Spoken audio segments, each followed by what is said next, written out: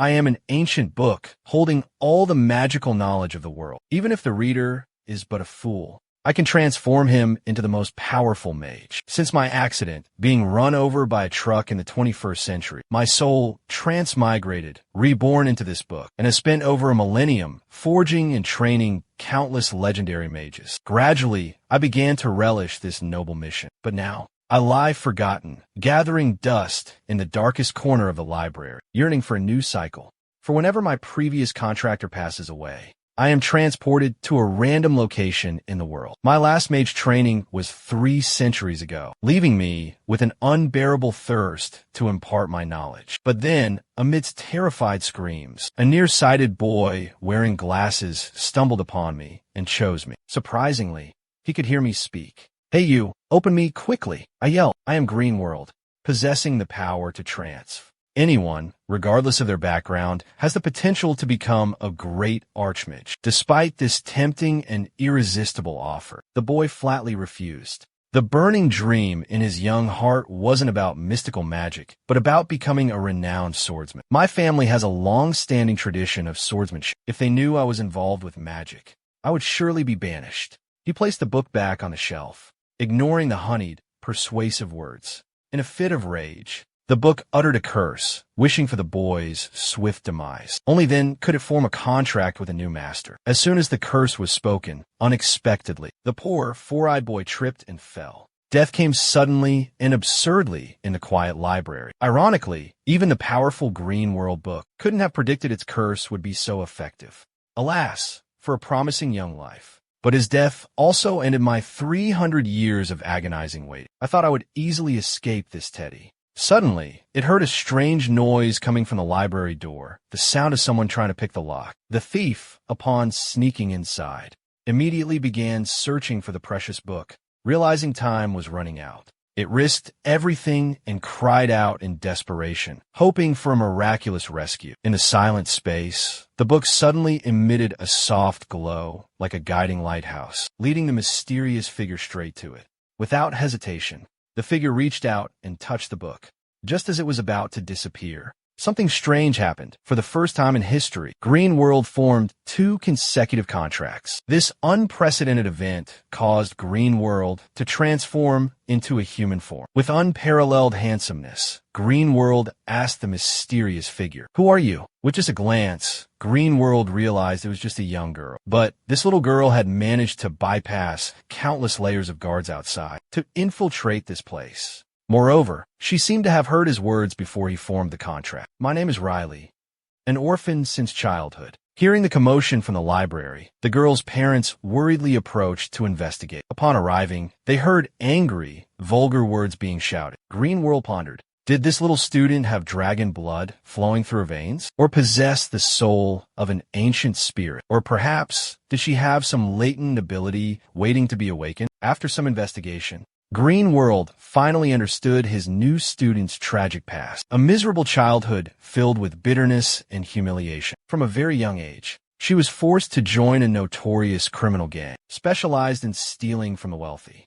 The illicit wealth was then distributed among the gang members. After realizing she was just a tool, ruthlessly exploited by the thieves, she risked everything to escape their lair. Fortunately, a talented mage stumbled upon her hidden magical potential and decided to bring her to this prestigious academy. However, life at the academy wasn't as easy as she had imagined. She was often bullied and harassed by other students. Greenworld lost himself in thought again. School bullying, a persistent problem, exists everywhere. At that very moment, Riley's 3 dorm roommates suddenly burst through the door. They were aggressive, angry, seemingly looking for Riley to unleash their fury. They wanted to take their anger out on the small girl. The outcome of the 3-on-1 brawl was predictable. Riley was brutally beaten, her body bruised and aching. The trio's rage seemed to consume Riley's mind. Seeing his student lying motionless on the floor, Greenworld was worried and asked in a low voice, "Hey kid,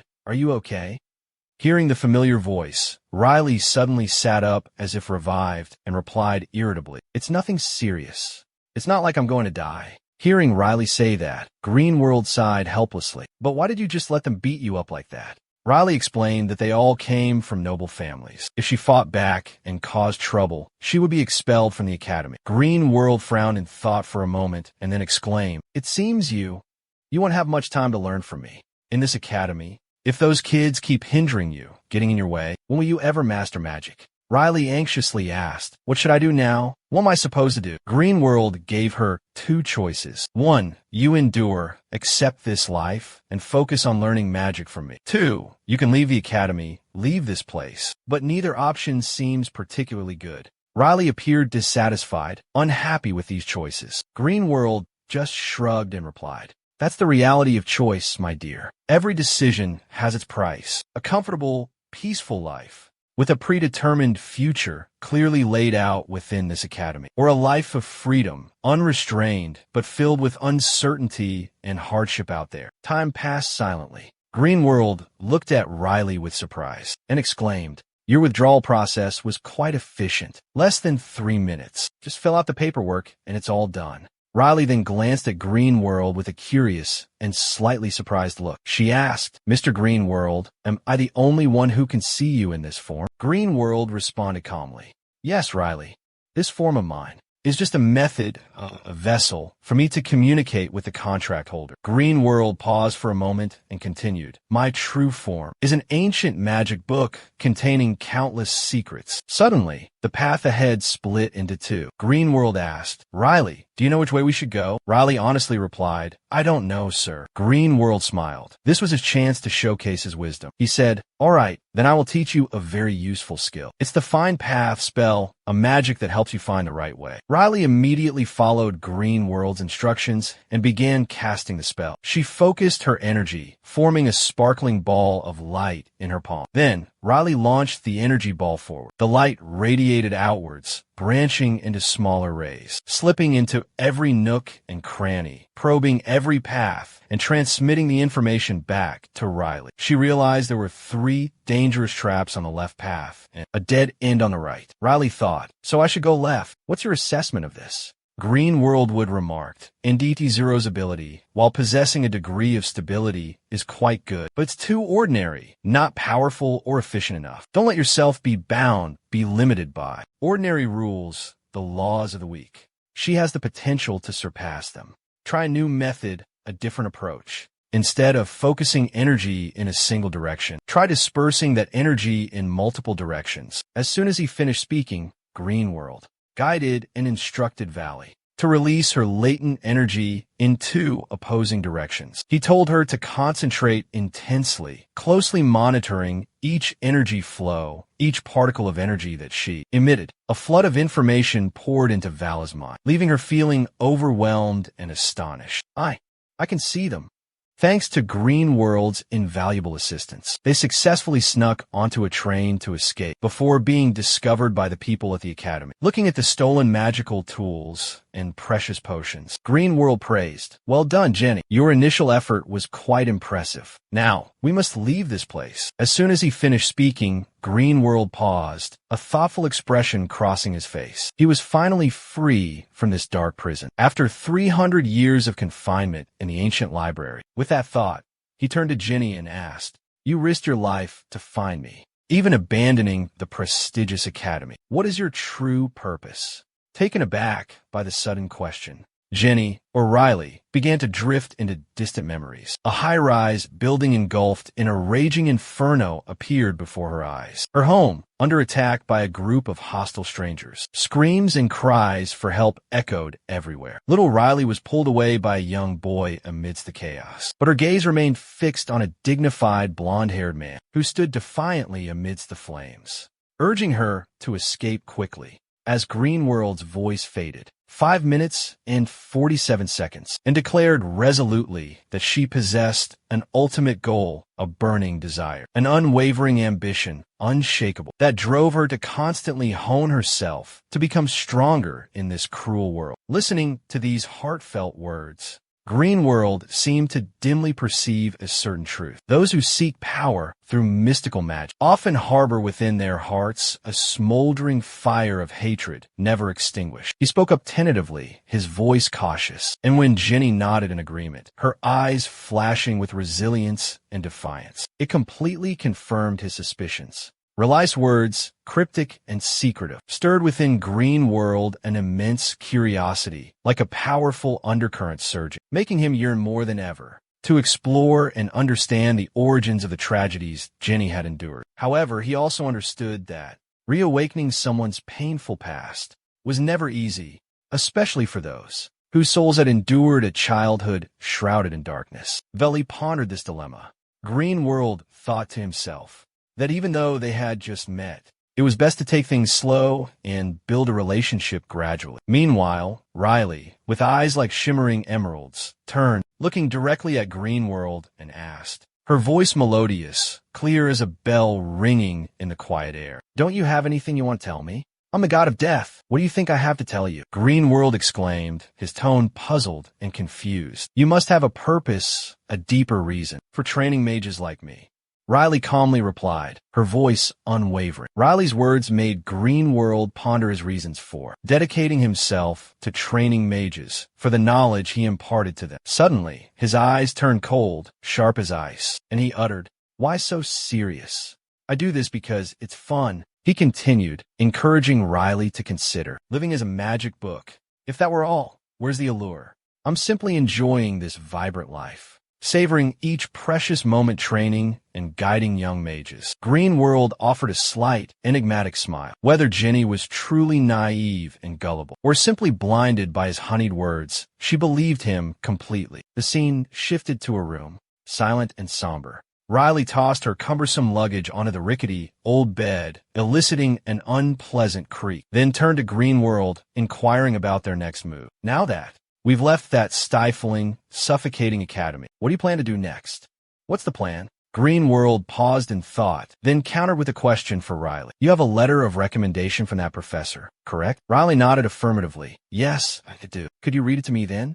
Green World requested. Riley quickly rummaged through her bag and retrieved the letter mentioned a referral, a chance to join the prestigious Irontes Magic Tower. Truth be told, Green World had absolutely no impression of this Irontes Magic Tower. Deep down, the young man had hoped to receive an invitation from one of the 5 great and renowned magic towers of the Empire, or at least an invitation from some ancient, established magic tower. If he had never heard of Irontes, it was likely that the tower was established after he was sealed and imprisoned in the ancient library. 3 centuries ago, a magic tower was a gathering place for talented mages, where they could interact, learn, and hone their skills. It was the perfect stepping stone for them to develop and achieve the revered status of Archmage. There was no place more ideal than a magic tower to build, and strengthen the political foundation for ambitious young mages. Thinking about this, Green World felt his mind spinning in confusion. This Irontes magic tower, where did it even come from? Riley seemed to see through Green World's thoughts.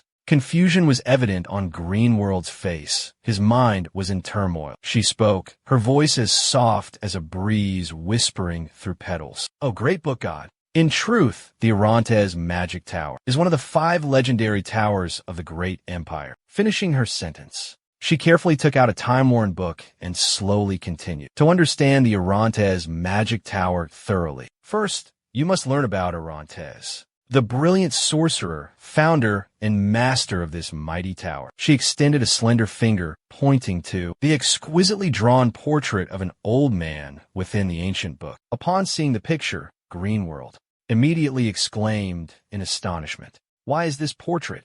A picture of him in his sick bed? Shouldn't it be a picture of him in his prime, healthy and strong? This is him in his prime, Riley explained, causing Green World's eyes to widen in disbelief, his jaw dropping. This is his portrait at A. Riley added, causing Green World's eyes to widen in surprise. He passed away so early? Green World exclaimed. No, he's still alive. Riley shook his head, denying Green World's assumption. This shocked Green World even more, making him unable to believe his ears. But clearly states here, Greenworld stammered. This portrait was painted 3 centuries ago. Yes, and he still lives to this day. Riley affirmed. Riley nodded firmly, without hesitation. This truth forced Greenworld to completely reevaluate, to change his entire perspective on the mysterious old man.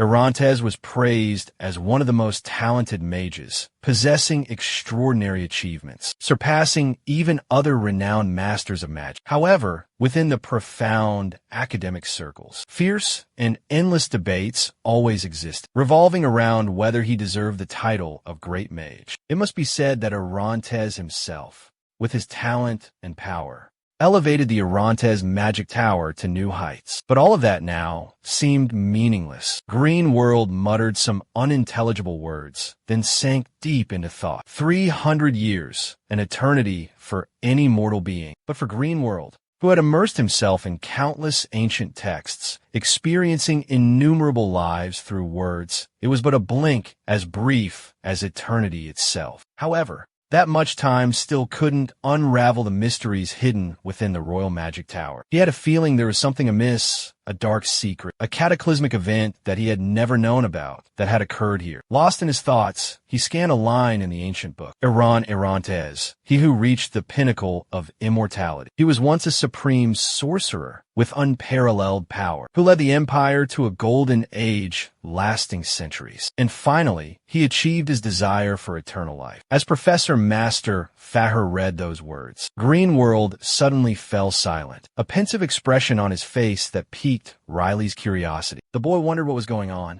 Time passed quietly. Finally, the boat docked at the magnificent capital of the mighty empire. Riley exclaimed excitedly, "Wow, is this my first time here?" Jamar turned to ask the boy, "This is the first time I've set foot here, openly and freely, without having to sneak around. I haven't felt this way since the guild incident."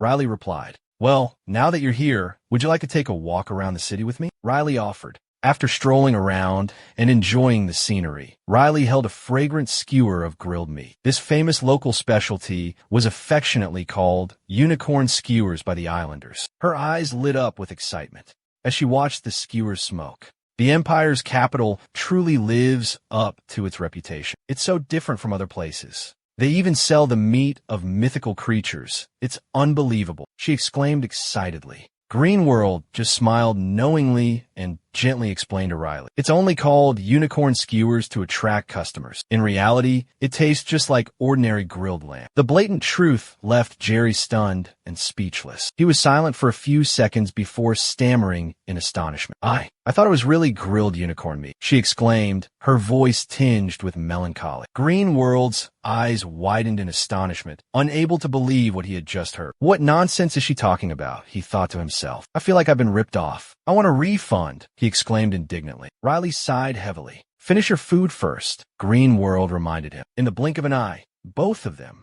were standing before Nomford, a majestic and imposing figure in the vast square. Riley spoke, his voice as gentle as a spring breeze, introducing, "This is the monument to the 5 legendary great mages, masters who possessed unparalleled magical power, capable of shaking heaven and earth. Each of them was an exceptional talent, gifted with innate abilities, capable of extraordinary feats, and in their hearts, the flame of passion for magic always burned brightly, never fading." Hearing this, Greenworld scoffed. He asserted, "Genius is just an empty excuse to conceal the ignorance and mediocrity of ordinary people. If it weren't for those fools, they wouldn't have accepted it so easily, succumbing to such a cruel fate." Greenworld continued the story, a flood of memories rushing back. He remembered Jerry questioning his reasons, his purpose for training mages, and his answer back then was to help his students reach the pinnacle of magic, the ultimate Jingjet, to grant them unparalleled power to avenge their cruel enemy, the one who turned him into a silent book, stripping him of everything. The students he had dedicated himself to teaching and guiding had endured countless hardships and dangers. Mada had also tirelessly tried everything to revive him, but all had failed. And according to Mada's memories, he never had any students. This clearly proved that Irontes was a liar, an imposter. Riley immediately spoke up, questioning Greenworld, and Greenworld, in his fury, firmly asserted that everything he said was true. He decided to go to Irontes' magic tower immediately to demand justice for the students he deeply loved and cherished. With that, Greenworld extended his hand towards Riley, and she happily responded with an enthusiastic fist bump. And so, they made a grand oath, a pact filled with heroic spirit. Riley, with unwavering determination, vowed to help Greenworld avenge Irontes, their sworn enemy. In return, Greenworld solemnly declared that he would do everything in his power to help her fulfill her cherished desires and goals. And so, the tale of their deep-seated feud, their age-old grudge, officially began. The story originated long ago, when Greenworld had just been transformed into a powerful magic book. At this moment, 5 years and 5 months had passed since he underwent a strange rebirth, becoming a mysterious book. Greenworld had been taken by a homeless boy named Sendo, stolen from a dilapidated, desolate shop. And it was Franco, that boy, who gave him a name he now carried. The name Greenworld, derived from an ancient, mysterious term found within the pages of ancient magic books, passed down through generations. Riley revealed this to Greenworld, much to his surprise. Hearing T, could that be true? Riley explained that he could certainly call himself the Grimoire, but the fan community laughed and protested, saying they prefer to call him Greenworld. It was Vindel who had sparked a glimmer of hope in Greenworld's heart, and he yearned to repay that kindness. So, Greenworld began to impart his knowledge to his first disciple. Findle wondered if he was practicing correctly because he hadn't felt any changes yet. Greenworld advised him to be more patient, and just a moment later, Findle began to feel a strange energy spreading throughout his body. Greenworld instructed him to focus that energy into his core, and Findle immediately followed his instructions. However, his face quickly contorted in pain, and he exclaimed. Burning pain spread throughout his body, making the boy writhe in agony. Greenworld remained unusually calm. He urged the boy to persevere, because otherwise, he wouldn't be able to grasp the higher magical knowledge. He pushed the boy to keep trying, but it seemed Sendo had reached his limit. He screamed in despair, with no strength left to fight. The energy within him began to surge chaotically out of control. It caused excruciating pain beyond human endurance. Only then did Greenworld realize with horror that things had spiraled out of his control. Just as he was about to intervene, the magic violently backfired, causing Poodle to cough up a mouthful of blood and collapse before Greenworld's eyes. Back in the present, Greenworld and Riley were riding in a carriage, silently heading towards the distant horizon, when Greenworld called Riley's name, 00:1, but his gaze immediately shifted towards the driver. This unconscious action made Jenny realize with a jolt that she had spoken out of turn, because Greenworld was a supernatural entity, invisible to ordinary people. Only Jenny, thanks to her special ability, could sense and hear his voice. Ever since the binding pact between them was established, Jenny and Greenworld had gradually formed a unique spiritual connection, a tacit understanding. A small gesture, a fleeting glance, or soft sound was enough for them to communicate telepathically without uttering a word. This telepathic ability proved incredibly useful in many situations. At this very moment, Riley was also using telepathy to communicate with Greenworld, but in her tone, there was a hint of suspicion, a touch of curiosity. Why didn't you tell me about this special communication skill sooner? Jenny wondered silently. Hearing this, Greenworld fell silent, contemplative. Inwardly, he smiled, finding Jenny adorable, especially when she had to try and whisper to avoid attracting attention. If I told her the truth, Jenny would definitely fly into a rage, Greenworld thought to himself. So, keeping quiet is probably the best option. But unfortunately, all of Greenworld's secret thug, thanks to the special power of the contract, she could fully understand his every thought, his deepest emotions. You widened her eyes and spoke sternly, causing Greenworld to turn away, avoiding her gaze. His expression was clearly flustered and embarrassed. Quickly dismissing the awkward topic, Greenworld decided to get straight to the point. If the renowned Irontes magic tower truly is one of the 5 greatest towers in the world, then there must be a rigorous test to select exceptional individuals. He emphasized his tone cautionary. We shouldn't underestimate this challenge. Riley was curious and couldn't help but ask, why is that? Greenworld slowly explained. Those 5 great towers, They don't seek promising potential candidates. What they truly desire are masterful mages who have reached perfection, possessing exceptional power and renowned reputations. This selection test is held at a secret, heavily guarded location, with maximum security measures in plaque. To be considered by the prestigious Irontes Magic Tower, Riley had to prove his exceptional abilities and demonstrate extraordinary power, far surpassing that of his fellow mages. Ordinary mages, lacking potential, often dedicated their entire lives to prepare for this rigorous test. Therefore, it was known as the Graveyard of Geniuses. However, this year, everyone would directly participate in the challenging test. Riley couldn't hide the astonishment on his face. Wait, you want me to advance? To become an intermediate or even an advanced mage in just 6 months? That's completely unrealistic. She shook her head vehemently. Not necessarily impossible. I'm certain that, with my guidance, you are fully capable of conquering that test in such a short amount of time.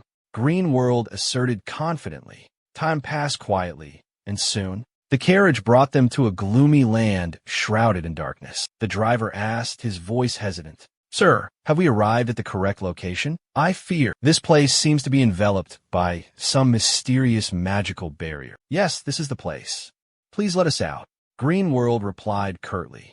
Strangely, the driver didn't seem to hear Green World's response. Yet, inexplicably, he still followed Green World's instructions. After stepping out of the carriage, Green World explained to Jenny that this was where he would train for the next 6 months. And it was also the secluded dwelling of his former disciple. Jenny asked curiously, "If he's your former student, wouldn't he be at least 300 years old? I can't believe someone that old still exists in this world." Green World smiled and replied, "He's not alive, but not quite dead either." Green World's words left Riley bewildered. Noticing the young girl's confusion, the old man explained further. "One of my former disciples has been turned into a zombie, and only a powerful archmage could do such a thing. In life, he was a brilliant and exceptional mage." "Where is he now?" Riley asked urgently. "There are only trees around here," Vala spoke up. Her eyes scanned the surroundings, searching for clues. Green World shrugged, feigning ignorance. "She has to find him herself." "Is this a test?" "What do you mean?" Riley inquired. "If she can't find him,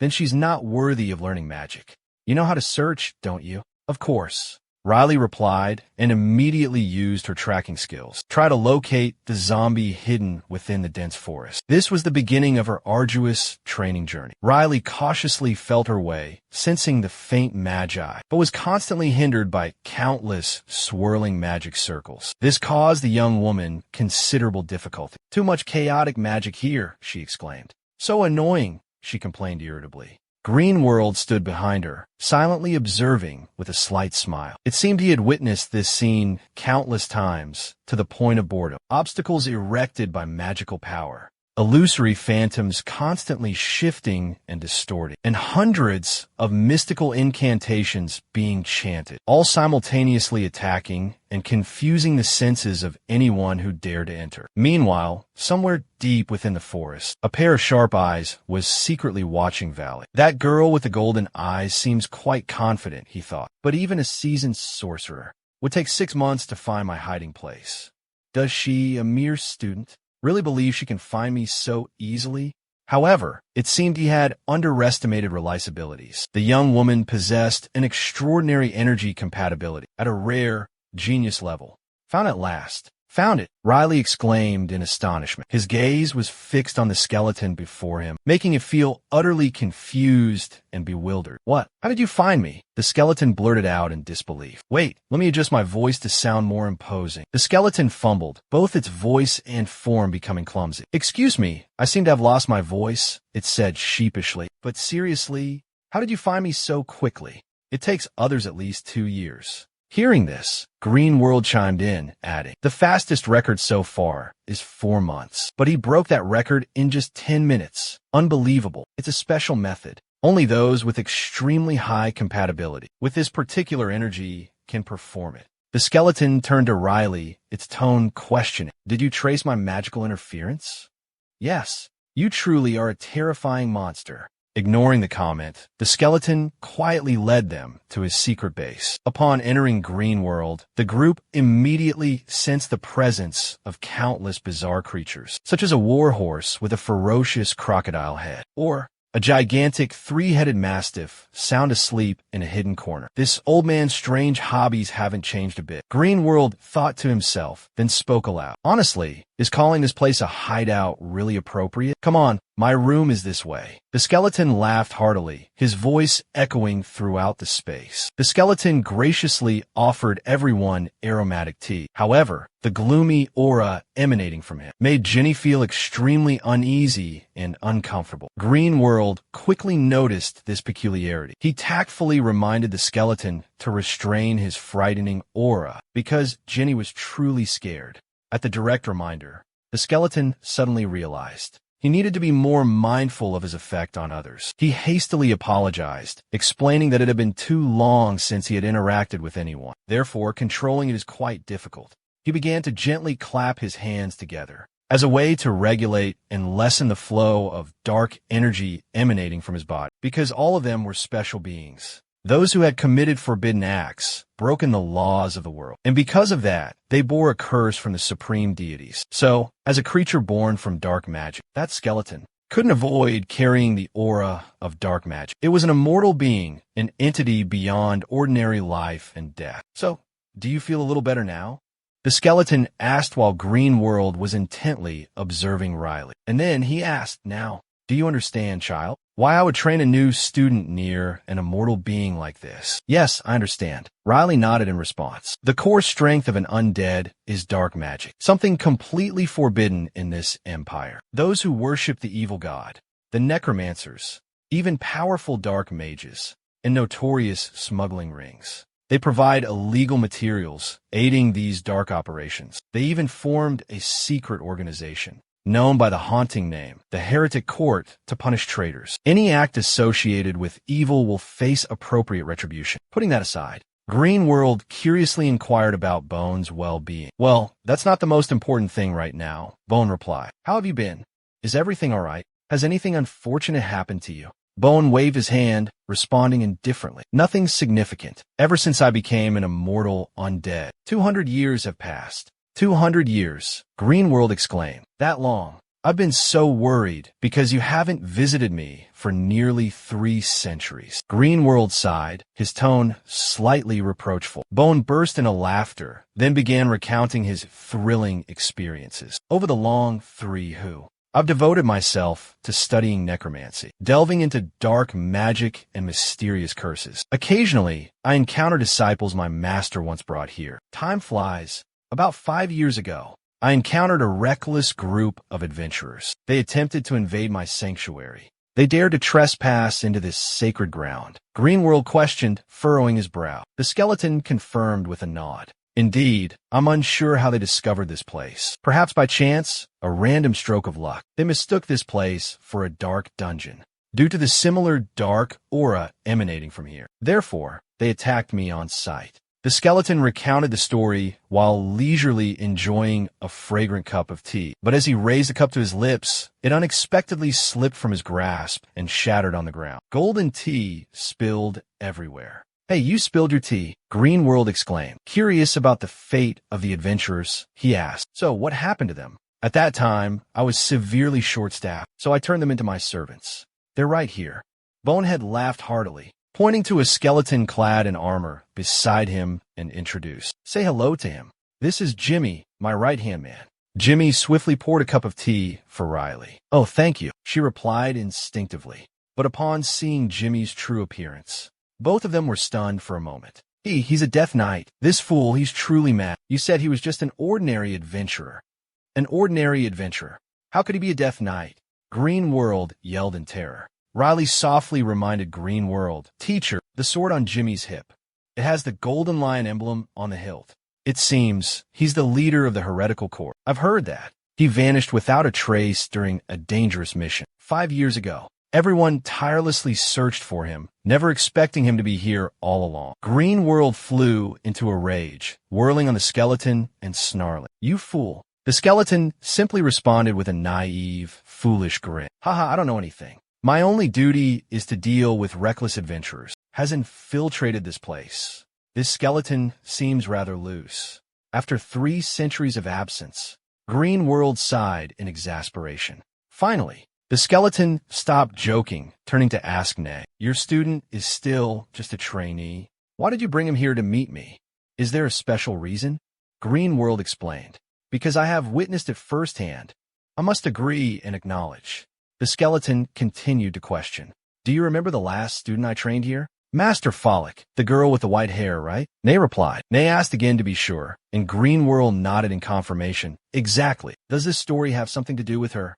Then, Green World began to recount the entire story about a deceiver, an imposter, Mata Phillips' student, who was plotting to infiltrate the magic tower to seek revenge on the one who deceived him. Nick listened intently to the words spoken, contemplating this risky plan. Suddenly, a question filled with doubt arose in his mind. Why? Why must everything unfold in such a complicated manner? Why choose such a roundabout, arduous path to achieve revenge? By joining the perilous Irontes Magic Tower Guild, is it truly the optimal solution? Wouldn't it be better if the group sought out a different magic tower, a place where they could maintain absolute control, like the 5 current main towers, for instance, where Irontes' influence has spread, reaching every nook and cranny? Surely, this would be a more direct, simpler, and much faster approach. But wait, destroying it from within, at its very roots, gnawing away bit by bit, slowly savoring the enemy's downfall, is the most enjoyable. Kaima finished speaking, a sinister smile blooming on his lips, his face flushed red with excitement.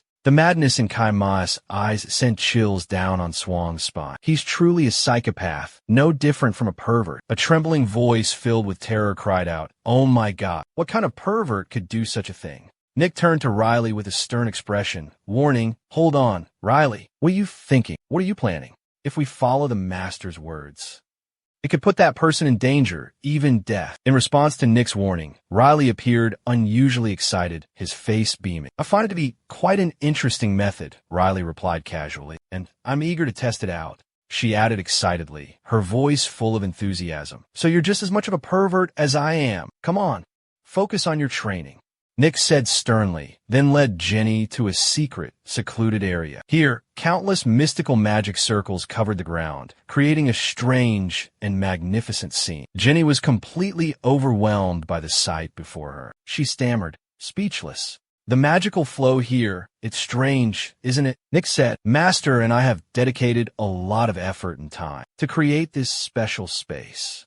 Nick explained, "Just half a year to prepare for the rigorous selection test is too short, even for a brilliant genius like Kelly. That time wouldn't be enough to compensate for her shortcomings. But what if we had 4 times that amount of time? What if we had 2 years? What would happen if we were given 2 years to train?" "Marvelous. This space is truly extraordinary," Vala praised, expressing his admiration. Returning to Green World, he also spoke. "Creating this place was an immense challenge, an incredible feat. Now you have 2 significant advantages over other mages. First, your extraordinary physical abilities, especially thanks to the arduous training with seasoned thieves. Second, your perfect compatibility with magical energy. Now, we will focus entirely on maximizing these strengths. Are you familiar with the spell, Dispel?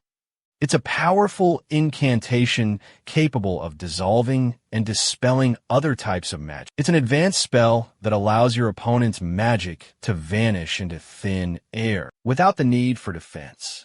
Riley slowly explained. Green World clapped his hands in approval and said, "Exactly! The spell acts like a counterattack magic shield, possessing the ability to neutralize and destroy all kinds of magic. To put it simply, it can make a fireball hurtling towards us suddenly, vanish into thin air. Now do you understand why I want you to master this spell, Jenny?" The king said gently, patting Jenny's shoulder affectionately. Green World explained thoroughly, and Riley gradually understood everything. "Yes, master.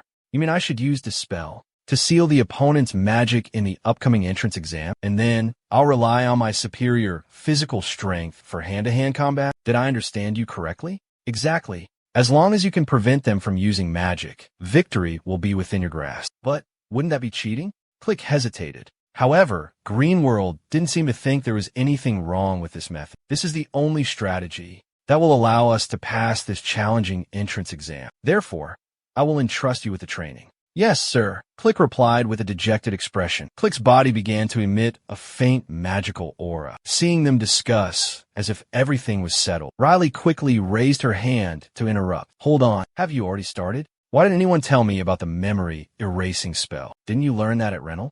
Nick asked while releasing his power. That's knowledge for high-level mages.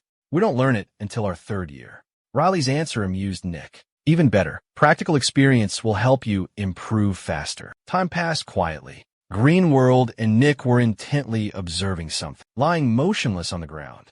Greenworld spoke first. Your skills usually improve significantly when you get hit, because you'll always find a way to avoid getting hit again, right? Greenworld turned, his gaze inquiringly on Click. Click nodded slightly, confirming Greenworld's words. Then why hasn't Valen made any progress? Greenworld wondered. Well, because she's been running away for an hour. Click replied. Click's words made Greenworld doubt himself. Was there something wrong with his training method? 3 days had passed since he first met Jolly. Although it wasn't long, he had spent time learning a lot about her. Jolly was a girl with strong self-esteem. Was she afraid of having her weaknesses exposed to this extent? Did she have a deep aversion to failing 7 times and not being able to complete the assigned task? It must be unacceptable for someone like her. The psychological trauma accumulated from those failures was affecting Jolly. Was that why she was acting like this? Perhaps the fear of failure had made her feel cornered with no other choice. And then, all she could do was run away. Greenworld pondered thoughtfully. Listening to Greenworld's thoughts, Riley replied, No, that's not it. I ran away because I was afraid of the pain of being hit. Hearing this, Mr. Swang was surprised and turned to Greenworld with a questioning look. Is that true, Master? Seeing the chaotic thoughts in Jolly's mind, Greenworld said softly, Then don't worry about it, child. Let's put that aside and continue.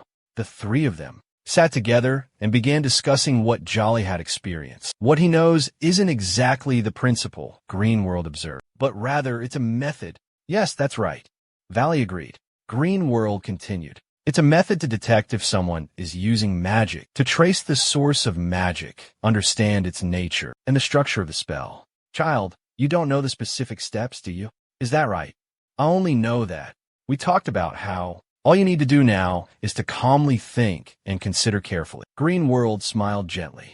At the same time, Mr. Swang also offered his advice. You were just distracted by the sudden attack. But now, you can calm down and think more clearly, right?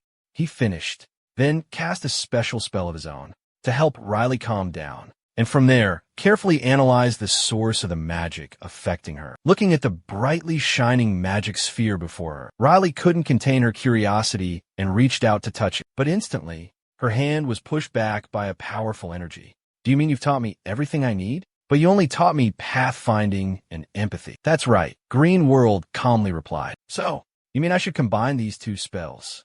Riley asked with a puzzled expression. However, Greenworld only nodded twice, without offering any detailed explanation. Seeing this, Jerry immediately realized that Greenworld wanted her to discover and understand on her own. So, she decided not to ask any more questions. I understand.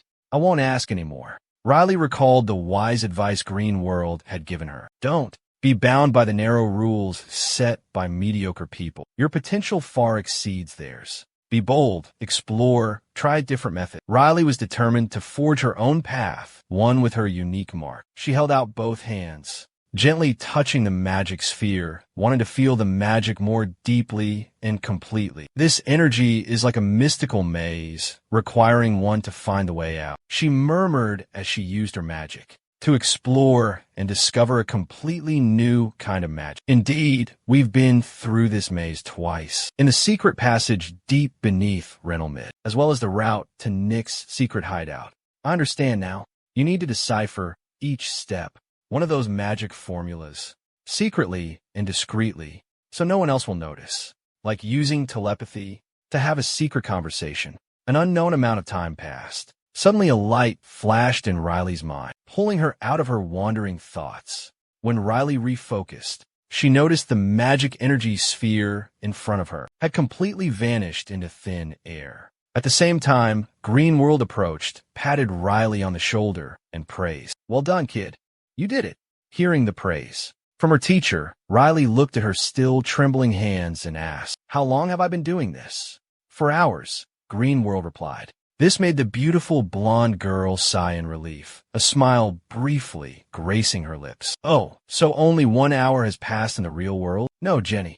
For hours have passed outside." "You mean you've been struggling with that low-level energy sphere for 16 hours straight?" Greenworld corrected her, his voice steady and even, instantly extinguishing Jenny's budding joy. "Time flies," Jenny exclaimed, a mix of emotions swirling within her. She sighed, and Greenworld took the opportunity to remind her, "From now on, you'll feel the time difference even more acutely." "It's okay. I'm fine," Jenny reassured herself. "I think I need to work harder from now on." Riley smiled back. "If you think so, that's good." Time continued to flow relentlessly until September arrived, bringing autumn and earlier sunsets. The selection season at the Great Tower had officially begun. Riley had finally succeeded. She had dispelled Nick's magic before it could affect her. It was a perfect dispel, flawless and without a trace. Ram nodded in agreement, expressing his approval. This filled the other two with immense joy and elation. So our 6 months of arduous training have officially come to an end. It feels like such a long time has passed, almost like 2 years. Greenworld smiled with satisfaction as he witnessed his disciples achieve such remarkable feats, while Jenny still harbored some doubts and anxieties. "Is everything truly all right?" she wondered silently. "Mr. Swang also wanted to congratulate you for excelling in this special training course," he said. "You have worked diligently and tirelessly. I'll have Jenny prepare a delicious feast to celebrate." Suddenly, a piece of paper fell out of Nick. It immediately caught Jerry's attention, and he quickly snatched it. "Huh, what's this?" Jerry exclaimed in surprise. Greenworld asked curiously. Both of them stared intently at the mysterious paper, which contained a shocking, earth-shattering plan. It was a sinister plot, the ultimate plan for world domination by bloodthirsty zombies. Reading this, both of them were stunned, frozen like statues. Then, Greenworld's eyes widened, and he turned sharply to his disciple. His eyes blazed with fury, as if wanting to incinerate Nick. "What the hell is this? Are you plotting to take over the world? And you dare do such a monstrous thing in my absence?" Faced with his master's wrath, Nick started sweating profusely, even though his undead body had no sweat glands. No, I'm sure I incinerated it." Nick stammered, his voice trembling, realizing his plot had been completely exposed, and with no way to deny or justify it. Nick had to admit the truth. Yes, I tried to conquer the world, but it was just a plan to take over a small city in the east and turn it into a kingdom of my own. Is there a problem with that?" Nick stammered. "Oh my God," Greenworld exclaimed in horror. "Why would an undead like you? Why can't I have such grand ambitions?" Nick hastily explained his true intentions. However, Greenworld found it hard to accept those flimsy, unconvincing excuses. "I fear this madman will soon cause a catastrophe." "But wait, hasn't he already caused trouble?" Hearing that, Nick suddenly became flustered and hesitant, making the protagonist suspicious. "What's going on? I was just speaking casually. Why are you overreacting like this? I swear I haven't caused any trouble," Nick said, blinking rapidly, trying to appear innocent. Where did that bony skull even get eyelids to blink with? Meanwhile, in the northern part of the empire, a stunning young woman with mystical purple eyes was leisurely strolling through the pristine snow, completely unaware that mysterious figures were silently tailing her. A hoarse voice emerged from the group, cloaked in black. "Look at the clothes that girl's wearing. Just a glance is enough to tell she's carrying a fortune." "Yeah, sounds like a big score." The bandit leader grinned wickedly, as pleased as if he had struck gold. He looked like he had just won the lottery. The young woman moved with an air of carefree innocence. She seemed completely unguarded, oblivious to the lurking danger. And clearly, she shouldn't be wandering alone in this desolate place. The leader muttered. He drew his bow, aiming directly at the silhouette standing before him. He snarled, releasing the arrow as it flew swiftly. And, just as he predicted, the woman in crimson was caught off guard. The arrow pierced her chest, sending her collapsing into a pool of blood. Witnessing the horrific scene, the ruthless bandits approached their victim without a shred of remorse or pity. One of them even praised their leader for the accurate shot. "Excellent shot, boss." As soon as he finished speaking, Several others quickly rummaged through the unfortunate woman's clothes, stealing countless glittering jewels and gold. With the treasure glittering before his eyes, the bandit leader couldn't hide his elation and excitement. His voice trembled with delight. You would never have found this treasure in those dark, moldy dungeons. Ha ha ha! What a windfall, he said, his face flushed with excitement and exhilaration. A henchman standing beside him quickly pointed ahead and stammered, boss, I think you should look back." Following his pointing finger, a woman in a bright red dress stood there, silently observing the bandits. She was calm as if nothing had happened, and even the arrow wound had vanished without a trace. Witnessing the strange sight, the leader's eyes were filled with bewilderment and fear. He stared as if he had seen a ghost. What the hell is this?" he stammered, speechless. At the same time, his henchman behind him screamed in terror. "Boss, the treasure is gone. Even the body is gone." With his vast experience, the leader immediately guessed the identity of the mysterious woman standing before him. Damn it, she's a sorceress. The thought flashed through his mind. He roared, ordering his remaining men, "Draw your swords. Hurry, we outnumber her. We still have a chance." Seeing the terror on their leader's face, the henchmen hurriedly drew their weapons, their hands trembling. The leader forced a smile, looking at the woman. "She's just a pampered noblewoman."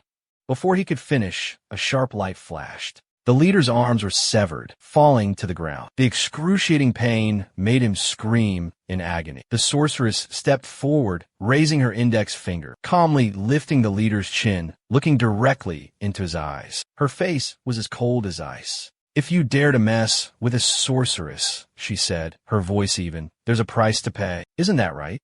Time passed. Another group of people happened to pass by the area. They were horrified to witness the gruesome scene. The bodies of bandits strewn everywhere. Witnessing the horrific scene before him, blood splattered everywhere. The elderly sorcerer, his hair as white as silk, sighed deeply and made his assessment. "It seems this is the work of another sorcerer. There must have been a fierce battle between that person and these bandits. And this battle took place about 5 hours ago. This wasn't a simple slaughter, but a fierce battle of wits and strength." As he finished speaking, the old man used his wooden staff, gently brushing aside the blood-stained locks of the bandit leader's hair. He carefully examined his pupils, accurately determining the time of death. Meanwhile, a man standing behind him anxiously asked, "Sir, what should we do now? Continue our journey or turn back?" "Stay calm. We will continue on our way. I will report this incident to the city gate guards when we reach the next city. As long as we stay together, we will not face any danger." With that, the old man turned back to the carriage. His calmness reassured the driver somewhat. "Yes, Master Sorcerer, I understand. I trust in you." As he stepped onto the carriage, the old man suddenly noticed Jenny standing quietly in front and curiously inquired, "Young man, what brings you to Ginham?" Taken aback by the unexpected question, Riley didn't hesitate or beat around the bush, but frankly stated the purpose of his trip. "I'm here to participate in the grueling selection process of the 5 Great Towers." After hearing Riley, the old man pondered for a moment and then gently advised, "That's a dangerous path, my child. Didn't you see the horrific scene just now? That bloody massacre. This selection exam attracts all kinds of sorcerers, both righteous and evil. Among them, there are many ruthless, insane individuals who see the exam as a legitimate opportunity to satisfy their lust for killing. At least, you should equip yourself with essential survival skills to defend yourself, to protect your life if you truly value it. Becoming a low-level sorcerer at such a young age is admirable. But the 5-tower selection exam will be far more brutal than you can imagine. I've given this a lot of thought, sir. So why don't you consider continuing to hone your abilities at the prestigious academy in Ginham?" Faced with this sincere offer, Riley stood her ground, firm in her decision. "I am grateful for your valuable advice, but I've made up my mind." The young woman's resolute voice left the old man, sighing helplessly. Deep down, he feared that another promising talent was about to face a cruel fate.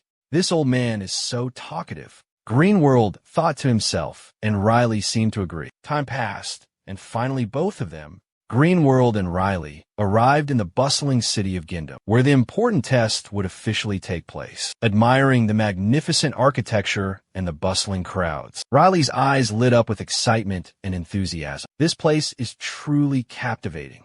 This is the first time I've seen such a modern and developed city. A cold metropolis, blanketed in white snow all year round, known as the Center for Advanced Magical Technology Research and Development. Suddenly, from a hidden corner of the street, a deafening explosion erupted, startling everyone. What just happened? Does anyone know?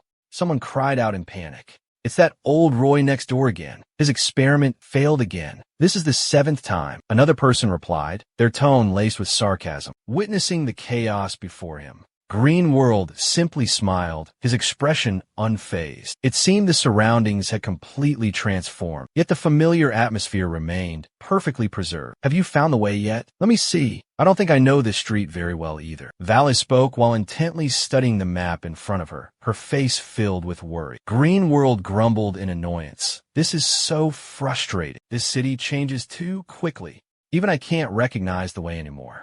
Why isn't the location of the exam council marked on this map? As soon as he finished speaking, Riley immediately utilized her skills. Valley emanated magic power, spreading it in all directions to search for traces. Quickly, she narrowed down a few suspicious locations. Before turning to Greenworld, Valley completed her investigation. There are 10 locations suspected to be the exam organization's offices, she announced, all located in buildings that appear quite discreet and restrict public access. The problem is they could be branches of academies, Valley added, or laboratories for mid-level research. Valley's explanation made Greenworld's eyes widen in surprise. If I had known, I would have told you to follow that old man, Greenworld exclaimed regretfully. I should have stuck with that mage, he blamed himself, even if I had to endure his complaints and nagging. Unbelievable that a holy book could be so inaccurate.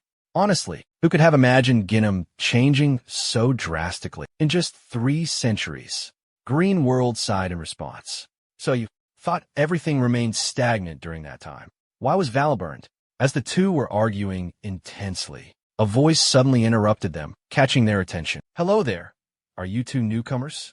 Hearing the unfamiliar voice, Riley observed and assessed the young man before her. A plump man working at Gwentime exuded a faint magical energy around him. The energy was like wisps of smoke lingering around him. A young mage, seemingly new to the path of magic, approached the plump man. He gave a friendly smile and said, usually, newcomers to Gindam have trouble finding the office they need, because location spells are almost useless here. That's because of the residual magical energy from experiments and research conducted here. He calmly explained. Is there any other way to find our way? Riley wondered. Perhaps we could find someone who looks kind and ask for help. He pointed his index finger at himself. However, Jerry didn't immediately agree. He turned to Greenworld, whispering to ask for her opinion. What do you think we should do? It's up to you. Greenworld replied with an indifferent shrug. She decided to trust and follow this man, because her location spell was displaying too many targets, confusing her. Then, please lead the way. Riley spoke. Of course. Where are you headed? The man asked curiously. Riley didn't hesitate, stating her purpose directly. I want to go to the entrance exam management office. Ah, I understand. You're here for the entrance exam, right? Follow this way. That's impressive. You're so young and brave to participate in such an important exam. I'll have to wait a long time before I can do that. Anyway, is this your first time in Gingham? Let me show you around. This is a large and bustling city. Gingham is divided into many separate areas. Do you see? Riley nodded repeatedly, pretending to understand, but actually just wanting to avoid the conversation. Meanwhile, the young man continued to chatter endlessly. Anyway, that's why the alliance was formed.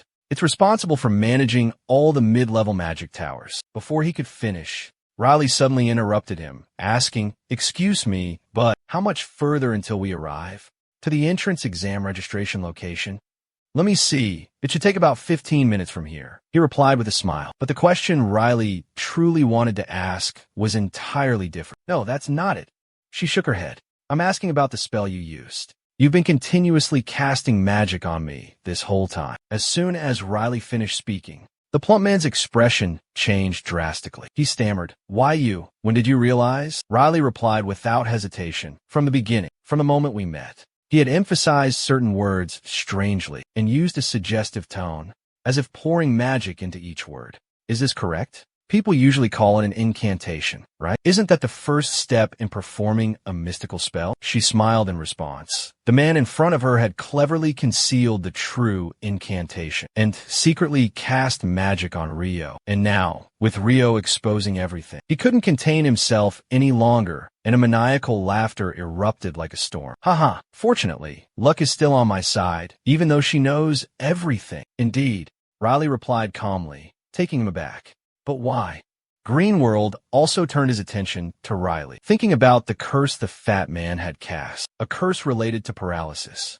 If successful, Rio would be completely paralyzed and could be sold as a test subject for a dark mage. Despicable human trafficker, a disgusting criminal, Riley exclaimed indignantly. This is a serious problem, a sad reality in Wintime. The unfortunate victims are often young, naive individuals like yourself. The reason we followed this man is... The voice trailed off meaningfully. Even if Riley directly confronted him, it seemed she wouldn't face any obstacles.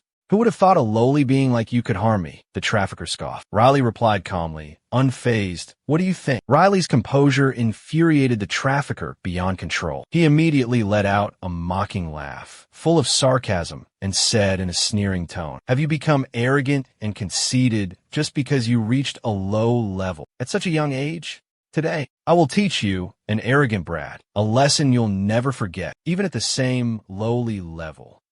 Don't you realize the gap in our strength is as vast as the heavens and earth? Exactly, Riley chuckled. I am like the vast sky, while you are merely a speck of dust beneath my feet. Jamhour screamed in despair, but the fat man seemed oblivious. Back to Rio, she inquired. Was I your first kidnapping target? You're the 13th, or maybe more. I don't quite remember, he replied indifferently. Look, there are many different kidnappings in this line of work. Everyone is captivated by my charming smile. Well, I think I'm quite handsome, too. People often say I have a face. That makes women cry. He boasted conceitedly, leaving Greenworld and Riley speechless, frozen for a few seconds, unable to comprehend his narcissism. Has he ever looked in a mirror? How could he be so ridiculously confident? Greenworld even gave him the middle finger without hesitation. Indeed, they'll cry themselves to sleep every night, Riley said sarcastically, his face contorted in anger, veins bulging. In a fit of rage, the fat man yelled, "You bitch!" He used magic, summoning a fierce flame in his hand. From the blazing fire, a fiery spear formed. Witnessing the man's magic, Greenworld nodded in approval. He acknowledged his skill, despite being a low-level mage. His control over magic was quite impressive. As a sharp spear hurtled towards Riley, the attacker roared ferociously. However, Riley remained astonishingly calm. Just before the spear struck, she activated her special thought acceleration ability. Thanks to rigorous training as a living dead, Riley's vision and perception far surpassed that of an ordinary human. With the spear inches away from Riley, her brain operated at an incredible speed, far beyond normal. This allowed her to quickly and accurately analyze and decipher the opponent's magic. After understanding the nature of the spell, Riley immediately cast a dispelling spell, completely neutralizing the threat. The powerful attack vanished into thin air, as if it never existed. The fat man watched in disbelief. His jaw dropped, unable to believe what he had just witnessed. What kind of sorcery is this? He stammered. Who could have expected this? Isn't this the vast difference between a mortal and a master that you just mentioned? As Riley finished speaking, magic power surged into her palm, forming a brilliant, dazzling sphere of energy. This display sent Greenworld into deep thought. Riley's attack was completely different from the other man's. It lacked any flashy movements or tricks. It was simply pure magical energy compressed to its limit, but its speed was terrifyingly fast, beyond imagination. As soon as Riley had gathered enough power, she immediately unleashed the energy sphere towards the stunned Mach. A loud explosion echoed. Mach coughed up blood, his body sent flying like a kite with a broken string. Thank you. I've learned a valuable lesson. To express my sincere gratitude, I'll share a secret to mastering magic.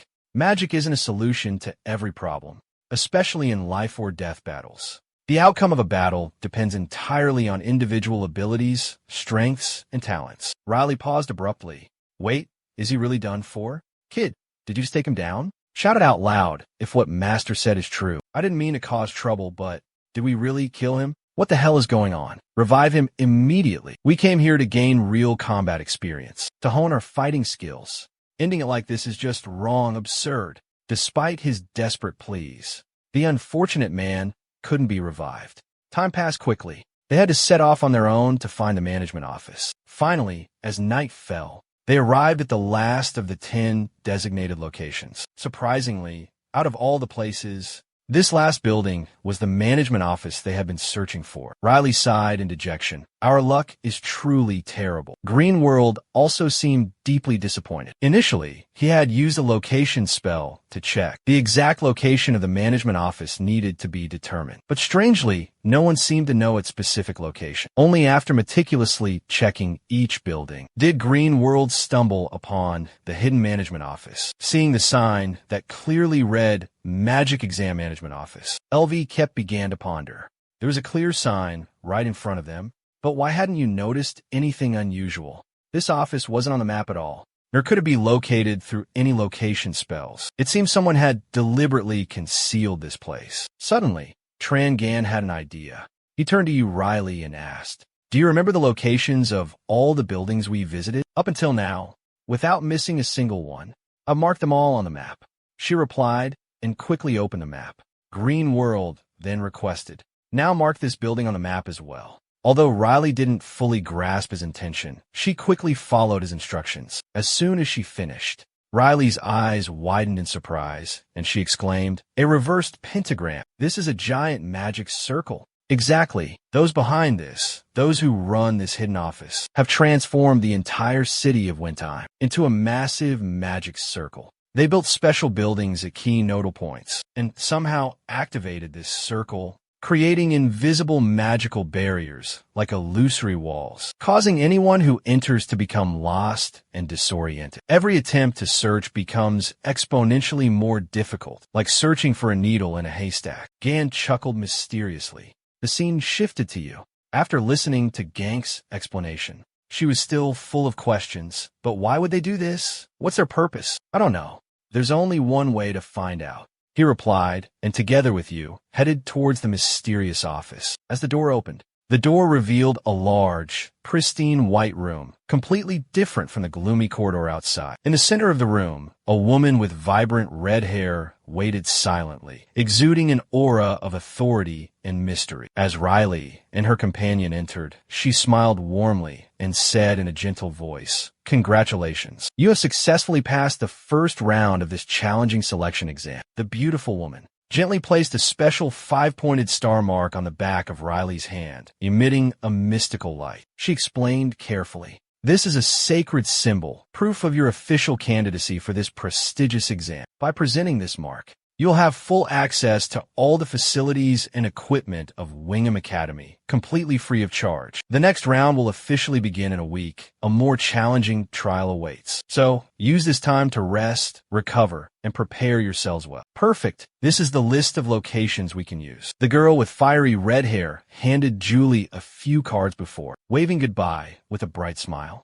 After receiving the necessary items, Riley turned and walked away. Simultaneously, he sent a telepathic message to Green World. "So, we successfully passed the first round of the examination." This first round seemed way too easy. Traveling to 10 different buildings was pretty tiring, but overall, it wasn't too challenging.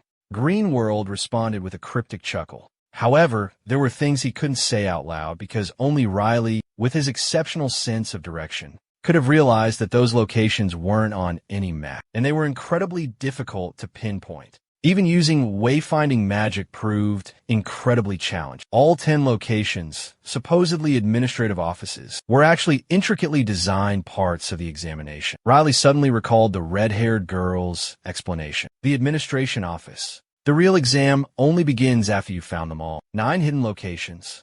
Initially, the administrator explained that they would have to overcome countless grueling trials and discover all 9 hidden locations. Only upon completing this task could they reach the administrator's office. For other mages, the search for this hidden office was a recurring nightmare. But for Jerry, things were different. Let's see. They probably think it's hidden in plain sight, Jerry mused. I can't find it, and a locator isn't working anymore, the girl complained. Back with the red-haired girl before Riley departed. She advised, Riley, try to avoid any encounters with the other contestants. Minimize conflict as much as possible until the next test begins. Hearing these words of caution, the young mage nodded repeatedly, showing her agreement. But in truth, Riley didn't fully grasp the red-haired girl's meaning. So, as soon as she stepped outside, she immediately sought out her mentor for clarification. Elsewhere, Greenworld seemed unsurprised by the red-haired girl's advice, so he calmly explained that it was actually nothing serious, just that sometimes there are a few foolish individuals in this area who choose to engage in reckless brawls,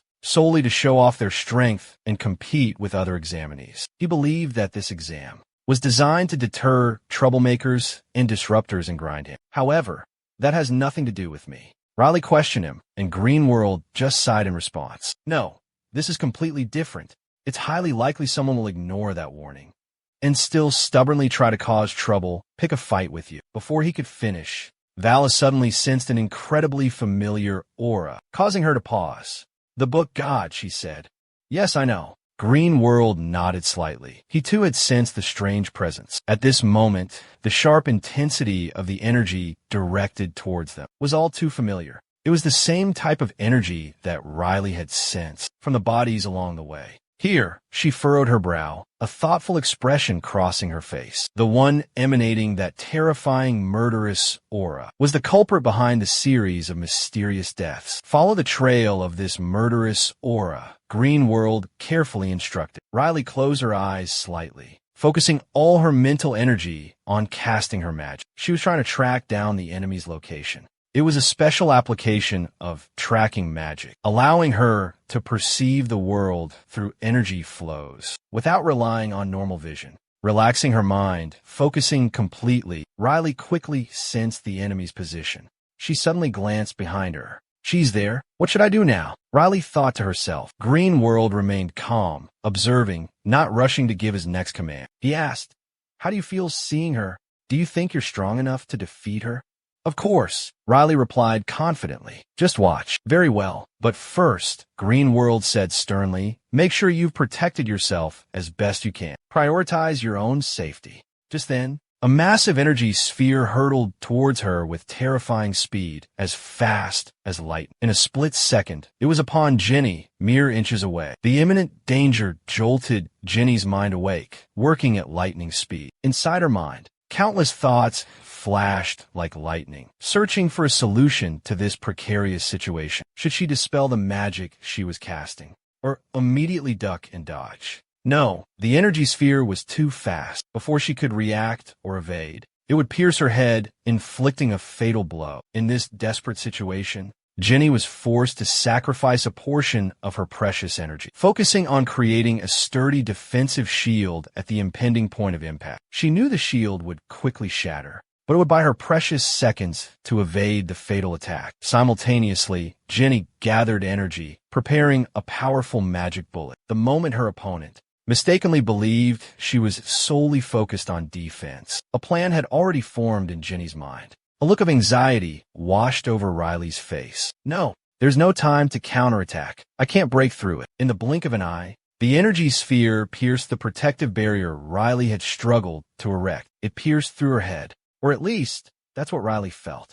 After the energy sphere passed through, it suddenly vanished, as if it never existed. Jenny was completely bewildered by the strange sight, noticing the confusion etched on her face. The person opposite her explained, don't worry, that was just a battle that took place in your mind. It's a kind of combat simulation in a state of intense focus, where you can identify your opponent, sense their killing intent, and think about how to react. It was all an illusion. Oh, by the way, did you see death just now? She asked with an excited expression. Meanwhile, Greenworld and Riley, they all noticed a peculiar mark on the girl's hand, an inverted five-pointed star, shrouded in mystery. So, she was also a participant in this grueling selection process, but it seemed like she was completely ignoring the warnings about avoiding conflict. This recklessness left Greenworld uneasy and apprehensive. He was worried about Riley, because the brutal scene they just witnessed could only be described as the act of a cold-blooded, ruthless killer. Riley, be extremely careful around that woman, Greenworld warned gravely. Greenworld's voice was heavy with caution, because he understood that in the world of magic users, few are truly ordinary, and even fewer turned magic into such a cruel instrument of death. Time passed swiftly, and the scene abruptly changed. Riley now found himself in a luxurious restaurant. Puzzlingly, Riley was enjoying dinner with that dangerous woman. Is this delicious? It is, isn't it? The woman smiled gently, making small talk while Jenny continued to savor her meal, nodding enthusiastically. This is amazing. Of course, this is the most renowned restaurant in Gingham. Even the esteemed professors from the prestigious Southern Academy of Magic frequent this place after each grueling entrance exam. The young sorceress nodded in agreement, then softly said, "Oh, little one, there's no need to reply. Just enjoy your meal. It's all on me." "Is she serious? You'll pay for everything?" Riley asked, her eyes sparkling with uncontainable joy. The woman before her seemed to exude an aura of nobility and radiance. "Of course, little one. I was a bit abrupt with you earlier, so the least I can do is treat you to a proper meal." Her confident reply made Riley's eyes light up with happiness. Immediately, the little girl used telepathy to speak with Greenworld. "Oh, but God, I really like her. I told you not to get too close to strangers," Greenworld warned, his voice filled with worry. "There's nothing wrong with generous people treating others to a delicious meal. It's a kind gesture, not a fault." She spoke up in Riley's defense, leaving Greenworld to roll his eyes in frustration. "So good it made you speechless, huh?" "Exactly," Riley confirmed with a nod, suddenly lost in memories of his days in Lex's base. "I only got to eat a few truly awful dishes," he said, "in that damp, dilapidated cave." "I bet the zombies would be heartbroken to hear that," Greenworld remarked. "He put in so much effort, trying to cook for you with all his heart, not to mention ensuring nutritional balance, and using precious, rare ingredients, like miracle herbs, for instance," Greenworld continued. "But none of that matters if the food doesn't taste good," Riley grumbled. "You're a tough one to please, aren't you?" Greenworld chuckled in response, then turned to look at the seemingly unstable girl beside him. "Right now, the most pressing issue is that lunatic killer. He's the real danger we need to worry about." The woman warmly introduced herself as Rebecca Duncan and said amiably, "You can call me Baggy. It's more casual. It's a pleasure to meet you." Riley Roberka replied with a bright, energetic smile. After enjoying the meal, Riley politely expressed his gratitude. "Thank you for the delicious meal." Hearing Riley's words, Rebecca's face lit up even more. "Don't mention it. I'm glad you enjoyed it." Meanwhile, Greenworld began to frown in thought. He quickly pieced together all the information he had. This mage is named Rebecca Duncan, only 27 years old, but she's already nearing the intermediate mage realm. She came to Ginham to participate in the selection exam. Rebecca suddenly said something that completely surprised Riley. "You don't need to thank me so much, because everything here is completely free." She then flashed a bright smile, leaving Jenny stunned. Rebecca went on to explain. "Have you ever heard of the term administrator? Certain special establishments offer complimentary services if you show them this symbol. This restaurant we're in is one of them." "Riley, you're more naive than I thought, haha. Look at your surprised face. I didn't mean to trick you. I'm sorry." Greenworld avoids Vala's gaze, her eyes darting around. The young girl seems to still be clueless about what's happening. Vala's icy, expressionless face clearly shows her growing displeasure. Ignoring the tense atmosphere, Rebecca gently pats Jenny's shoulder and kindly asks, "So, what's your next plan? Have you found a place to stay yet?" "I plan to go to the first location on this list," Riley replies curtly. Rebecca immediately advises, "That's not a good idea, Riley. Although all these facilities have been vetted by the 5 magic towers, there's still a huge difference in quality between them. Let me see your map and list." As Riley takes out the list, Rebecca quickly points to a few locations and says, "This place and this one too are very good." "Exactly. The Skyville Inn is the perfect place for a peaceful stay, incredibly quiet and serene. It boasts top-notch soundproofing, a super friendly owner, and the food is absolutely divine. And the cafe? Don't even get me started. It's the cat's pajamas." A few moments later, Rebecca meticulously marks locations on a map that she thinks Riley would enjoy. Their eyes sparkle with shared excitement. Suddenly, Riley asks, "But aren't you coming with me?" Rebecca replies with a gentle smile, "I'm going to stay with an old friend." She offers a warm smile. "Would you like to stay there with me, little one?" "Not at all," Riley replies bluntly. Oh my, you're so straightforward. Green World closely observes Rebecca's expression. He wonders if she's being sincere. Based on his millennia of experience, Green World senses a genuine honesty in her words. If Riley agreed, Rebecca would undoubtedly take him along. Now, a seed of doubt sprouts in Riley's mind, so he discreetly asks Green World for his opinion. She seems to be taking a particular interest in me. I'm really curious about what's behind it. Green World shook his head, replying with a puzzled tone, I'm not sure either. How can I possibly understand what's going on in the mind of a lunatic? However, if I had to hazard a guess, perhaps she's intrigued by the fact that you passed the Rely exam. Despite only being at the beginner introductory stage, you successfully conquered the first round of that grueling exam. Perhaps she's incredibly curious about what extraordinary ability allowed you to achieve that. As these speculations formed in Green World's mind, Riley happened to overhear them. She immediately turned to him, her eyes scrutinizing him sharply. You're saying too much, teacher. Didn't you just say you didn't know? It was just a guess. Green World quickly explained. Well, there's a saying that birds of a feather flock together. Are you implying I'm crazy? Riley raised an eyebrow, questioning him. Not necessarily. She shrugged, replying nonchalantly. Mid-conversation, Rebecca suddenly turned and walked away. Well then, get some rest.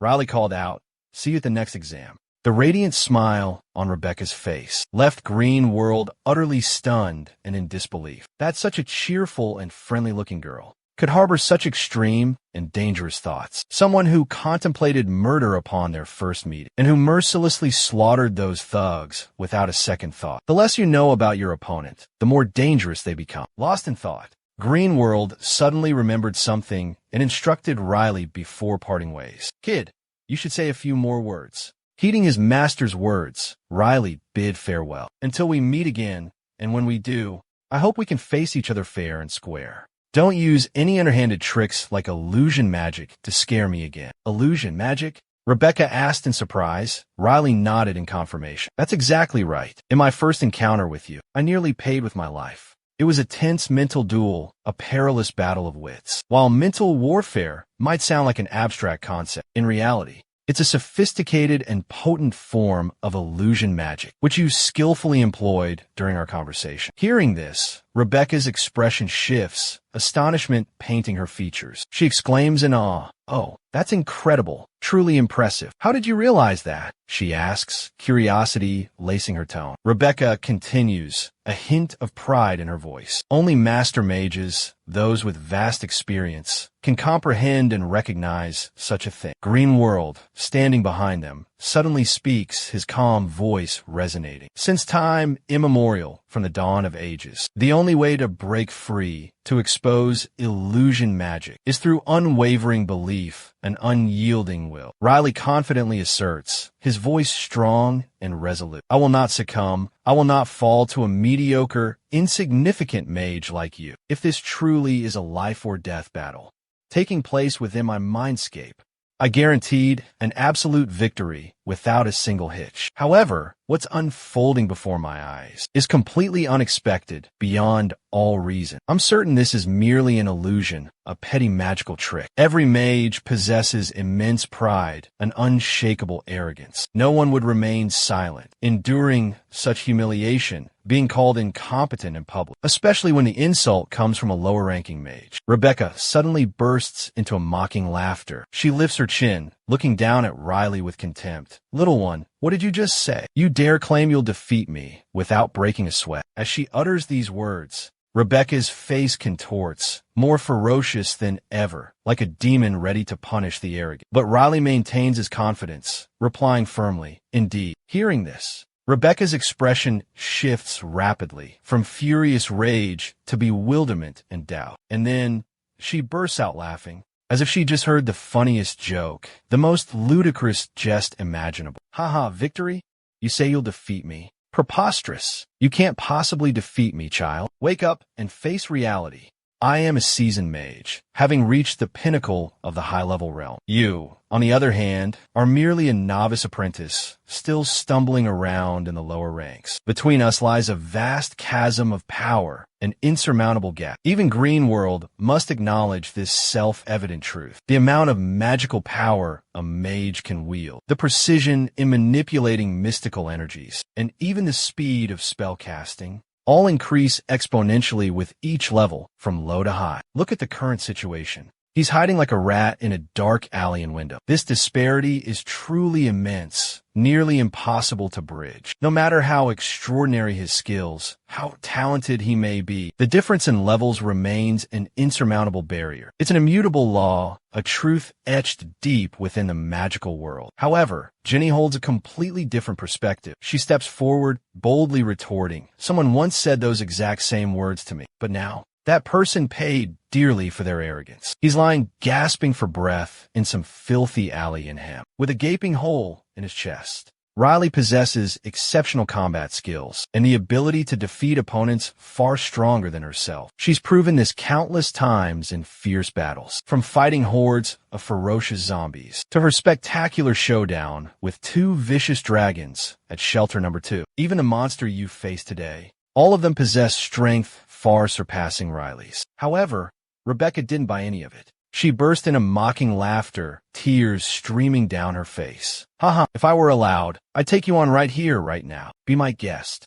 I'm always ready for a challenge from Riley." However, Rebecca just scoffed and said, "Quiet down, you annoying brat.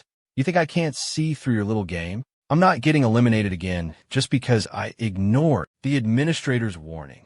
That's just a bluff. You're running away because you know you'll lose," Riley retorted indignantly, causing Green World to lose her usual composure. "All right, see you at the entrance exam, kiddo. This is exciting. I've met so many examinees with quirky personalities before," Rebecca exclaimed enthusiastically. Riley smiled back. "You're pretty unique yourself. I've gathered quite a bit of useful information from this meeting. Thank you. Goodbye." "Riley, take care of yourself until the official exam begins. I really enjoyed our conversation today." With that, Rebecca turned to leave. Her body dissolved into a wisp of smoke, leaving Jay in awe. So that was just a clone? Precisely. Her real body is likely on the other side of Windtime. That cloning technique is truly remarkable. A strange energy, an energy that shouldn't exist in any living being. Normally, unless someone possesses a special sensitivity to energy, like Jenny, no one would be able to detect it.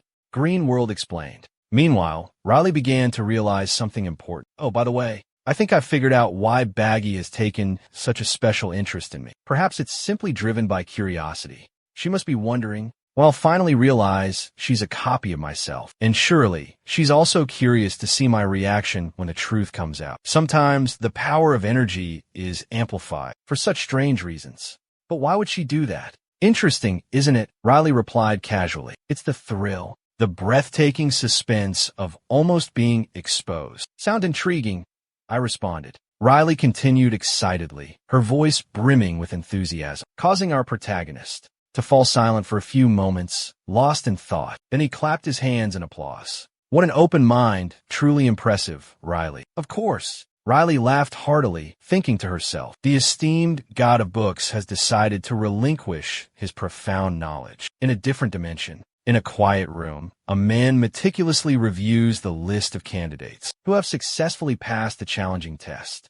After scanning the lengthy list, he speaks, seemingly in response to someone. "Didn't you say that we have more promising and interesting candidates this year than ever before?" A soft voice comes from behind. "Which part are you on?" The female voice carries a hint of curiosity. "I'm looking at the file of the second son of the prestigious Stinggood family." The man replies curtly. "Ah, that name must bring back a lot of fond memories, doesn't it?" The woman smiles playfully, and the man nods in agreement. "Indeed, it feels like just yesterday, when I first met him at his family's luxurious mansion. And now, he's grown up, capable enough to participate in this rigorous selection test." The scene shifts to the red-haired woman who previously guided Jay. She also flashes a bright smile and continues. "Come on, let's put aside the old memories and turn the page. The most exciting and intriguing part is still waiting for us ahead." "Really?" the young man exclaimed in surprise. The four-eyed man looked intrigued and quickly looked up the examinee's information. A moment later, Seeing Riley's profile, he hesitated slightly before asking. A student from Rental Academy? Misha, the girl with fiery red hair, overheard the question. She explained, she's a newcomer. It seems she wanted to take the entrance exam as soon as possible. The sooner, the better, I guess. Typical arrogance from those Rental folks. The four-eyed man frowned, muttering, she must have worked really hard to pass the initial test. I suppose. She probably loitered around the school gates for 3 months straight, the red-haired girl chimed in. The vibrant red-haired girl continued. The four-eyed man sighed, replying, she barely scraped by, didn't she? I'd assume so, the girl replied. But the four-eyed man countered. No, she's scheduled for win time this afternoon. It took her less than half a day to find the administration office. Hearing this astonishing news, the thick glass man froze for a few seconds, then stammered. The fastest record should be 4 hours, right? Did I hear that correctly? Not to mention the achievement of Rebecca Danganen when she used 20 clones to stir up win time. The young woman calmly replied, then added, the estimated average time for an ordinary person to pass the first test, which is to find the administration office, is about a week. Even Garen Edward of the Hawthorne family, a leading expert in this field, took a whole day to find the administration office. So that means this girl, Jay, is actually in the lead? Exactly. My hunch was right. This year is definitely going to be very exciting. The four-eyed man exclaimed excitedly.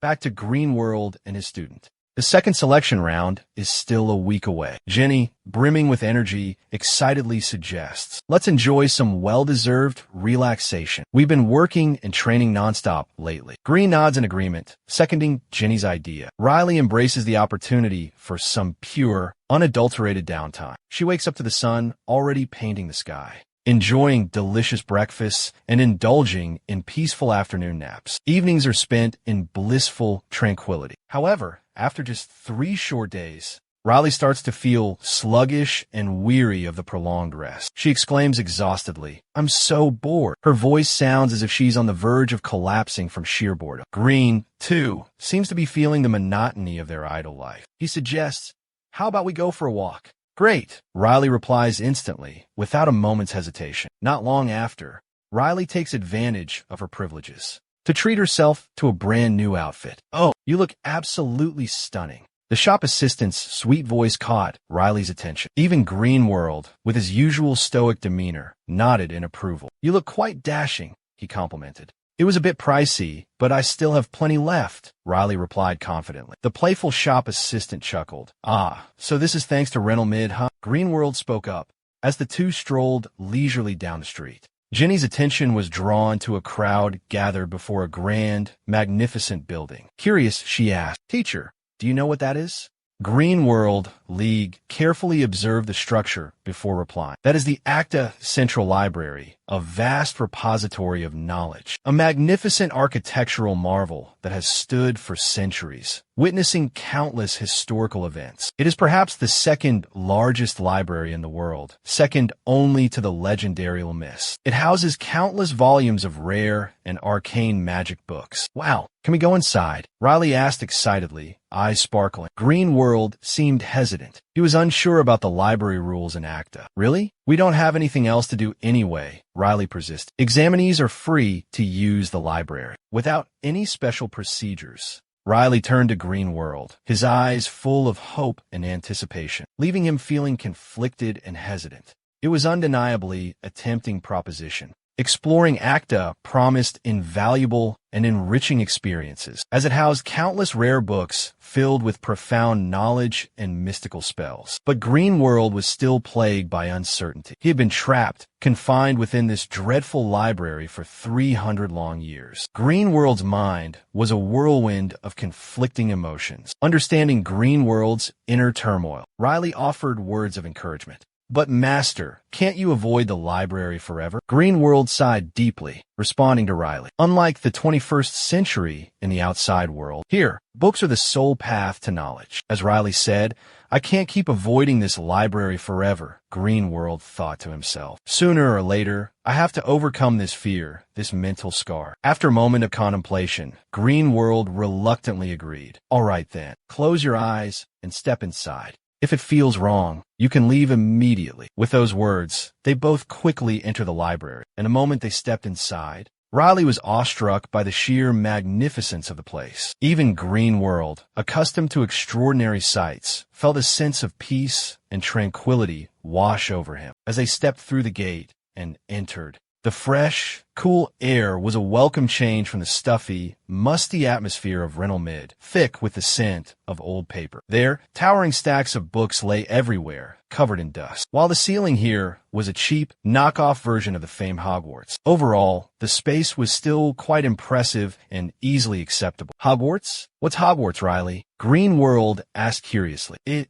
probably looks something like this, Riley replied, still slightly dazed. Anyway, the access card I received is a platinum card. It's the highest ranking card there is. So, we can go anywhere we want, Riley explained further. Riley excitedly explained to Green World. Anywhere? Then, there's only one place we need to go, Riley exclaimed, her eyes suddenly lighting up. Riley's eyes sparkled with excitement as she spoke. Green World immediately understood the thought forming in his young student's mind. Riley was definitely thinking about the restricted section, where the forbidden books were kept. This is going to be so exciting. Riley squealed with delight. Green World couldn't contain his own growing excitement. The two books you chose from the general section are quite helpful. However, the restricted books hold truly unparalleled value. Jenny holds a book detailing 100 extraordinary individuals, those who shaped the golden age of powerful empires. It also contains knowledge about the Second Awakening and the secrets of attribute power explosion. Let's find a place with better lighting to read,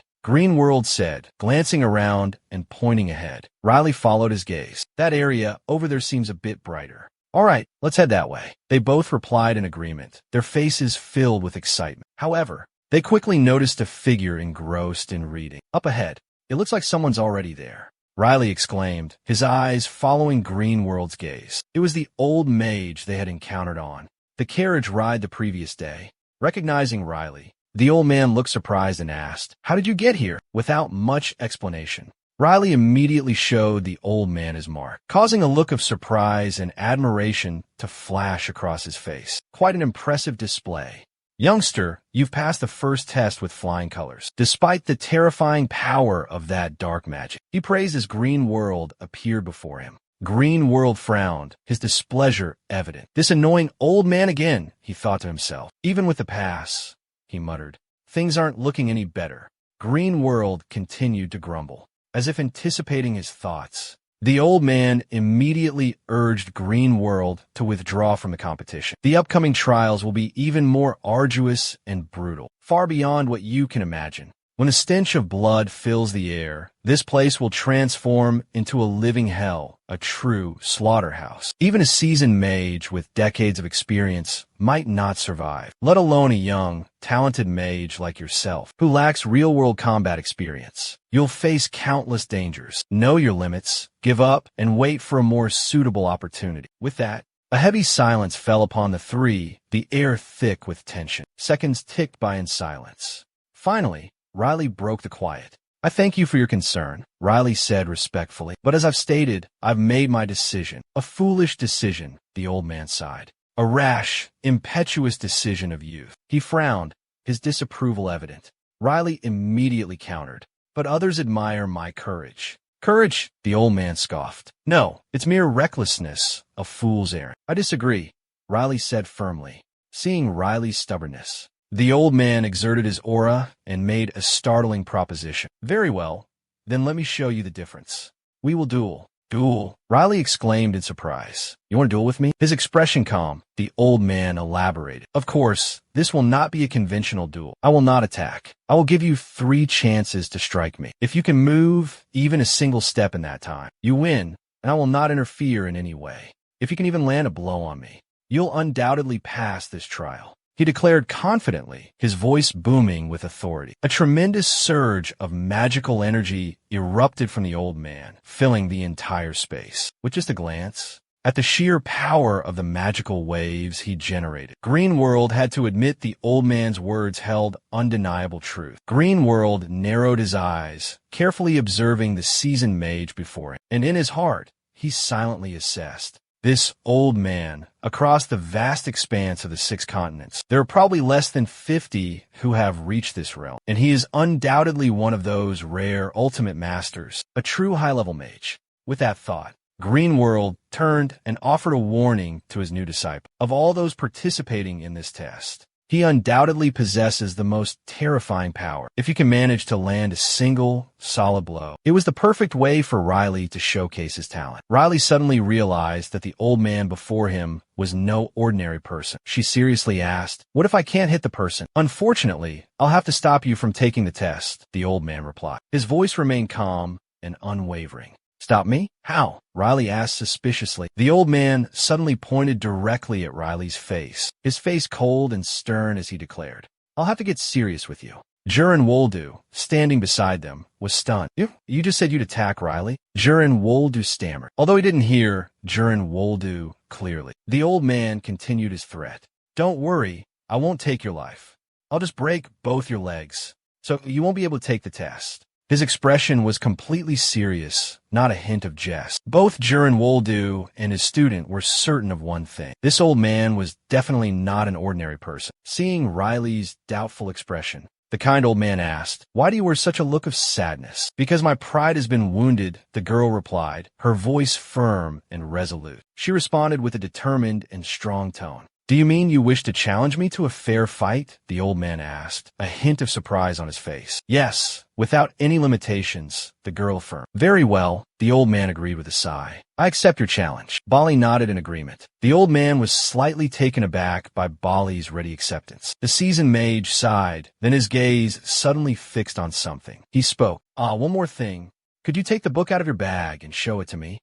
Hearing the old man's words, Bali suddenly remembered the book resting quietly in his bag. "This is a book about 100 great people," Bali explained. "Individuals who contributed to building today's mighty empire." Greenworld asked curiously, "Why do you wish to borrow our book?" But the old man seemed not to hear Greenworld's question. After receiving the book, the old man slowly flipped through the pages, muttering, 100 great people, 100 extraordinary individuals who laid the foundation for the modern empire. This is truly a captivating book, absolutely enthralling. Its content adheres closely to historical accuracy, without much distortion or manipulation of facts. He flipped through the pages, found a specific one, and then showed it to Riley. Glanced over, her eyes filled with curiosity and suspicion. Why would he suddenly ask us to read this book?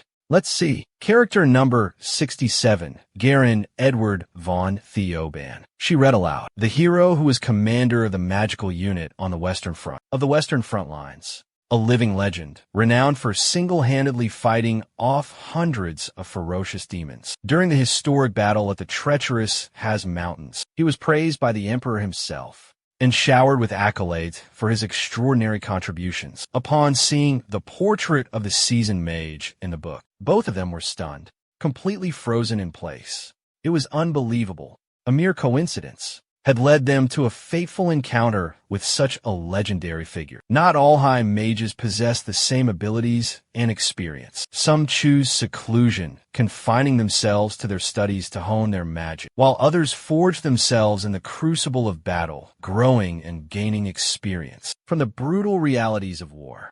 Among the high mages, there are quite a few who've earned the title of giant, figures of great renown. Take Corona Riley and Greenworld, for example. Just look. Greenworld subtly tilted his chin forward, gesturing for Riley to observe. Riley meticulously compared the image in the book with the old man's face. After confirming something, Riley glanced at Greenworld and whispered, "Don't you think we might have gone a bit too far?"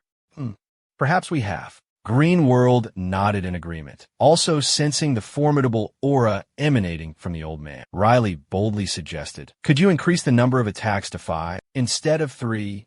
You brazen child, have you no shame?" Garen grumbled, a hint of displeasure in his voice. "Haha, I was just joking. But seriously, this doesn't seem like the best place for a duel. There are obstacles everywhere." Riley glanced around, noting the countless tables, chairs, and various objects scattered about. But for a high-level mage like Garen, this is hardly a concern. Don't worry, he just needs to snap his fingers, cast some sort of spell, and in the blink of an eye, a few nearby tables have been cleared, creating a wide-open space. This much space should be more than enough. Little one, you needn't worry about your magic damaging the facilities. Your magic power won't be able to penetrate this magic barrier. He swiftly erected a sturdy barrier, But what if the magical energy bursts out? Riley inquired, voicing her concern. Haha, there's no need to worry about that, because all the facilities here are platinum grade, and they possess extremely high magic resistance. He replied with a smile, showcasing his thorough preparation and attentiveness. Everything had been meticulously planned.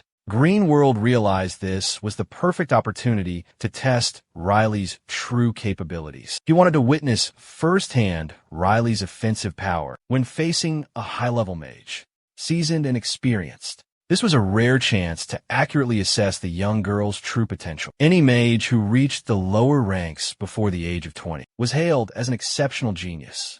Every mage undergoes two crucial awakenings in their lifetime. The first awakening occurs when they reach the age of 50. Individuals born with an innate understanding of magic and combat skills are recognized as trainees and begin their basic training. The second awakening, a crucial turning point, arrives upon reaching adulthood. It is at this moment that the seed of power, the latent attributes hidden deep within their energy source, begin to sprout and bloom brilliantly. This process bestows upon them unique attributes, allowing for the refined execution of magic. Talented mages, with their mastery and profound understanding, surpass the trainee rank and officially enter a higher realm, the rank of junior mage. Therefore, their skills are honed and developed to an exceptional and extraordinary degree. However, a special case has emerged even before the second awakening arrived. A child prodigy has brilliantly surpassed the trainee rank, achieving an astonishing level of skill. This young girl achieved this extraordinary feat without undergoing the usual maturation process. With such remarkable achievements alone, she deserves to be hailed as a genius, a prodigy within the realm of magic. I truly yearn to witness her bright future, the limitless potential she possesses. But precisely because of this uniqueness, this exceptional talent, she is not permitted to participate in this rigorous selection exam. Otherwise, if she were to participate, the vast world of magic would face the risk of losing a promising talent, a shining star in the magical sky. The more I ponder this matter,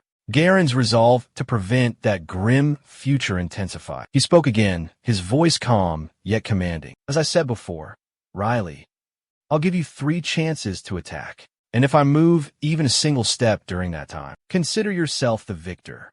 Inwardly, Garen thought, I must create insurmountable pressure, an unbridgeable gap, to frighten her into voluntarily withdrawing from this exam. Though this method is harsh, perhaps even cruel, it's the only way, the only possible path to save this child. Now then, let us begin. Garen's voice boomed. Understood. Riley responded without hesitation. She quickly gathered her strength, forming a radiant sphere of energy in her small palm. And then she launched it directly at Garen. This is, Garen exclaimed, magic missile. Watching the energy sphere hurtling towards him, Garen thought, fast. But is that all? It wasn't a powerful or complex attack, devoid of any special technique. Just a simple, direct, and blunt strike. It didn't even require any special defensive attributes. In a split second, he conjured a magical energy shield. A solid barrier materialized before his chest, like an impenetrable wall. Its sole purpose was to intercept the incoming energy sphere. Everything unfolded as he predicted.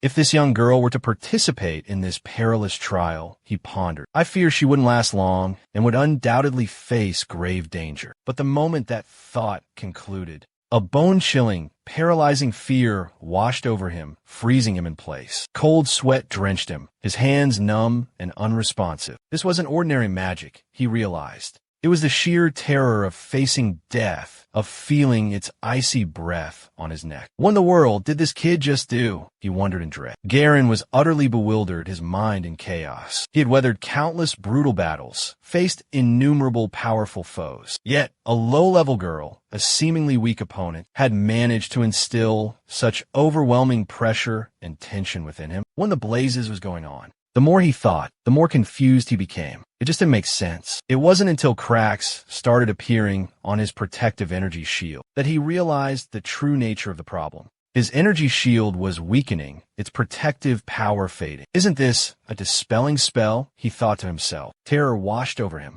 Riley's energy sphere had pierced his defenses, shattering his magical barrier. His meticulously crafted spell had been undone. There was no time to hesitate. Garen swiftly drew a mystical magic circle behind his back. From the circle, a powerful, diamond-shaped energy blast erupted. The energy blast neutralized Reely's devastating attack. Back in Greenworld, he saw that Garen had managed to intercept the destructive energy sphere. He had done it just before the energy shield completely collapsed. He shrugged indifferently. Meanwhile, Garen was forced to abandon his initial underestimation. Really? Haha, was this a deliberate ploy? Garen wondered. She had chosen a direct, unconcealed attack, aiming to catch him off guard and lure him into a trap. Her confidence isn't just youthful bravado. There's something more. I need to observe her carefully. As Garen cautiously raised his guard, anticipating the unexpected, Riley continued to focus her energy, preparing for her next attack. She was gathering strength for her second spell. This time, Riley also created a glowing orb of energy, but it moved in an unpredictable, winding trajectory, making it difficult for Garen to anticipate its path. However, Garen, the seasoned and highly skilled mage, swiftly raised his staff. He instantly conjured a robust, defensive magic circle. Witnessing the magic orb vanish before his eyes, a sense of unease washed over him. That little girl had aimed precisely at the weakest point in his defensive magic. An ordinary low-level mage wouldn't be able to discern that. With a subtle spell, she effortlessly neutralized his attack. This demonstrates exceptional perceptiveness, especially in sensing and understanding the flow of energy. Moreover, she possesses an innate talent for exploiting her opponent's weaknesses. It's as if a supremely talented mage is guiding her every move from behind the scenes. This little girl truly possesses extraordinary power, enough to overcome such a clear disparity in skill. A true prodigy. There's no doubt about it. Yahello sighs, accepting his defeat after 7 attempts. He can only acknowledge the undeniable truth before him. This small girl will undoubtedly pass this rigorous selection test. Having said that, Garen tries to move, attempting to more clearly display his power to rely. But it seems the little girl isn't satisfied with her previous 2 attacks. But I still have one more attack, right? Rely focuses her energy, creating a brilliant sphere of light in her tiny hand. Her unwavering determination astonishes Garen. Is it truly necessary to continue this fight? The outcome is already quite clear. Your second attack forced me to retreat. Therefore, you're the victor of this match. As promised, I won't interfere with your decision any further. I sincerely apologize for my presumptuous actions earlier. He bows his head in apology, but Rely responds with an innocent, bright expression. Of course I know that. I knew from the start that my second attack would be effective. Hearing Riley's words, a cold sweat broke out on the old man's face as he stammered. Then, why did you continue with a second attack? Because you said there were 3 chances to attack, Riley replied with a mischievous, sly tone. The little girl casually responded with a cunning expression. Riley continued to gather her energy, preparing for her next attack. Her actions left Garen stunned and bewildered. Wait, what's she doing? Is she trying to confirm something? The first attack was to catch me off guard, to make me lower my defenses, and the second was to showcase her exceptional skills, far beyond that of a low-level mage. This girl is using this duel as an experiment, a test, to confront a high-level mage like myself. This is madness, Garen exclaimed, unable to hide his astonishment at Riley's audacious and reckless thought process. After witnessing the result of the second attack, Greenworld couldn't help but shake his head in disappointment. He lamented that the outcome wasn't as he had hoped. As expected, high-ranking mages are on a completely different level. Greenworld appeared disgruntled and dissatisfied. He was frustrated to see his disciple's attack completely fail. Despite successfully neutralizing the attack, Garen remained deep in thought. Then, he nodded in approval, his voice filled with admiration. That was truly an extraordinary technique, exceeding all conventional boundaries. If you had possessed sufficient energy to control it, my life might have genuinely been in peril. He slowly pulled out a handkerchief, lightly dabbing his forehead. Seeing Riley gasping for breath after unleashing the attack, Greenworld quickly interjected with further explanation, worried that Riley hadn't fully grasped the profound meaning behind Garen's praise. In other words, your technique has reached the pinnacle of mastery, but lacks the necessary energy to fully unleash its power. As soon as he finished speaking, Green World couldn't suppress the satisfied smile that bloomed on his face. Witnessing his disciples' remarkable progress, he felt an immense sense of pride and fulfillment. This is the only spell Jenny is capable of casting at the moment. Those who haven't undergone their second attribute awakening can only utilize Fire Arrow. Among all existing spells, aren't among her basic attributes. All she could do right now is create variations of magic through special techniques. At this thought, the old man couldn't help but praise his disciples' extraordinary talent. But that's all right, he said. She cleverly used dispelling magic to create an opening, and from there, launched a critical attack. This surprise tactic, even a seasoned mage would find difficult to anticipate. Everything went exactly as planned, smoothly and efficiently. Time quietly slipped by. After finishing their work at the ancient library, the three of them departed together. As they walked, perhaps feeling a bit embarrassed, June suddenly spoke to Riley. By the way, could you keep our little duel a secret? The old mage and his small apprentice, Chibi, suddenly recalled the red-haired girl's earlier warning. Please avoid any conflicts with the other examinees until the next test begins. Riley feigned innocence, exclaiming, "Oh, right, I have no idea what you're talking about. Because if this were to get out, she would surely face the wrath of that red-haired woman. I just remember reading it on Acta." "Oh, right, you did. By the way, where are you now?" Geralt asked. Riley had no intention of hiding anything. She answered frankly. As soon as Geralt finished speaking, Riley responded without hesitation. "Currently, I'm staying at an inn recommended by an acquaintance, called the Whale Inn." Upon hearing Riley's response, Geralt immediately froze. A look of worry flashed across her eyes as she turned to Jerry. It seemed the acquaintance Riley mentioned wasn't a good person. That recommendation doesn't seem to have come from a friend. Greenworld thought to himself, that's exactly right. A cold-blooded killer. A twisted psychopath certainly couldn't be a good friend. Riley, confused, asked, "What's wrong?" Ignoring Riley's question, Geralt made another suggestion. "There are much better places to stay in Gwentime than there. Do you have your belongings at the Whale Inn?" "Yes, everything's right here in this bag." Riley confirmed with a confident nod. Garen declared confidently, "Then follow me without worry. I assure you both, the place we're going to is 100 times better than that shabby Whale Inn." Both Green and Riley looked at Garen with skeptical and doubtful eyes. The moment they arrived at the place Garen had recommended, Green was practically speechless with astonishment. He finally understood the true meaning of the phrase 100 times better that Garen had mentioned. "Welcome to the renowned Apple Sting Hotel. Would you care for any additional refreshments?" Before them was a lavish and overwhelming feast, along with a multitude of beautiful waitresses ready to cater to their every need. The splendid scene before them left the two impoverished individuals stunned and speechless. It took a few moments for Green to finally exclaim, "Oh my God, this is completely different." Green exclaimed in astonishment, while Riley thought to herself, how could anyone say the Whale Inn was the best when there's a place as luxurious as this in the world? Baggy tricked me. I trusted her too much. Riley shot up from his chair, eyes blazing with fury. Why not?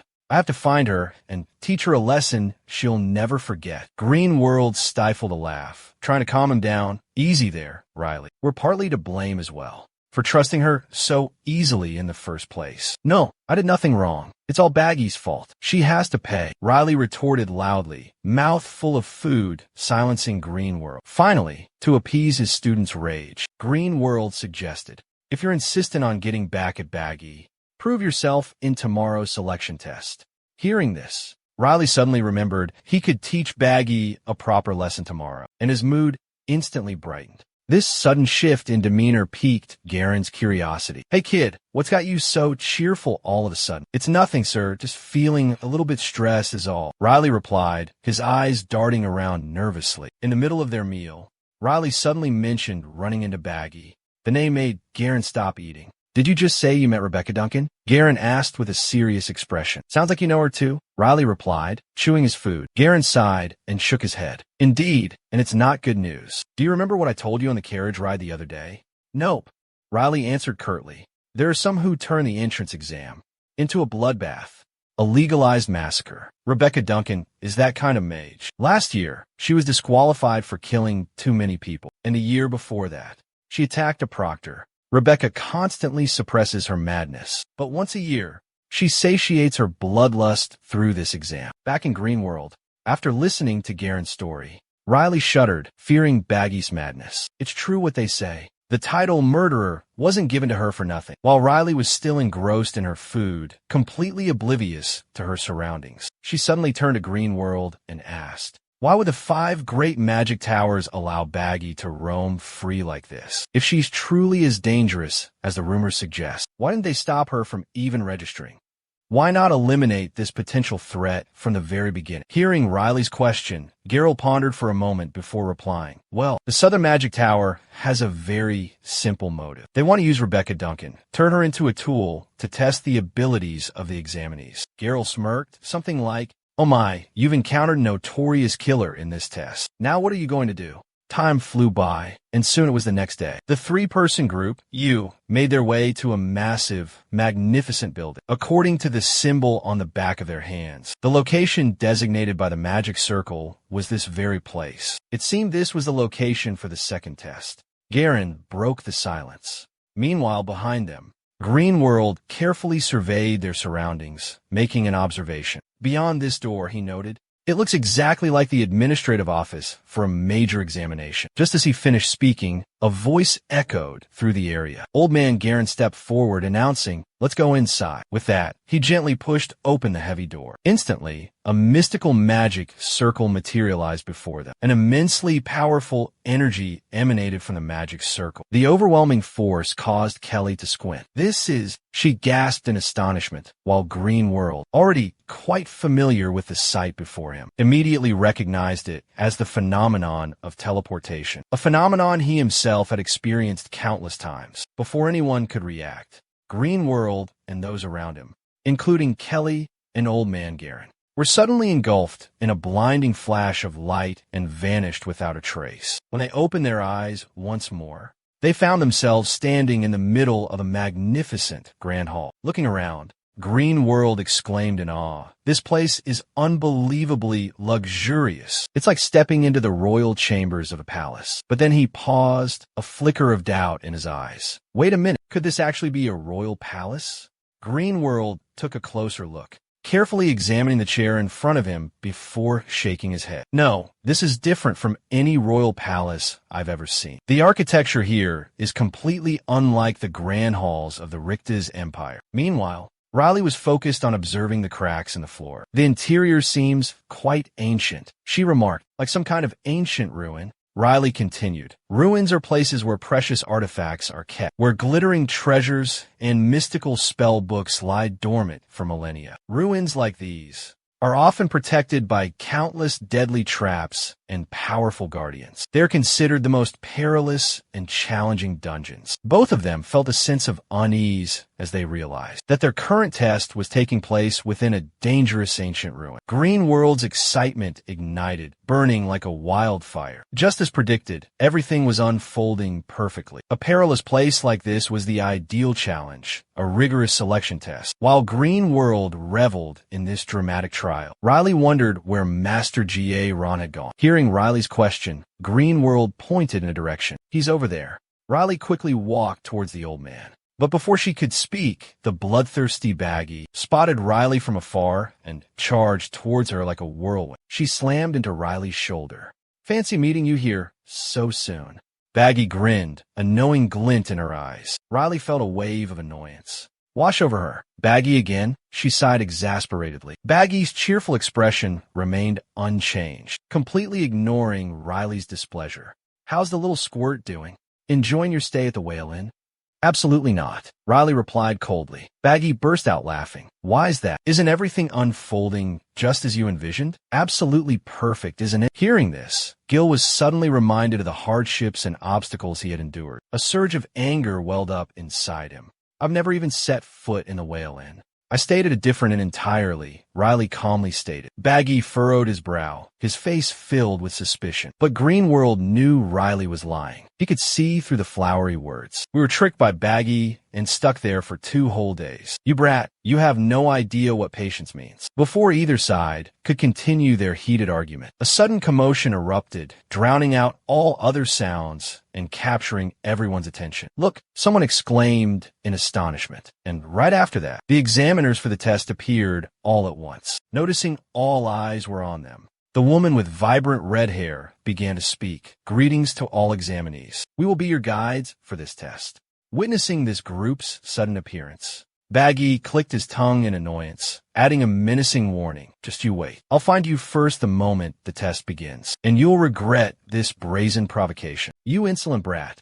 You dare bring up last time? Sure, Riley replied casually, without even glancing at Baggy, which only infuriated him further. You little punk, you think you can beat me? Laughable. I'm looking forward to it, Riley calmly retorted. Baggy walked away, knowing he couldn't win a verbal sparring match against Riley. Meanwhile, Green World was utterly disappointed that a brawl hadn't broken out. If she really wanted to fight, why didn't she just do it? He muttered, his eyes following Baggy's retreating figure. Back with the fiery-haired examiner, she was beginning to announce the second test. The second test will be a team-based competition. All 42 examinees will be divided into 14 teams of 3 and will compete against the other teams. Team members will need to cooperate effectively right here to navigate through a series of designated checkpoints. Now, each team will have 30 minutes to strategize and familiarize themselves with each other. Unfortunately, in a surprising twist, 2 prominent players, Green World and Baggy, were assigned to the same team. Joining them was a girl with striking red hair and thick glasses. Whispers and murmurs filled the air, as many expressed their disappointment at not being able to train with Charlie. During this crucial test,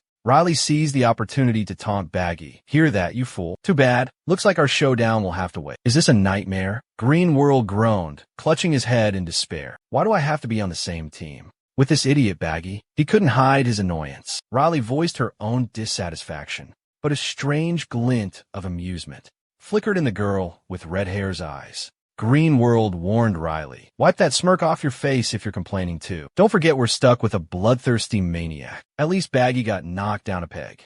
Riley retorted cheerfully, her face beaming with a vengeful satisfaction. Meanwhile, Gil wore a worried expression. At first glance, she looks like a completely unhinged sorceress, a magical storm waiting to erupt. I honestly can't imagine the kind of chaos she's going to unleash. It's truly worrisome. Hearing these remarks, Riley couldn't contain his growing anxiety and quickly asked, is she going to attack me during the test? I'm really worried. Well, probably not. Green World responded hesitantly. Green World tried to reassure Riley, but his words lacked conviction, making Riley even more uneasy. After observing the groups of examinees discussing amongst themselves, the female examiner with vibrant red hair spoke up. Any other questions? Baggy quickly raised his hand, asking to speak. So, what happens if members of the same team have a conflict and start fighting? The red-haired woman gave a knowing smile, but not before delivering a swift punch to the head of the person next to her. The sudden action stunned the person beside her, while the examiner sighed. The examiner took a deep breath and slowly said, as you all know,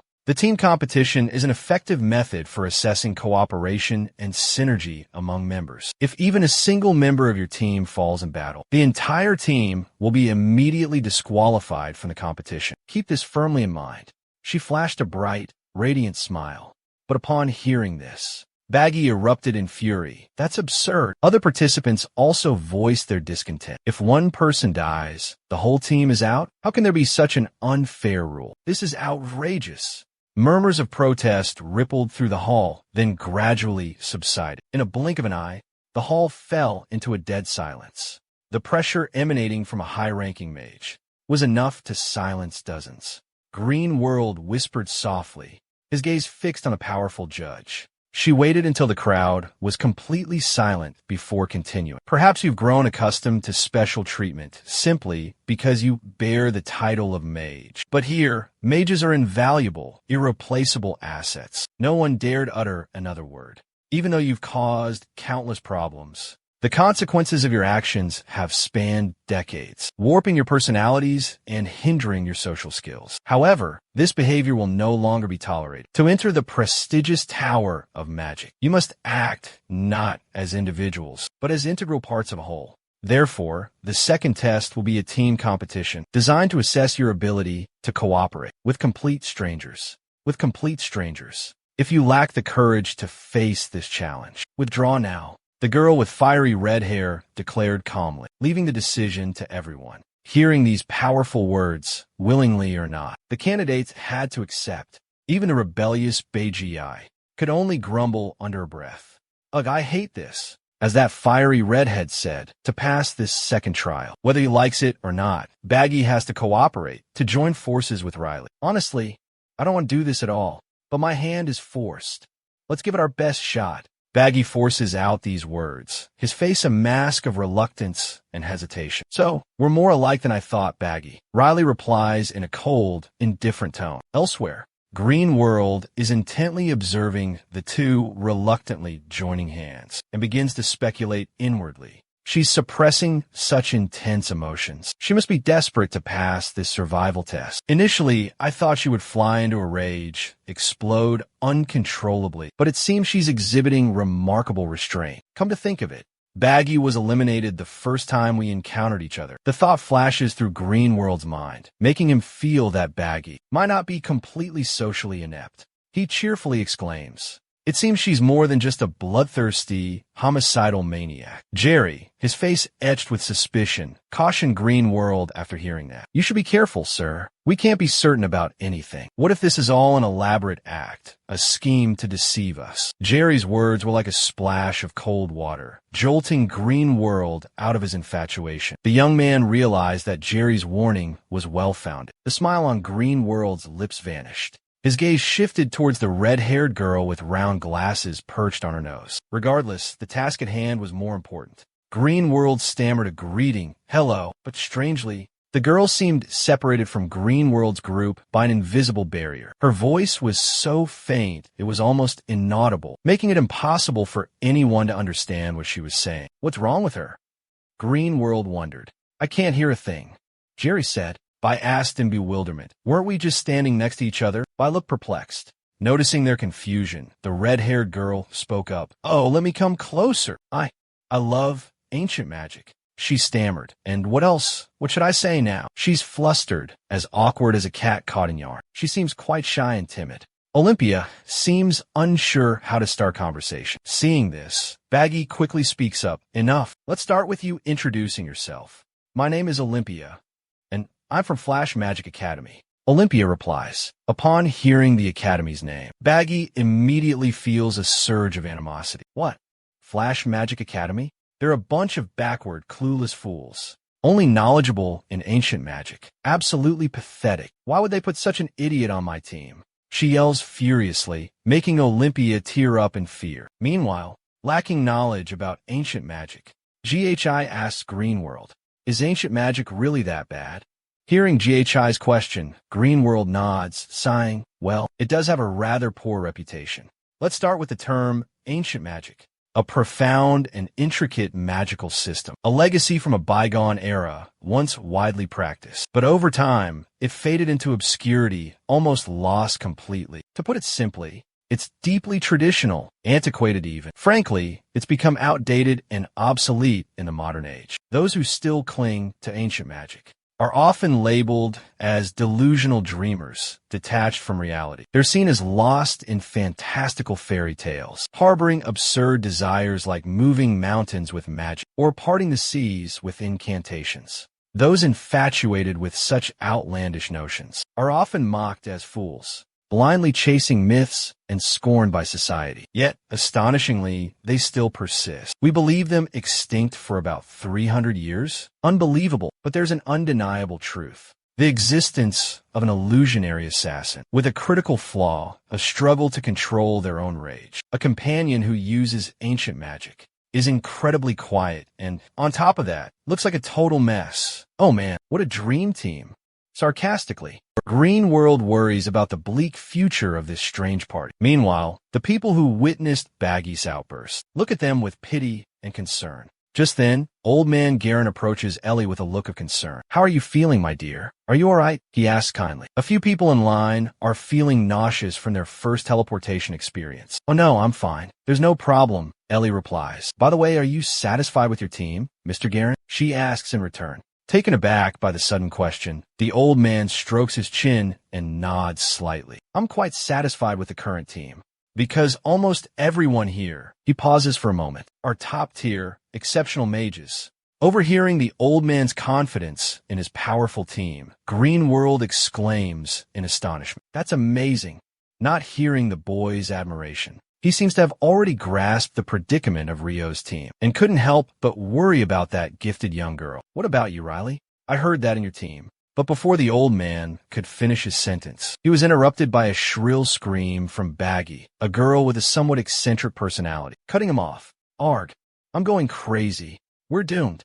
Absolutely doomed. Why would an idiot who only knows outdated ancient magic even come here to participate in the selection test? As soon as she finished speaking, her eyes widened in anger. Olympia could only stammer in response. I'm sorry, but I won't hold you back. I keep my distance because they're too loud. Riley shook his head in exasperation, looking at the hastily assembled team. Old Man Garen also shook his head slightly, lost in thought about Rebecca, Duncan, and a mage from the Grace Magic Academy, all being in the same group. Is this a good omen or a sign of impending doom? Green World turned to the others, seeking their opinions. He seemed to agree with the elder's assessment. Indeed, despite Baggy's notoriety and infamous reputation, there's no denying she possesses extraordinary magical power. The problem is we can't predict her actions once the test officially begins. If she suddenly loses her temper and control, the consequences could be catastrophic, even worse than we can imagine. Therefore, we must remain vigilant, ready to respond to any situation. What about Olympia? What can we expect from her? It's hard to rely on ancient, long-forgotten magic with little practical application. Worse yet, she's completely inexperienced and lacks real-world combat skills. Ultimately, the only ones we can truly rely on right now are Rio and Baggy. Every other team has 3 members, yet we only have 2. Green World sighed. Green World continued, his voice laced with worry. I responded with a look of utter despair. So what do we do? Is there any way to turn things around? We chose to enter this grueling trial, and now we must face it with unwavering patience and resilience. Are we the only ones who feel dissatisfied with the current situation? Certainly not, for others must harbor similar thoughts. Why has our team fallen into such disarray? Why have they grouped us with such individuals? We need to cast aside these negative thoughts and focus on unlocking the potential, discovering the strengths of each team member, working together seamlessly, operating as a unified force. That's the key to overcoming this second test. However, expecting teamwork from people like this is utterly absurd. Green World finished speaking, then turned to look at the other 2 with a look of exasperation as they continued their incessant bickering. Can't you just stop for a moment, just a minute, and say something simple? Are you trying to provoke me? Number 9 roared indignantly. Because I'm not good at socializing.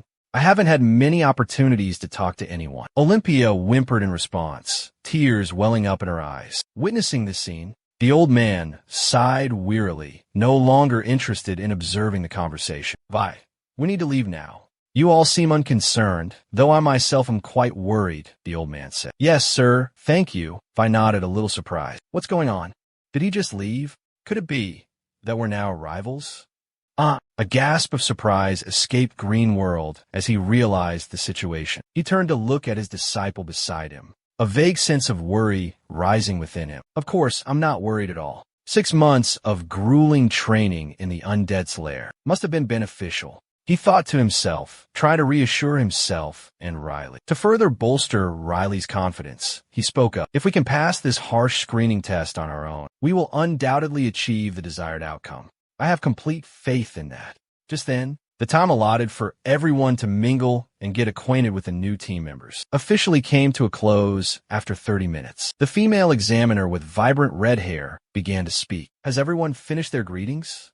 This is the entrance to the ancient ruins where the second test will take place. Now, I will explain the rules of this round. As soon as she finished speaking, she gestured towards the mystical spatial gate behind her. This is the location for your second test. Inside these ruins lies a vast and intricate labyrinth, and your task is to search for the treasures hidden deep within. She began channeling magic into a transparent crystal orb held delicately by another person. Instantly, a mystical screen of light appeared, displaying a strange and cryptic image. What is that? It looks like a golem, doesn't it?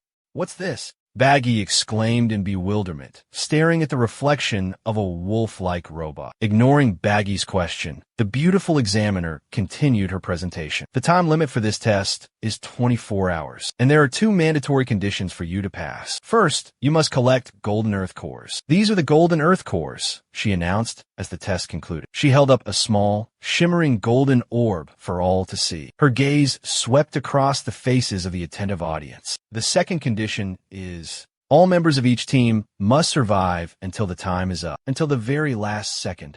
Upon hearing these words, Green immediately grasped the rules of this harsh survival test. Simply put, we need to find the golden Olan, then collect 10 golden earth cores from it. And most importantly, we all have to stay alive for 24 hours. This is a dangerous treasure hunt within these ancient ruins. As long as we're careful and avoid the deadly traps and the mysterious guardians lurking within, then there's nothing to worry about.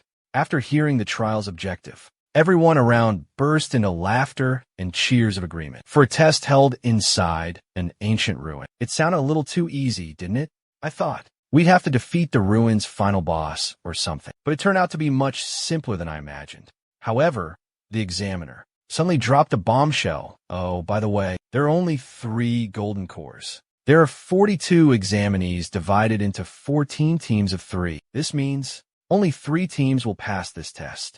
Upon hearing this, everyone's excitement and joy were instantly extinguished. This second trial had incredibly fierce competition, a mere 20% success rate. No one could guarantee that all 3 golden cores would even be found. Resources were scarce, limited, while demand was sky high. They wanted to witness a brutal struggle, a dramatic and fierce competition. Dee gasped in astonishment as she grasped the sheer brutality of this trial. Green World, standing beside her, remained completely unfazed by the revelation. Well, the Southern Great Magic Tower always encourages competition among magic users. To put it bluntly, they enjoy pitting people against each other.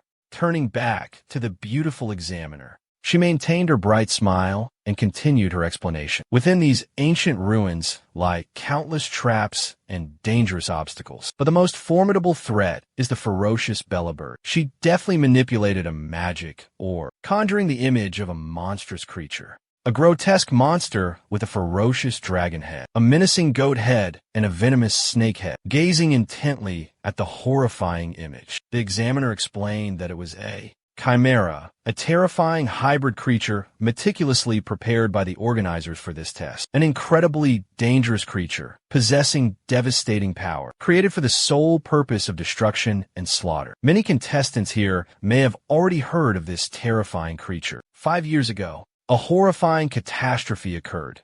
A zombie pandemic erupted, devastating the Eastern Empire. And these chimeras were the culprits behind the bloody event, attacking innocent civilians. Hearing this, Green World suddenly realized the truth, his eyes widening in shock. These brutal monsters were unleashed by his treacherous, dark magic-wielding disciple. Impossible! Green World roared in fury, rage burning in his heart. The female examiner, with fiery red hair, remained calm and professional, continuing her duties despite the surrounding chaos. After passing through this dimensional gate, you will be instantly transported to a random location within the ruins, along with your teammates. This trial will be far from easy. However, if you successfully overcome this arduous test, this year's ultimate glory at the Grand Magic Tower will be yours. The illustrious Grand Magic Tower awaits. Now, everyone, enter the ancient ruins. The second test officially begins. With that, the girl invited everyone to enter the dilapidated ruins. There, a fierce, all-or-nothing battle was about to begin. Gam drifted into deep thought, trying to piece together and analyze the information he'd just received. Somehow, unbelievably, he was the mastermind, the puppet master behind the repulsive undead horde that had ravaged and overrun the empire. But what troubled Gam even more was the sheer scale of this place. Gam exclaimed, his gaze sweeping across the desolate, endless expanse of the ancient ruins. And now, all 4 of them were trapped here, in a truly vast and immense space. Vi nodded in agreement with Gam. It felt as if there were tiny figures lost, exploring the magnificent palace of giants. Suddenly, the ground trembled violently, a powerful tremor erupting around them, freezing everyone in their tracks. What's happening?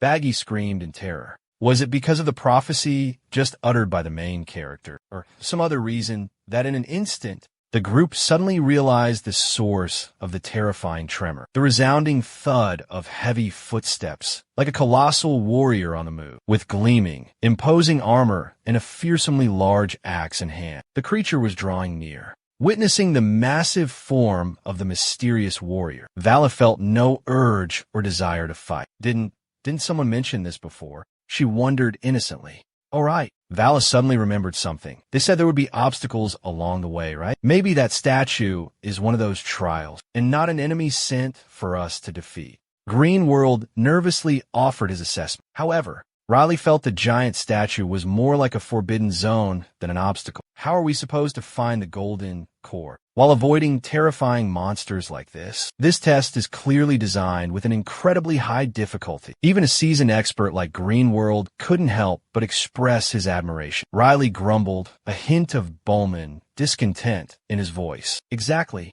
That statue emanates a dangerous aura, like it's concealing a terrifying power. My survival instincts, honed over millennia of battles, are screaming at me, warning me not to touch it. It would take at least 3 or 4 people as strong as Garen, working together to even stand a chance against it. Greenworld added, shaking his head in dismay. Who in their right mind would provoke such a terrifying John Jay being? The protagonist smiled unconsciously, but he forgot one crucial thing. That his group included a girl who completely defied common sense. Hey Riley, why don't you try jumping on that monster's head? Baggy exclaimed excitedly, his eyes shining like he'd just found a new toy. That seemingly insane suggestion jolted Greenworld awake. All right, none of these people are normal. Riley, stop her. Greenworld yelled, his voice filled with terror. Sensing the imminent danger, Bali knew she had to act. Wait, Baggy. Riley quickly grabbed Baggy's hand, trying to stop her reckless move. Baggy, still confused, asked, "Why are you stopping me? I'm afraid we won't get another chance." To face such a ferocious and powerful monster, left with no other choice, Riley turned to Olympia for help. "Olympia, help me hold her back." Yes. Olympia replied. "Let me go.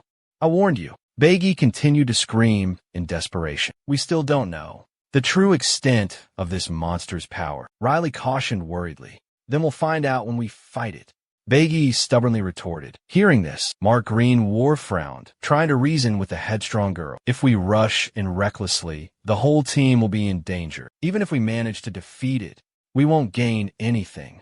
Baggy still hasn't gained anything. This is baffling. Why can't we find any loot? Aren't we supposed to be feeling the thrill, the excitement of battle? Greenworld stares at Baggy as if she's looking at a creature from another planet. What in the world is Baggy talking about? So bizarre. Baggy is lost in a daydream of a glorious battle, a fierce confrontation, a life-or-death struggle against a powerful foe, a critical strike aimed directly at the enemy's fatal weak point, and finally, a breathtaking, glorious victory after relentless effort. That's the intense emotion, the feeling of exhilaration that any true mage should experience. Suddenly, Baggy turns and poses a pointed question to Jenny. "Kid, do you understand what I'm saying? Are you even a real mage?" Riley is unconsciously captivated by Baggy's impassioned words. Her heart stirs, wavering slightly before these unfamiliar ideals. Is this what a true mage should be like? Is Baggy right? Greenworld observes Riley and notices his student becoming drawn to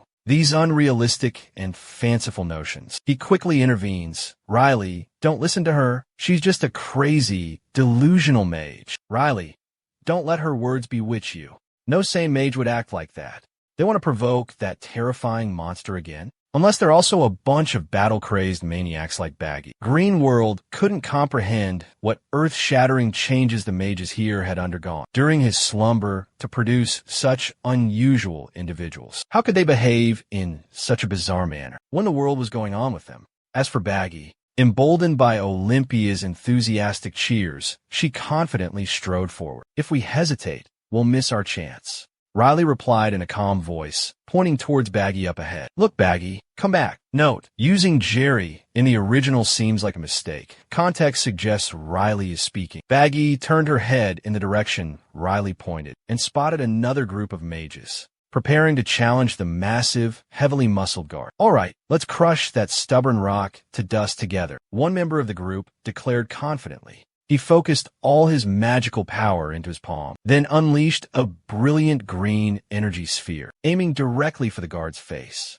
However, upon impact with the thick chains on the guard's face, the massive energy sphere, brimming with terrifying power, instantly disintegrated into nothingness. Yet, the colossal guardian remained standing, completely unharmed, without a single scratch. Witnessing this unbelievable sight, the faces of the mages below froze in sheer terror. Impossible. It didn't even flinch, one mage exclaimed in horror. After taking a direct hit like that, he stammered. The black-haired mage mumbled in a daze, completely shaken. In the next moment, the giant guardian raised its massive foot and slammed it down with tremendous force. With that single brutal action, he crushed the black-haired mage into a bloody pulp, unrecognizable. The two remaining mages, horrified by the gruesome scene, immediately turned and fled in panic, abandoning their mission. Run, run, monster, they screamed in desperation. However, the colossal guardian had no intention of letting its prey escape. Before they could get far, he raised his enormous axe high and swung it down with devastating force. The two unfortunate mages were cleaved in two, sharing the same gruesome fate as their comrade. The guardian turned, facing Bei Gi. Witnessing the giant's terrifying power, she couldn't help but shudder in fear. Her face was ashen, a ghastly shade of purple. We just need to find the gold core, right? She suggested. The suggestion sounded reasonable enough, and Riley readily agreed. All right, with an agreement reached, the group decided to ignore the giant sentinel, prioritizing the search for the gold core. To make the search easier, Vala placed her hands on the ground, casting a tracking spell. It's so hard to channel my energy, she muttered, her face contorted in concentration. Are all dungeons like this? Valley wondered. Beside her, Greenworld surveyed their surroundings and shook his head. This place is unusual. Ruins are often places of immense hidden danger, Greenworld explained, meaning the inherent difficulty is naturally very high. But the current situation is beyond imagination. There are too many interfering energy sources, causing disturbances and hindering perception. Even ancient spells are layered upon each other here, and each layer of energy is incredibly difficult to break through. Navigating and finding an exit in this labyrinth is practically impossible. Hey Riley, kiddo, how long do you think it'll take to clear out these monsters? Greenworld asked, a playful grin spreading across his face. At least 5 minutes. If things go smoothly, I can finish in 3. She replied calmly. Riley responded with unwavering confidence. The restriction on dispersing magical energy for a mage is like being blindfolded. Everything becomes hazy and difficult to grasp. It's frustrating and irritating, yet Jenny maintained her usual composure. Unlike the others who were in a state of panic, he spoke with a sarcastic, insinuating tone. At this point, Baggy couldn't contain his boiling rage. He scratched his head, pulled at his hair, and yelled in frustration. Damn it, why is dispersing energy so difficult? Suddenly remembering the pervasive ancient magic, Baggy turned to the most knowledgeable person in the group, Olivia. Hey Olivia, do you have any idea of a more effective method? Baggy asked hopefully. We need to find the golden core. But you can't even use a simple wayfinding spell. So what are we supposed to do now? I'm truly sorry, but among the ancient spells I know, there isn't a single one that can help us in this situation. Olympia replied hesitantly, her voice filled with embarrassment. You can't be serious. You're telling me you can't even cast a basic navigation spell? Baggy questioned with a furrowed brow, suspicion evident in her expression. Olympia could only shake her head in response. Witnessing this, Baggy's patience seemed to wear thin. If you don't have any practical experience, you should at least be able to support us with magic, right? So now you're completely useless? Baggy's harsh words made Olympia feel small and insignificant like an ant. She trembled in fear. Then, for some unknown reason, Baggy suddenly demanded Olympia raise a hand. Raise a hand, that's right. Now hit yourself on the head with it, hard. Hearing this, Olympia's eyes welled up with tears on the verge of crying. But she didn't dare defy Baggy's order, repeatedly slapping her own forehead. There she goes again, bullying Olympia, Greenworld thought to himself. Perhaps it was due to the incessant head slapping, but a sudden idea sparked in the redhead's mind. Hey, what if we use Baggy's duplication ability? Like in the first test, she can scatter her clones everywhere. If we do that, we won't have to waste time using tracking spells. What do you think? Hearing this suggestion, Baggy fell into deep thought, carefully considering the plan's feasibility. Back with Greenworld, as he listened to Olympia's idea, a light bulb went off in his head. It wasn't a bad idea at all. if they could utilize a large number of clones to explore the ruins. With such a massive search party, finding the golden core would only be a matter of time. This allows the group to conduct extensive exploration across a vast area where navigation and route finding are severely limited. However, all of this remains purely theoretical. He suddenly turns to Baggy as she begins to perform her unique cloning technique. Baggy explains as she splits into multiple copies. See, these are my clones, right? If I deploy them throughout these ruins as you suggested, we'll gather a massive amount of information because they'll share my vision, my feelings, all my senses. It's like having dozens of invisible bodyguards. My own personal surveillance network spread throughout this place. But you know, this can only work if my clones remain intact. Can I really avoid all the dangerous traps in this dungeon while simultaneously controlling dozens of clones? Some of them are bound to run into those scary monsters. Do I even have the strength to face them all? Controlling and maintaining these clones consumes a massive amount of energy. Just imagine if all my clones were destroyed and my energy completely depleted. What would happen if we encountered an enemy in that state? In such a critical situation, every time a clone is destroyed, a significant amount of internal power is lost. Surely you understand now? Why can't I use a clone to scout the ruins? Baggy shrugged, responding with a reluctant yes, seeing her indifferent reaction. Baggy sighed in disdain, then turned to Jenny and asked, "Do you have any other suggestions?" "Hey Jenny, do you have any better ideas?" I'm starting to lose my patience with her.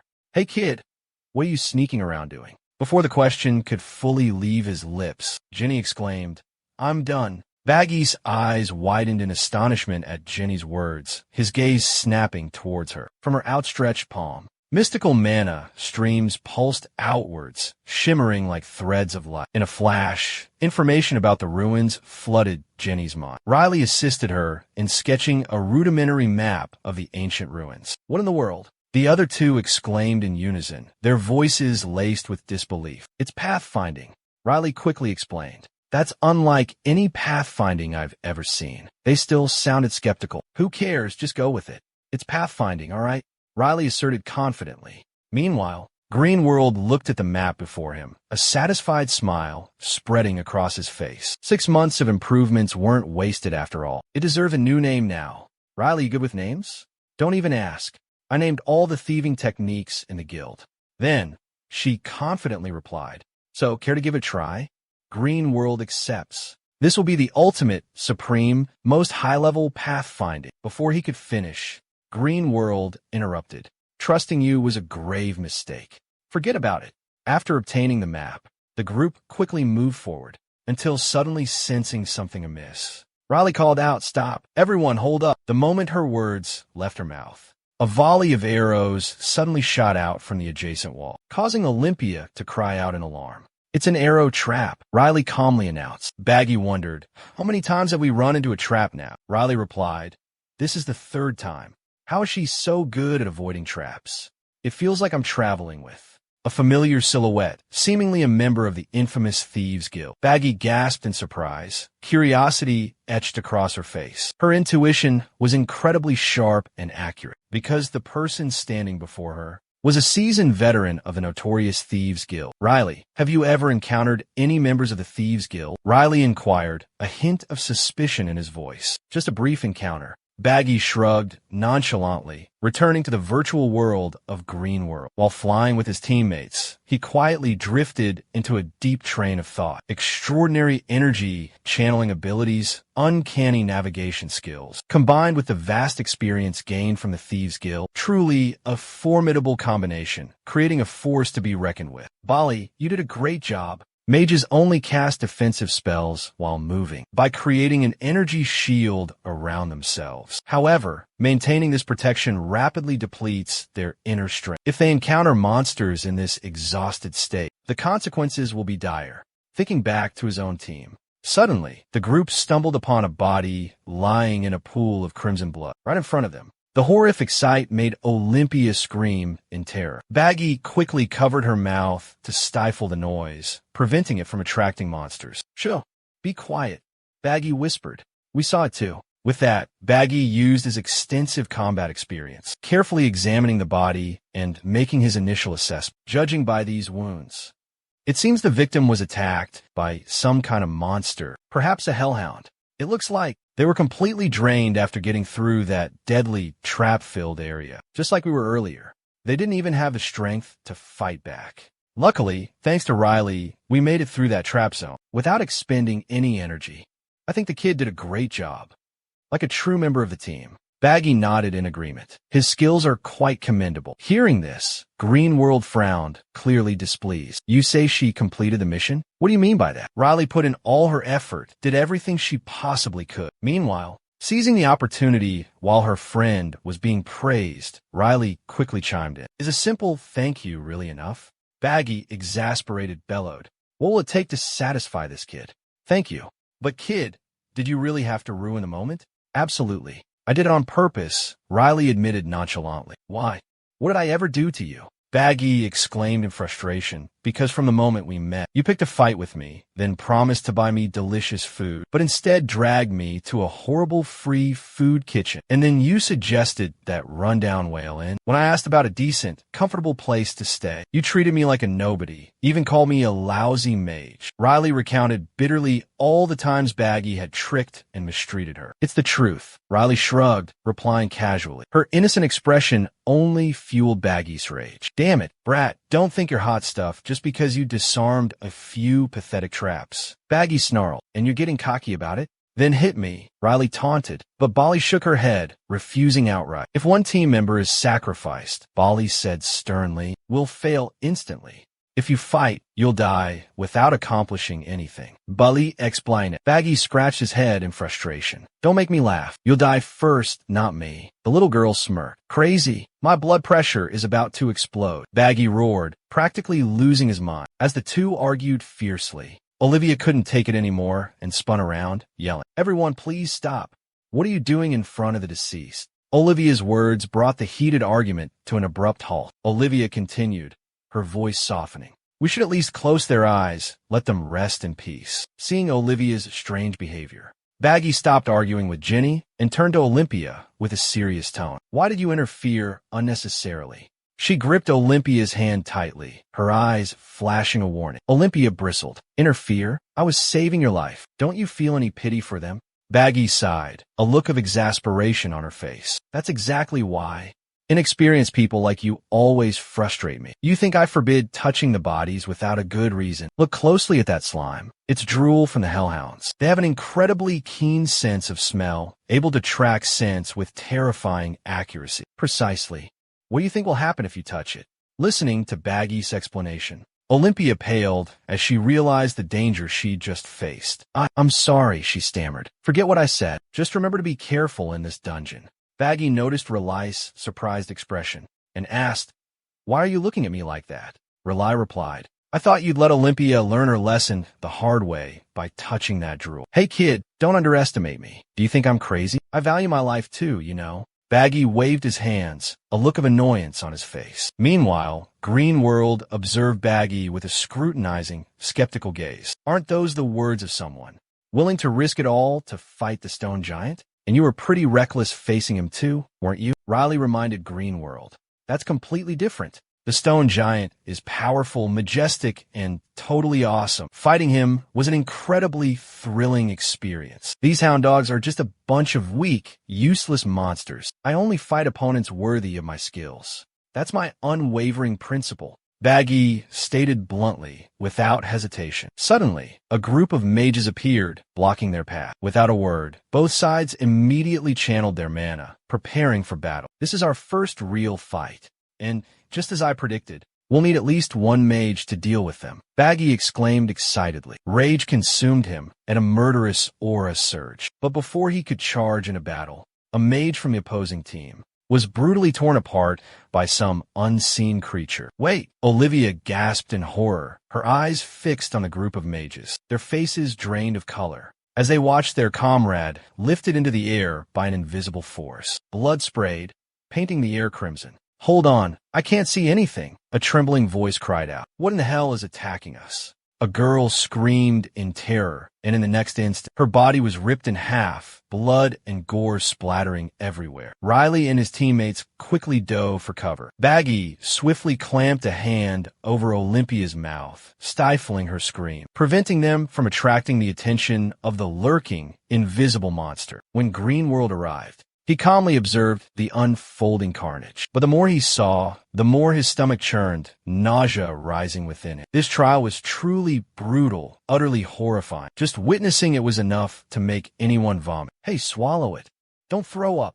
If you spit it out, you're dead. Baggy yelled anxiously, but it was uncertain if Olympia was still conscious enough to hear the warning. I'm afraid she'll throw up before she realizes it. Valley muttered worriedly, and as expected, Olympia started showing signs of distress. Ignoring Olympia's critical condition, Greenworld turned to Riley and asked, "Kid, want to try your hand with that invisible monster out there? Look out there." Riley thought for a moment and then asked, "Is it even possible?" Greenworld replied, "No one here is more qualified to interfere with this than you. Besides, that monster is slowly becoming more visible. Maybe it's time to stretch these muscles."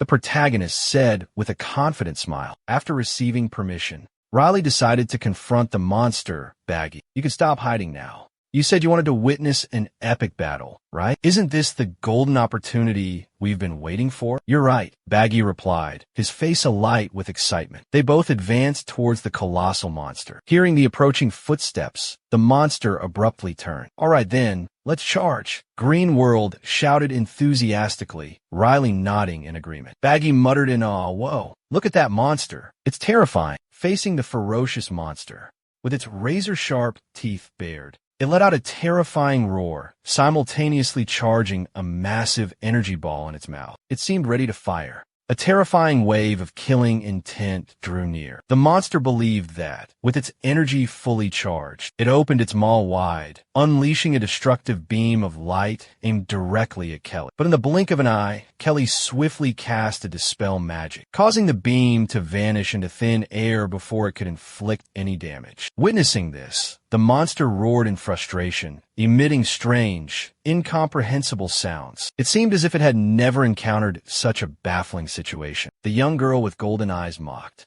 the monster's pathetic display. Greenworld commented, "The monster's desperate, suicidal attack was easily neutralized by a simple spell." Riley added that, "There's a common saying, let sleeping dogs lie." Greenworld scoffed, confidently declaring that the monster was on its last breath, barely clinging to life. So, whether they provoked it or not, the outcome would be the same. Suddenly, Rebecca Duncan appeared from behind the monster and praised Jenny. Impressive for such a young girl. The monster immediately turned and ferociously attacked her. Rebecca sensed the sheer madness and rage in the monster's movements. It lunged to grab and bite her, but Baggy nimbly dodged, leaping onto the monster's snout, and proudly declared, "You're way out of your league."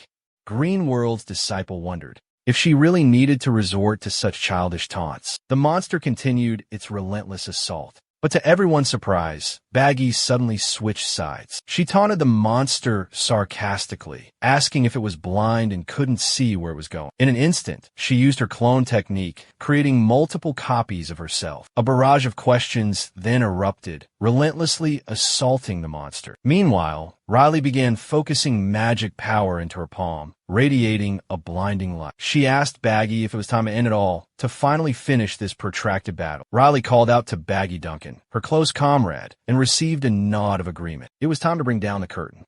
Immediately after, both of them channeled all their magical energy into their fingertips, forming two brilliant orbs of power. They simultaneously unleashed their devastating attacks toward the colossal monster. By the time the monster realized the danger, it was too late to react. Two magical streams, known as magic fire missiles, pierced through its body from both sides, creating a massive explosion. Rebecca casually remarked that it was as easy as pie. She turned to Olympia, telling her to get up.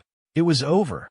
The danger had passed. But Olympia remained curled up on the ground, still in shock. Baggy yelled, announcing that everything was safe, the battle was over. However, Olympia let out a sigh and asked an innocent question. Rebecca Duncan smiled, confirming that yes, it was truly over, advised her to stay calm, even calling her a silly fool. Greenworld observed that Baggy also showed a particular interest in Olympia. Riley wholeheartedly agreed. She stated that, based on her observations, this was Baggy's unique way of showing she cared. One of Green World's disciples suddenly spoke up, remarking that Baggy wasn't as evil as she appeared to be.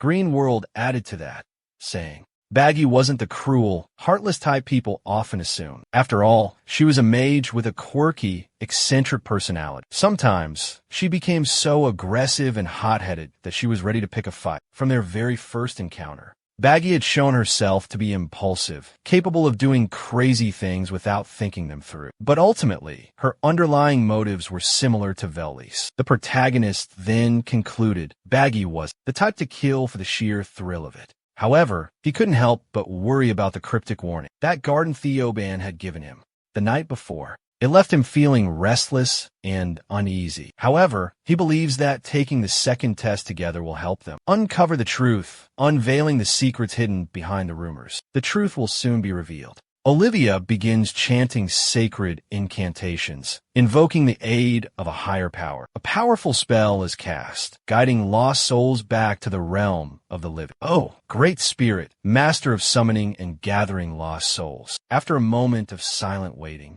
she announces that the ritual is complete. Everything is prepared. Rebecca Duncan, her face filled with curiosity and wonder, asks why they must perform such elaborate and mysterious rituals. Olivia explains that this is a way to show respect, remembrance, and honor to the deceased. Hearing this, Baggy, she said she understood, but persistently pressed for a reason. Remembering the deceased is essential. Olympia enthusiastically explained that, in the ancient magic system, there exists a concept of the great progenitor, who is responsible for guiding the souls of the dead to the afterlife. She continued to ramble on about the topic when the protagonist interrupted and summarized, saying that this was just a basic rule of Basic Action Academy. Riley remarked that this was all ridiculous, mere superstition, and then posed a question that left Olympia flustered and doubtful. She recalled that Olympia had once asserted that tracking magic didn't exist in ancient magic, and Olympia herself had agreed with this viewpoint. Riley pressed further, asking how she managed to pass the first test without using tracking magic, and how did she find the administration office. Rebecca Duncan also seemed curious and added another question. How could someone like Olympia could overcome such a challenging trial? Our protagonist is also eager to uncover the answer to this mystery. The harsh reality is that all Olympia could do was flaunt her superficial knowledge of ancient magic. She awkwardly tries to justify herself, claiming that there was no rule requiring her to find the administrative office on her own. On the contrary, she enlisted the help of a seasoned mage from a guild specializing in tracking and locating. They assisted her in pinpointing the office's location. Olympia reluctantly admits she doesn't enjoy revealing this, but she still proudly proclaims herself a prodigious magical talent. According to Olympia, she possesses a deeper understanding of ancient magic than any other mage, and she believes she deserves a place among the esteemed ranks of the 5 great magic towers. She even suggests the 5 great magic towers should worship and revere her, because, in her eyes, no one can match her brilliance. Yet, she couldn't even locate a simple administrative office by herself. When she pleaded for help, no one offered assistance. Despite this, Olympia stubbornly believes that it's utterly unfair for a genius like her. Once again, she failed the examination due to a lack of knowledge in magical tracking. For this very reason, she sought help from a talented mage who had aced the first test. Green World, witnessing the entire scene, offered a sharp critique. Relying on someone else's abilities during a crucial exam, meant to prove your own competence, is utterly absurd and unfair. Olivia countered the criticism, explaining that she had tried seeking help, but unfortunately, no one offered assistance. Green World firmly stated, they clearly refused to help you, no matter how politely or earnestly you pleaded. They saw you as a fool, a lunatic, and flatly rejected your request, she added. They declared that a fool like you doesn't deserve to take this test if you only rely on borrowing strength from others. The protagonist silently replayed those harsh words, and the more he listened, the more bewildered and perplexed he became about how Olivia could possibly overcome this daunting challenge. Note, assuming Olympia is a typo for Olivia. Just then, she reluctantly admitted to using dark magic to torture him. Olympia calmly explained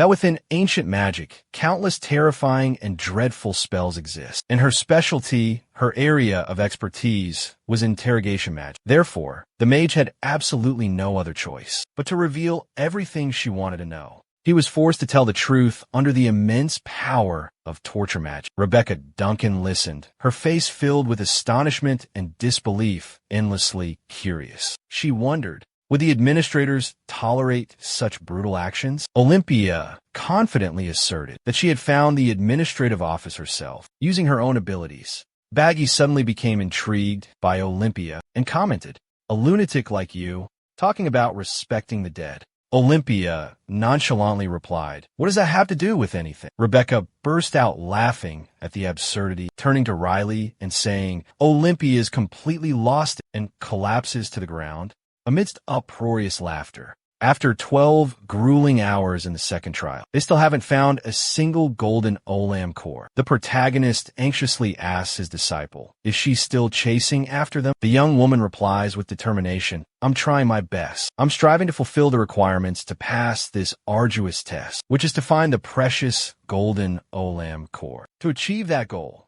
we need to capture a golden golem. However, even if someone is lucky enough to find one, that cunning creature will quickly escape to avoid any traps laid out. Because of their speed and cleverness, after half a day of relentless effort, we still haven't managed to catch a single golden golem." Baggy sighs heavily, lamenting, "Just finding an Olam is already an incredibly difficult challenge." Meanwhile, Jenny is focused on observing her spells when she suddenly announces, "It seems there are 2 Olams nearby, but it looks like they've stopped moving."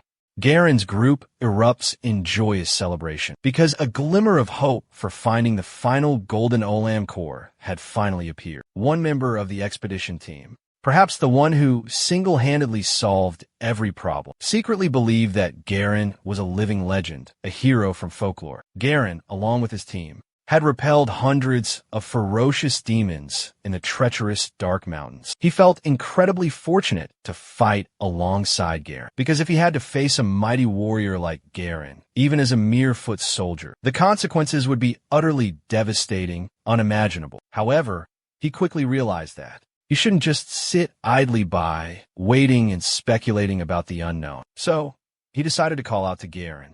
He asked Garen if now, when they had found the precious golden Olam core, they should stop and rest for a moment, because he felt exhausted, drained, after half a day of relentless tracking.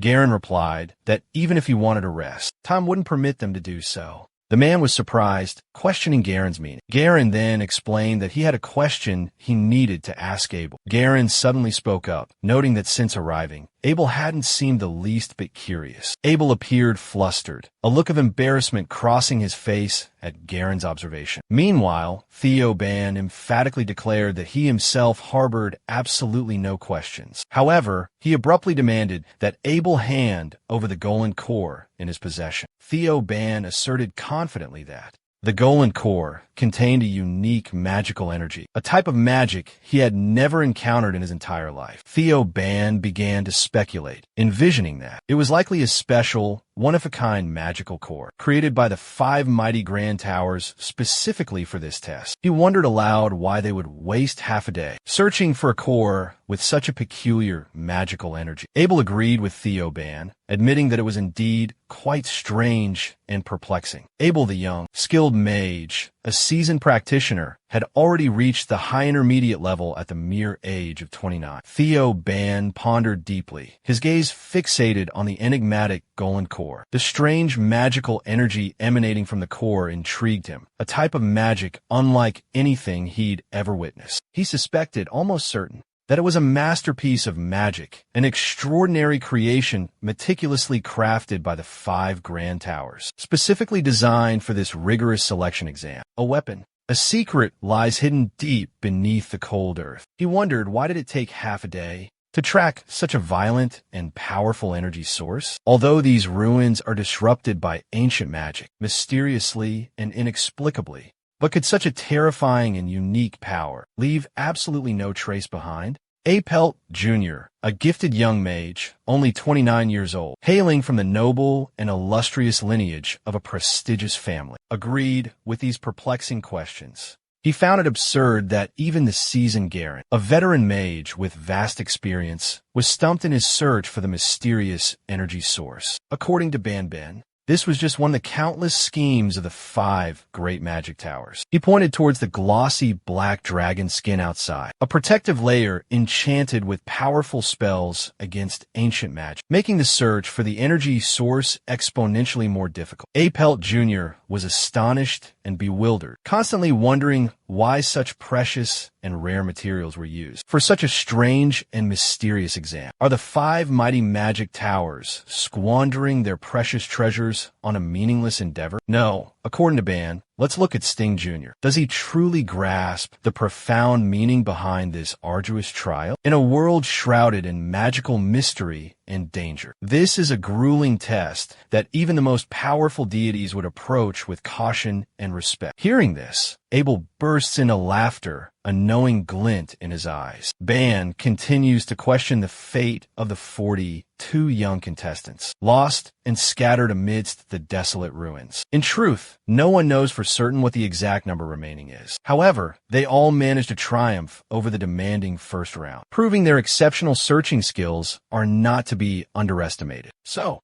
when the legendary Olam core, encased in its impenetrable dragon hide armor, is finally discovered, what will happen next? What event will shatter the current state of affairs? This is a perplexing question that everyone must ponder. Sting Jr. suddenly seems to realize something of vital importance. Astonishment is etched upon his face, as if he's just heard an earth-shattering secret. Ban calmly explains that this crucial test is not simply about finding the powerful Olam core. The mission isn't just about finding Ireland. It's about securing it, controlling it by any means necessary. The first team to reach Ireland will gain a significant advantage in this war. However, doing so will paint a target on their backs, making them prey for the other teams. A brutal, relentless, and endless battle for survival is about to begin. Apel seems to have grasped the deeper machinations behind this deadly game. This is a grand strategy, a meticulously orchestrated conspiracy designed to counter a force established by the 5 great magic towers. How will the participating teams react to this sudden attack? Will they flee in fear and desperation? Or will they bravely fight to their last breath to protect themselves and their teammates? This is a grueling, merciless trial, one that even seasoned, experienced magic masters would approach with caution and trepidation.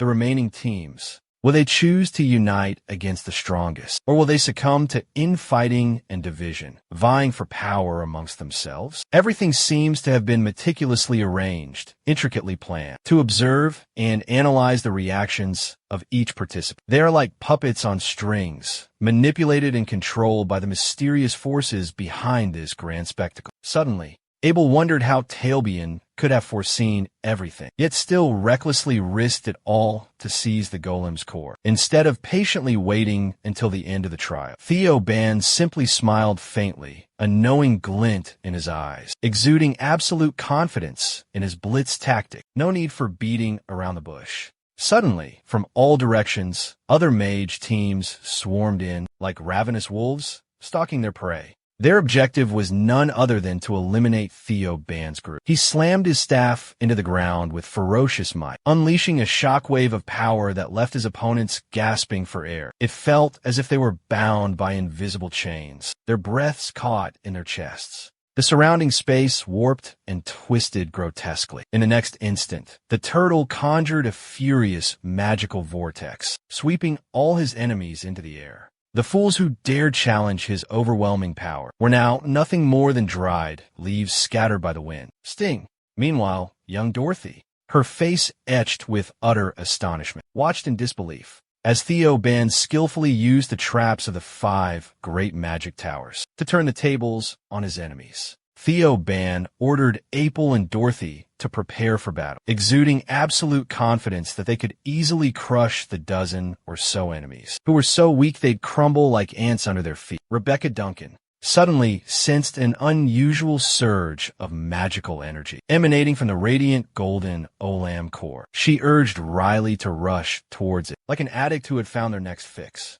However, Riley refused, believing that by then, other teams would have converged at the rendezvous point, and a bloody, brutal battle would be unavoidable. Baggy was anxious, restless as a cat on a hot tin roof, fearing that the Golem core would be snatched by others, costing them their precious chance at ultimate victory. Unlike Baggy, Riley remained calm and composed, as still as a tranquil lake. The suggestion was made, search for another Golem core within this area, because right now, everyone's attention is focused on the first discovered Golem core, the first one that was found. Baggy reluctantly agreed, letting Riley do as he pleased. She was too exhausted to think anymore. Her mind was spent, devoid of energy for further contemplation. Our protagonist makes a deduction. Without extraordinary magical power, strong enough to pierce through this mysterious interference, only 3, maybe 4 examinees at most could possibly find a Golem. Meanwhile, the fate of the others depends entirely on luck. They can only rely on blind luck, searching for a needle in a haystack of interference. Green World exclaimed in astonishment. The organizers of this exam are insane. Unbelievable. They're letting random chance, a completely arbitrary factor, influence the outcome of such a crucial examination. At that very moment,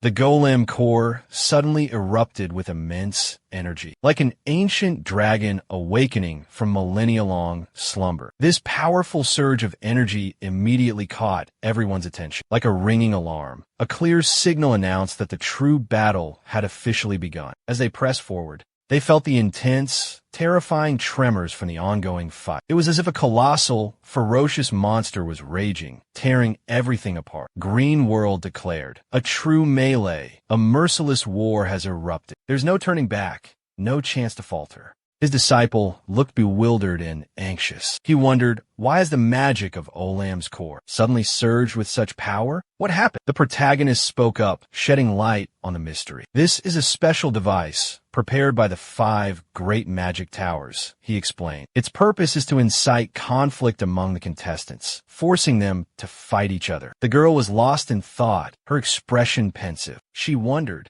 if someone was secretly manipulating things, deliberately amplifying the magic of Olam's core to eliminate rivals and gain an advantage. The protagonist remained silent. He approached her and gently asked, who are you thinking of? Who would be daring enough, crazy enough to do such a thing? The girl hesitated before replying, I don't think anyone would. The protagonist scratched his head, a puzzled look on his face. Rebecca felt a sense of unease, as if an unseen force was targeting her. But she couldn't quite put her finger on the source of this vague anxiety. Rebecca grumbled and complained incessantly, while everyone else was fighting tooth and nail, spilling blood on the brutal battlefield. Yet, her group strolled leisurely, as if enjoying a sightseeing tour, an attitude completely unacceptable in this critical situation. Olympia tried to reassure Rebecca, gently saying they would find Golem soon enough. There was no need to rush or be hasty. Baggy spoke up, curious as to why Olympia chose to pursue ancient magic, a rare and seemingly impractical branch of magic, a mysterious and puzzling choice.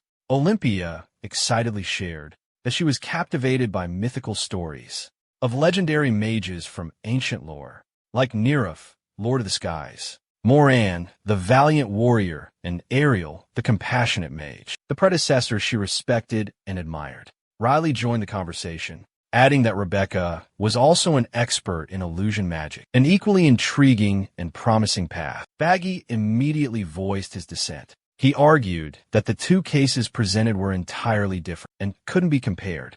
Riley then explained that Olympia's sole focus on researching and practicing ancient magic had made her a deficient and incomplete mage, like a passive pawn on the chessboard of fate. Green World echoed this sentiment, stating that Olympia's excessive indulgence in ancient magic prevented her from mastering essential fundamental spells. This, he claimed, was a critical and unacceptable flaw for any mage. Baggy seemed puzzled and asked why Olympia solely focused on studying ancient magic. Olympia simply replied that she was captivated by childhood fairy tales, finding them magical and enchanting, like a beautiful dream she didn't want to wake from. Baggy disagreed and spoke up, countering that tales of moving mountains and filling seas, of parting the ocean, were nothing but absurd and delusional fantasies, mere foolish jokes of naive dreamers. Olivia adamantly insisted on the truth of her claims. She presented ancient historical records as concrete evidence to support her argument. Baggy immediately challenged Olivia to prove her words. He demanded she use her ancient magic to demonstrate its validity. Olivia retorted that with persistent research and deeper exploration, in the future, they could achieve the seemingly impossible. Baggy expressed concern for Olivia, believing she was wasting her natural talent on far-fetched ideas. He questioned her, asking, besides that bizarre torture magic, did she possess any other practical magic? Olivia was speechless, unable to utter a word. She remained silent, like someone who had just suffered a crushing defeat in a heated debate. Baggy urged Olivia to accept the harsh truth before her. He confessed that he too was once deeply passionate about illusion magic, but now realized its futility and superficiality. Greenworld pondered thoughtfully. He explained that magic is interwoven into the endless, eternal flow of history. It becomes an inseparable part of it, and becomes an immutable law of the vast universe. The era of chaotic warfare had finally drawn to a close, fading into the distant past. Once mighty empires, locked in a struggle for dominance, were united under the rule of the great archmages. Their extraordinary power rivaled that of reborn deities. The emperor, brimming with pride and wielding absolute authority, christened this new kingdom the mighty Chris Empire. This momentous event heralded an era of eternal peace destined to last for eons, ending the bloodshed and sorrow of countless wars. From that historic moment forward, war magic, once the ultimate power, gradually became obsolete and outdated, like a shattered, rusting sword, forgotten and discarded in the dark corners of history. Greenworld continued, adding that the current Chris Empire was dedicating all its efforts and resources to the study of magic and technology, with the noble goal of improving the lives of all its citizens, transforming the seemingly impossible into reality, achieving extraordinary feats. Destructive magic, with its terrifying power, once useful in war, proved unsuitable for exploring treacherous and mysterious dungeons, because using destructive magic could lead to complete collapse, burying forever all the secrets and priceless treasures hidden within the ancient ruins. To ensure absolute safety and optimal efficiency in exploration, magic evolved in an entirely new direction. The focus shifted to increasing casting speed and achieving perfect accuracy. From this turning point, the modern magic system was officially born. This was considered a monumental step, a spectacular revolution in the history of magic. Destructive magic, with its terrifying power, gradually faded into oblivion, becoming an ancient, outdated form of magic. That mystical power of ancient times was only passed down through myths and legends of old. As the mighty empire gradually stabilized and prospered, some embarked on a journey to seek and study the mysteries of ancient magic. They were like passionate archaeologists, tirelessly searching for traces of a glorious civilization long lost. However, the vast expanse of time caused the legends to morph into fantastical myths, and then into fictional fairy tales. In the end, all that remained was a faint, distant illusion, like a fleeting dream, unreal. Greenworld exclaimed with bitterness, his voice laced with disappointment.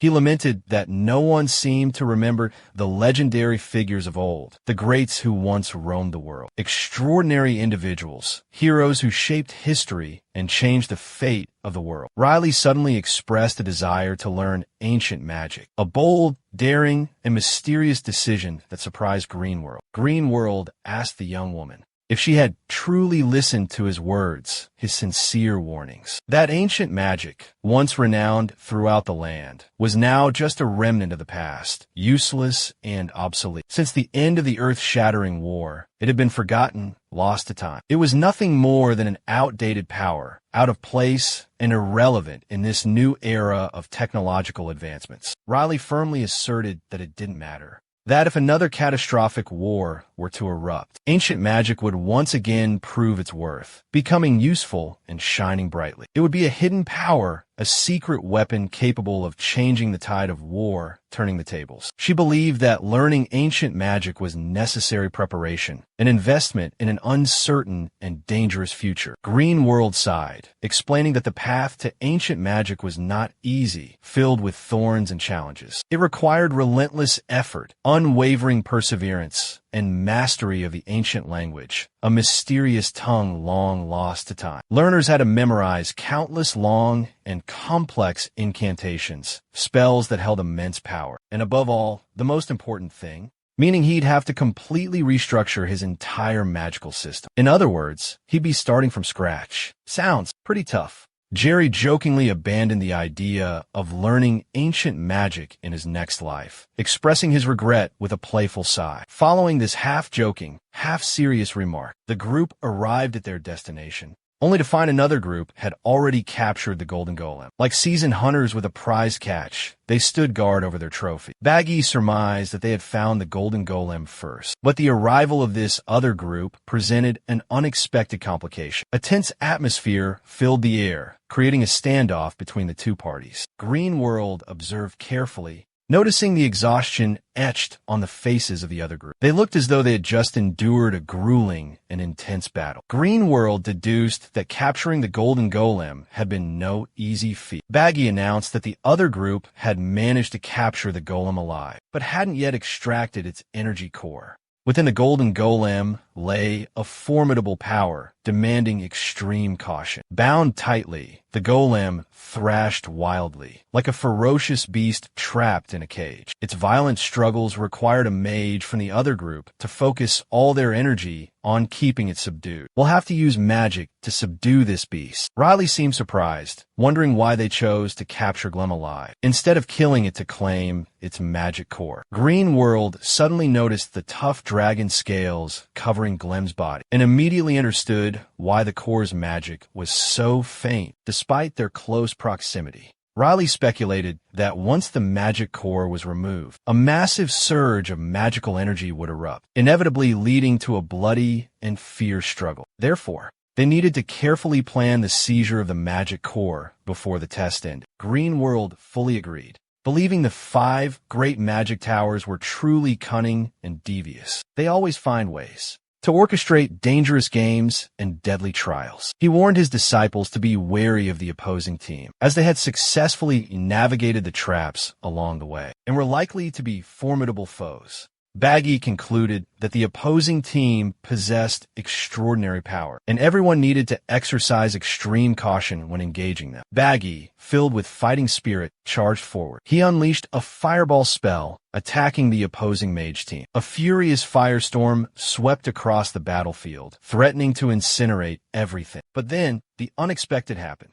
The lead mage on the other team suddenly dropped to his knees, surrendering. This baffling action stunned everyone present, leaving them speechless. It was as if they had just witnessed something extraordinary, a true miracle. Baggy stopped short, suspicious, asking if he was joking. The other 2 mages called him guild leader. They seemed utterly bewildered and confused by his bizarre behavior. The guild leader panicked, immediately yelling at the other 2 mages to be silent and kneel, or face death. A sudden silence fell over the area. Everyone held their breath. No one could understand what was happening. Green World was just as confused as everyone else. It felt like they had stumbled into a bizarre, mysterious labyrinth. Rebecca couldn't hide her astonishment either. She wondered why they surrendered so easily without any resistance. The whole situation was so perplexing and mysterious that even Riley couldn't make sense of it. Olympia suddenly surmised that perhaps her formidable reputation in the magical world had struck terror into these people. Their leader trembled as he begged for mercy, uttering Olympia's name as if pleading to a divine savior. In their utter desperation, they declared they would immediately surrender Golem to escape a terrible punishment. Olympia feigned a bashful hesitation and then explained that this very golem had helped her overcome the first trial. Everyone suddenly recalled the previous event and gradually understood why these people had surrendered so readily. Riley gently lifted Golem, remarking that it looked just like an adorable puppy. Green World, however, thought Golem resembled a hairless SBHYNX cat. Baggy curiously approached and expressed a desire to pet Golem, finding it incredibly cute. But the moment she touched Golem, it unexpectedly chomped down on her hand, causing her significant pain, causing Baggy to scream in terror. Valley quickly checks if she's injured. Baggy replies that she's fine. A little sore perhaps, but putting on a brave face. A Green World disciple remarks that this group of 5 is quite the chaotic bunch, like a traveling circus. But at least they reached the Golden Vol limb without lifting a finger. A stroke of luck, truly unexpected. A rare piece of good fortune. Green World comments that avoiding unnecessary battles is a wise strategy. Meanwhile, Baggy seems dissatisfied, clearly yearning for a real fight.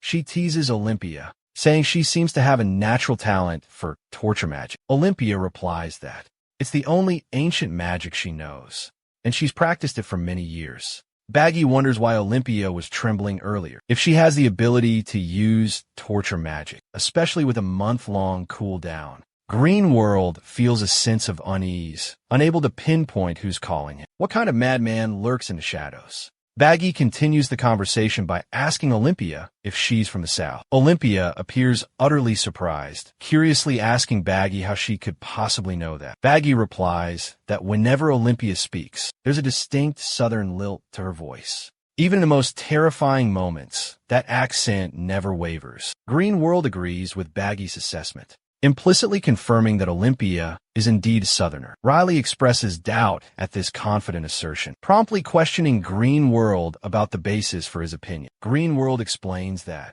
this is knowledge he's accumulated over thousands of years of existence. Riley strongly retorts, arguing that it's a regional stereotype, completely baseless. Green World counters with a question, asking since when she became so concerned with morality. Baggy suddenly speaks up, dropping a bombshell. She's also from the south. Olympia anxiously asks, rapid-firing questions, wondering if the south is a breeding ground for lunatics. 20 hours had passed in a blur, and only 4 hours remained before the grueling test would finally conclude. A palpable tension filled the air, weighing heavily on Riley's spirits. Riley used her magic, probing the surroundings. She found no indication of any other examinees approaching. Exhausted, she let out a long yawn. What a long and tiring day, Riley sighed. Green World empathized with Riley's fatigue, but encouraged her to persevere just a little longer. The final goal was within reach. This tedious test, Green World thought to himself, is finally almost over.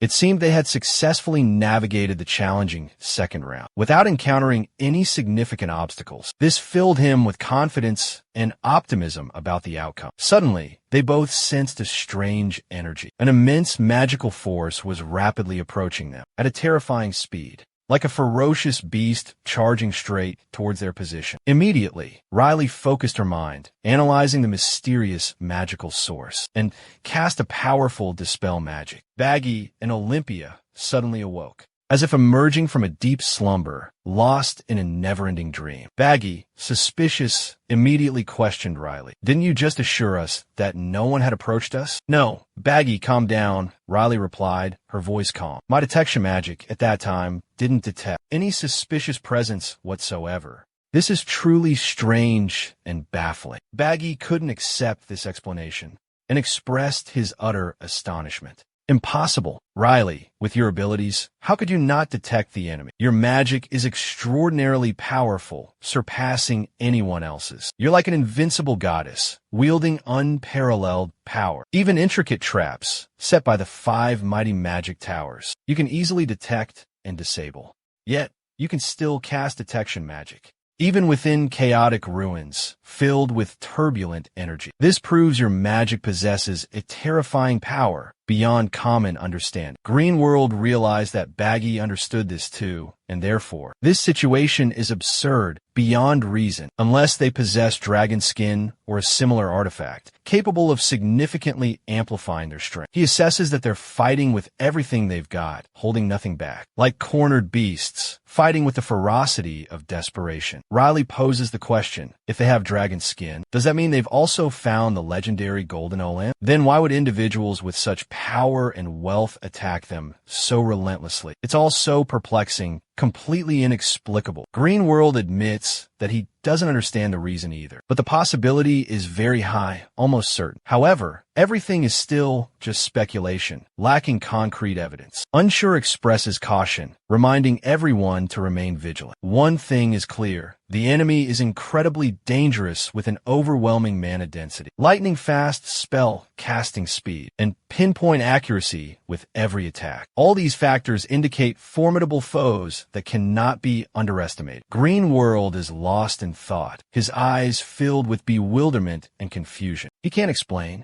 why such abnormally powerful beings would attack them so savagely. They charge in like frenzied wild beasts, bloodthirsty and irrational, daring to encroach upon their own territory. However, their undeniable danger is impossible to ignore. The terrifying density of their magical power cannot be underestimated. Their spellcasting speed and astonishing accuracy surpass even the prodigious Jenny's abilities. They are like seasoned masters, having reached the pinnacle of arcane arts, creating a gap in power that seems almost insurmountable. Riley turns, anxiously asking Green World, "Do you sense that familiar magical presence? Like an unerasable mark etched into our memories." Green World nods in confirmation, a terrifying hypothesis forming, a grim truth neither of them dares to believe. It's like a terrifying nightmare drawing ever closer. As the two sides approach each other, both prepare for an inevitable confrontation. Immense magical power gathers in their hands, like sharpened blades poised to be unsheathed. Green World surmises this is a probing action, a prelude to the impending Cold War, aimed at assessing each other's strength through magical power. A perilous game, a deadly dance for only the most daring, for souls brave enough to confront their destiny. Mana, a mystical energy source, is like a symphony of countless instruments, each spell creating a unique and inimitable mana wave, impossible to replicate. They intertwine, composing an enigmatic and mesmerizing symphony. The mana of a mage who pursues speed and agility flows like a torrential waterfall, relentless and untamed. The mana of a mage who craves absolute power erupts violently, fierce as a raging hurricane. The mana of a mage who seeks perfect precision and control moves with the disciplined order of an elite army. Meanwhile, the mana of a destructive mage, a harbinger of death, seethes and churns with terrifying destructive intent, like a volcano erupting. By sensing mana, they can anticipate their opponent's next move, assess each other's strengths and weaknesses, and strategize for the impending life-or-death confrontation. Like pieces on a fateful chessboard, every move is a matter of survival. The hooded mage speaks, breaking the silence. It's been a while. A seemingly simple greeting, yet laden with unspoken meaning, thickens the air with tension. Riley replies, surprise lacing his voice, "I never expected to run into you under these circumstances." Astonishment and confusion were etched across his face at the unexpected turn of events. A familiar voice echoed, carrying a magical resonance so familiar it was seared into his memory. Like a sudden chill wind, it pierced him to the core. Green World froze, lost in thought, wondering why it was him. Giron appeared, accompanied by Pan, his sworn enemy, with whom he had an irreconcilable feud. "It's a shame that things," Green World lamented, regret heavy in his voice, "have come to this." Utter disappointment was evident on his face. Riley immediately spoke up, challenging Giron. "You're here to steal the Glemcore, aren't you?" "No," Giron replied curtly. His answer was definitive, yet it hinted at a hidden agenda, a truth he concealed. Undeterred, Riley pressed further. "Then what is your true purpose here?" Giron slowly revealed. "This selection exam has attracted many mages, each with their own ulterior motives." He continued, his voice dripping with disdain. "Some fools see this as a legitimate battlefield." Finally, he dropped the pretense and declared his true objective. "I'm here to eliminate Rebecca." Joan coldly declared he harbored a deep-seated grudge, an irreconcilable hatred for Rebecca, and if she were left to act freely, the magical world would suffer an unimaginable catastrophe. Riley suddenly recalled Lavinia's warning that if one team member were eliminated from the game, the entire team would share the same fate. She realized that if Giron defeated Baggy, she too would be eliminated, trapped in an inescapable vicious cycle. Giron spoke once more. That is precisely why I pity your current predicament. Rebecca resolutely declared that she would face Drayon herself, as there were still unresolved grievances between them. Green World hastily warned Riley that they were no match for Drayon. The difference in fighting styles put them at a severe disadvantage against his power. Riley decided to utilize her missile magic, adjusting their speed and trajectory, transforming them into her primary offensive weapons. Baggy fully utilizes her dispelling magic, targeting her opponent's weaknesses. Meanwhile, Garen's magic is entirely defensive, creating an impenetrable wall. He hides behind this solid defense, leaving no openings for his opponent to exploit. He's the most formidable obstacle, a truly challenging adversary they must overcome. Riley realizes Baggy will face immense difficulty in this confrontation. Her face is etched with worry for her teammate. Baggy responds, acknowledging Garen as a seasoned mage, a master of magic. But she asserts that she only battles worthy opponents, those who are her equals. A proud confidence radiates from her demeanor. She excitedly declares that Garen is the ideal opponent she's been searching for, and therefore, she won't back down, but will give this battle her all. Garen warns Dorothy, and able to be cautious and on high alert, because the mage they're about to face is no ordinary, easily defeated foe. Dorothy believes they shouldn't concern themselves with someone who relies on ancient, outdated magic. As for Riley, she remarks that while Garen possesses a rather handsome and charming appearance, upon closer inspection, a strange curiosity washes over her, and she asks Garen to wait a moment. She wonders if her eyes are deceiving her, if Riley is actually just a mediocre mage with limited abilities, a low-level mage. Garen confirms Kelly's assessment, stating that Riley is indeed a low-level mage. Dorothy sneers, mocking Bali, calling him reckless and arrogant for daring to participate in this prestigious exam. Garen intervenes, saying that Dorothy shouldn't. Judging someone's abilities solely on their rank is so short-sighted. Dorothy's eyes widened in surprise at the statement. She firmly asserted, Jerry hasn't even reached intermediate level yet. His skills are still underdeveloped. What an absurd assessment. Garen commanded April, ensure Dorothy's safety. Dorothy declared confidently, we only need to defeat those two. Garen cautioned her, don't underestimate your opponents. Stay vigilant. Dorothy stomped her foot on the ground, summoning a colossal shadow that lunged towards Jerry and Green World. It moved like a ravenous beast, hungry to devour everything in its path. Green World recognized the power. This is the darkness attribute. Dark transformation magic, he exclaimed. Separate them, so Garen and Rebecca can face each other one-on-one. Green World quickly strategized. Baggy spoke up. It's an honor to face Garen.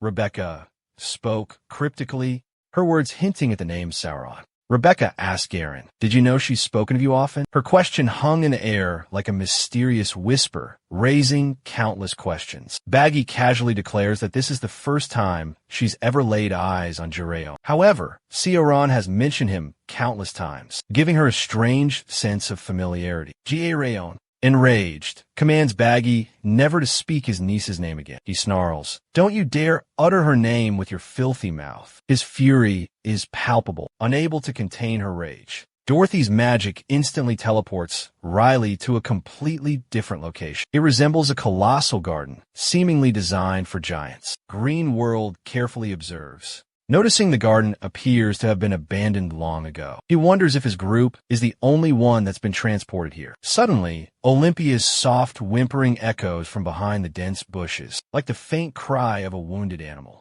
Shortly after, Yellow Olam appears. Riley exclaims, Bay is here too. Green World gravely explains that he must protect Olympia at all costs, because losing Yellow Olam would have catastrophic consequences. He ponders why they were brought to this place. The magic used was Shadow Swap, he muses, a powerful magic capable of instantly teleporting its target to another location. However, this teleportation magic has some critical weaknesses. The most significant limitation is that casting it requires an immense amount of mana, practically draining the user's energy. They certainly wouldn't risk using this type of magic just to scatter our formation. There must be a deeper reason, some hidden motive behind this action. It's highly likely that this location possesses some unusual properties, granting them a certain tactical advantage. Riley spoke up, offering a sharp observation. The dense foliage here has completely obscured our vision. Even mana detection magic can't penetrate this natural barrier. Green World agreed. Exactly, Riley. However, in precarious situations like this, we must consider all possibilities, all special circumstances, especially when our opponents are seasoned mages. Those versed in magic like them surely have their own schemes. There must be a good reason why they chose this hidden location, even at the cost of losing their vision advantage. Dorothy was frustrated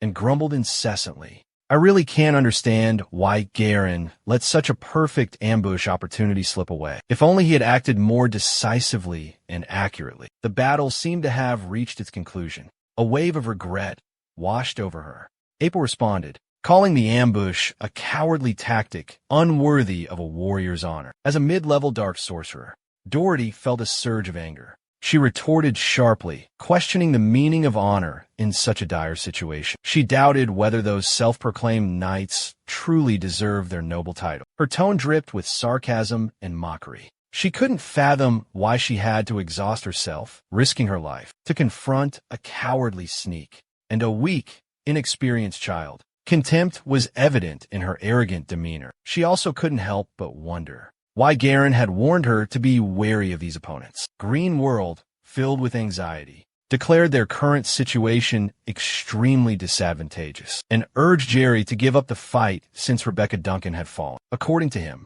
Garen had engaged in a fierce battle with Rebecca, even with Baggy's extraordinary abilities. Facing a seasoned, high-level mage alone was an impossible task, almost beyond comprehension. Riley knew he had to find a way past these two powerful mages and reach Baggy before time ran out. Otherwise, Baggy would surely fall, and the entire group would face a crushing defeat in this crucial exam. Riley pondered, could this impossible mission be accomplished? Was there even a glimmer of hope? Doubt gnawed at him, filling his mind. Green World, with his vast experience, assessed the chances of success as incredibly slim. Like a single hair hanging precariously, ready to snap at any moment. Two formidable mages blocked the path ahead, exuding the aura of seasoned veterans, hardened by countless battles. Dorothy spoke, her voice firm. They had no desire to engage in a pointless, energy-draining fight. But if Jenny persisted in her provocation, they would fight to their last breath to defend their ideals. The warning hung in the air, potent and resolute. April, without hesitation, unleashed his latent magical power, transforming the surrounding trees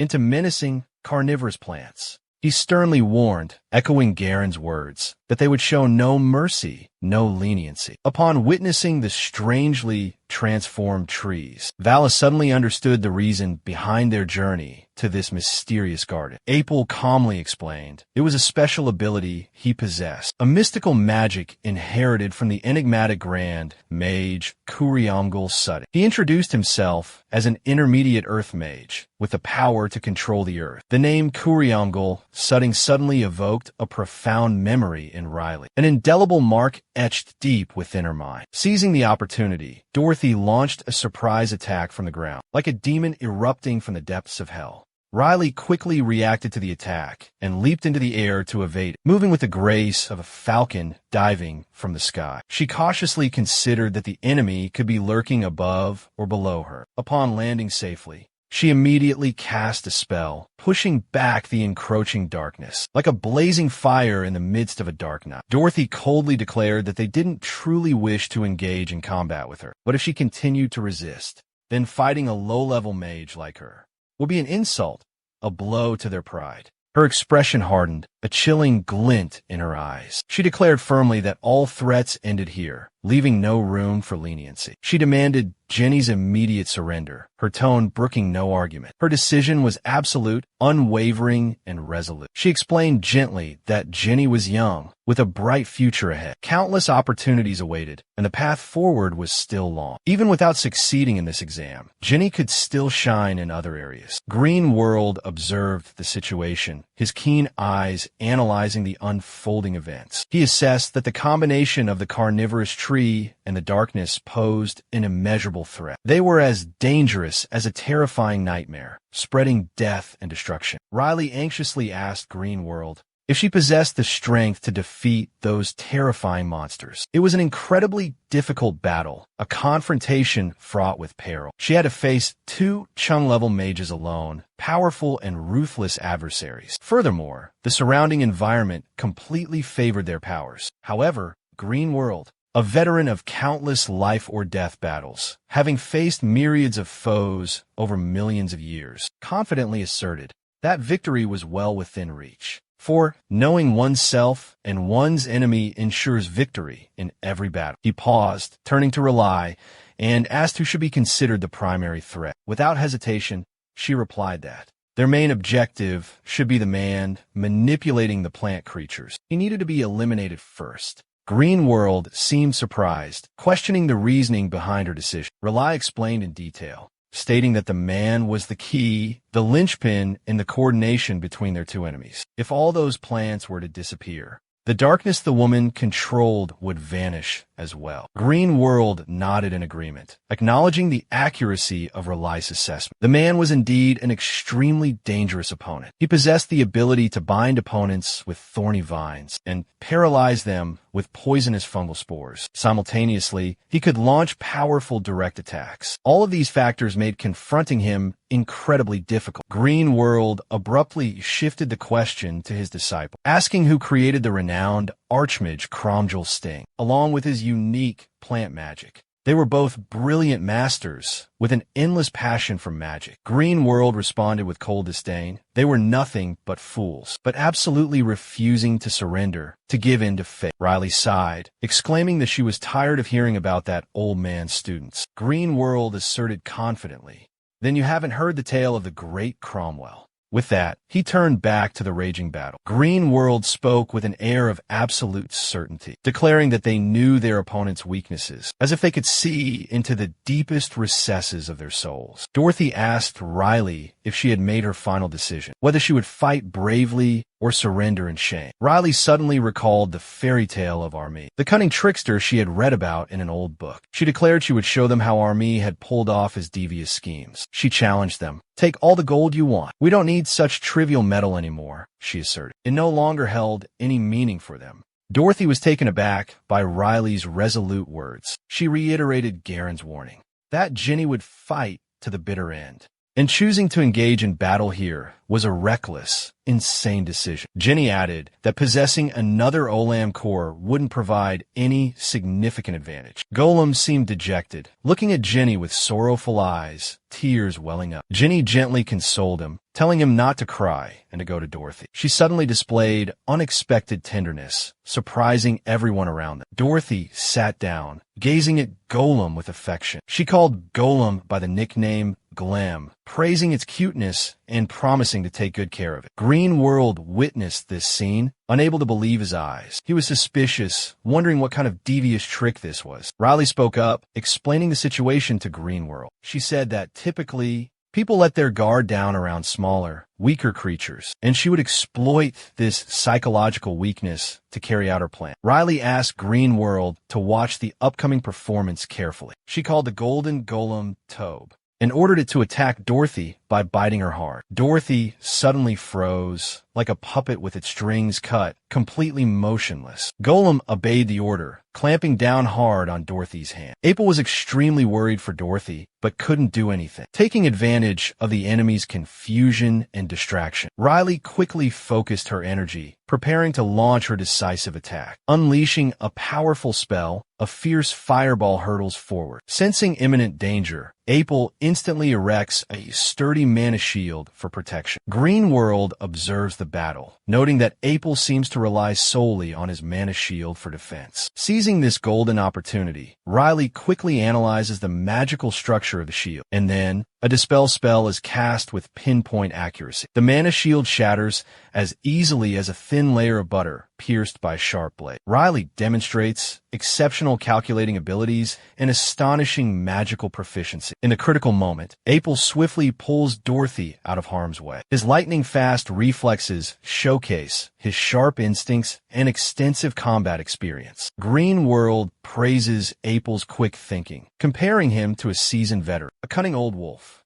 on the brutal battlefield. Rebecca and Garen face each other, an inevitable clash between two powerful forces, a confrontation predestined. Garen threatens Rebecca, forbidding her from mentioning his niece's name. The atmosphere thickens, filled with hatred and resentment. Rebecca retorts with sharp words, exposing the cruelty in Garen's speech. She questions whether she is considered tainted, simply for bearing the title of Madwoman. Rebecca firmly refuses to accept Garen's insults and his contemptuous attitude. Rebecca vehemently insists that she avenge Saffron 2 years prior. Rebecca recalls the horrific events of that entrance exam. Rewinding 2 years. Poor Saffron was relentlessly pursued by a colossal Olam, desperately pleading for help. Yet the others stood idly by, apathetic and cold, watching with ruthless indifference. They mocked Saffron as she neared death. After that tragedy, Rebecca nearly lost her mind. She frantically explains to Garen that she avenged Saffron because those people heartlessly left her to die a wrongful death. Garen fiercely retorts that it wasn't righteous vengeance, but a cowardly justification for savage murder, masked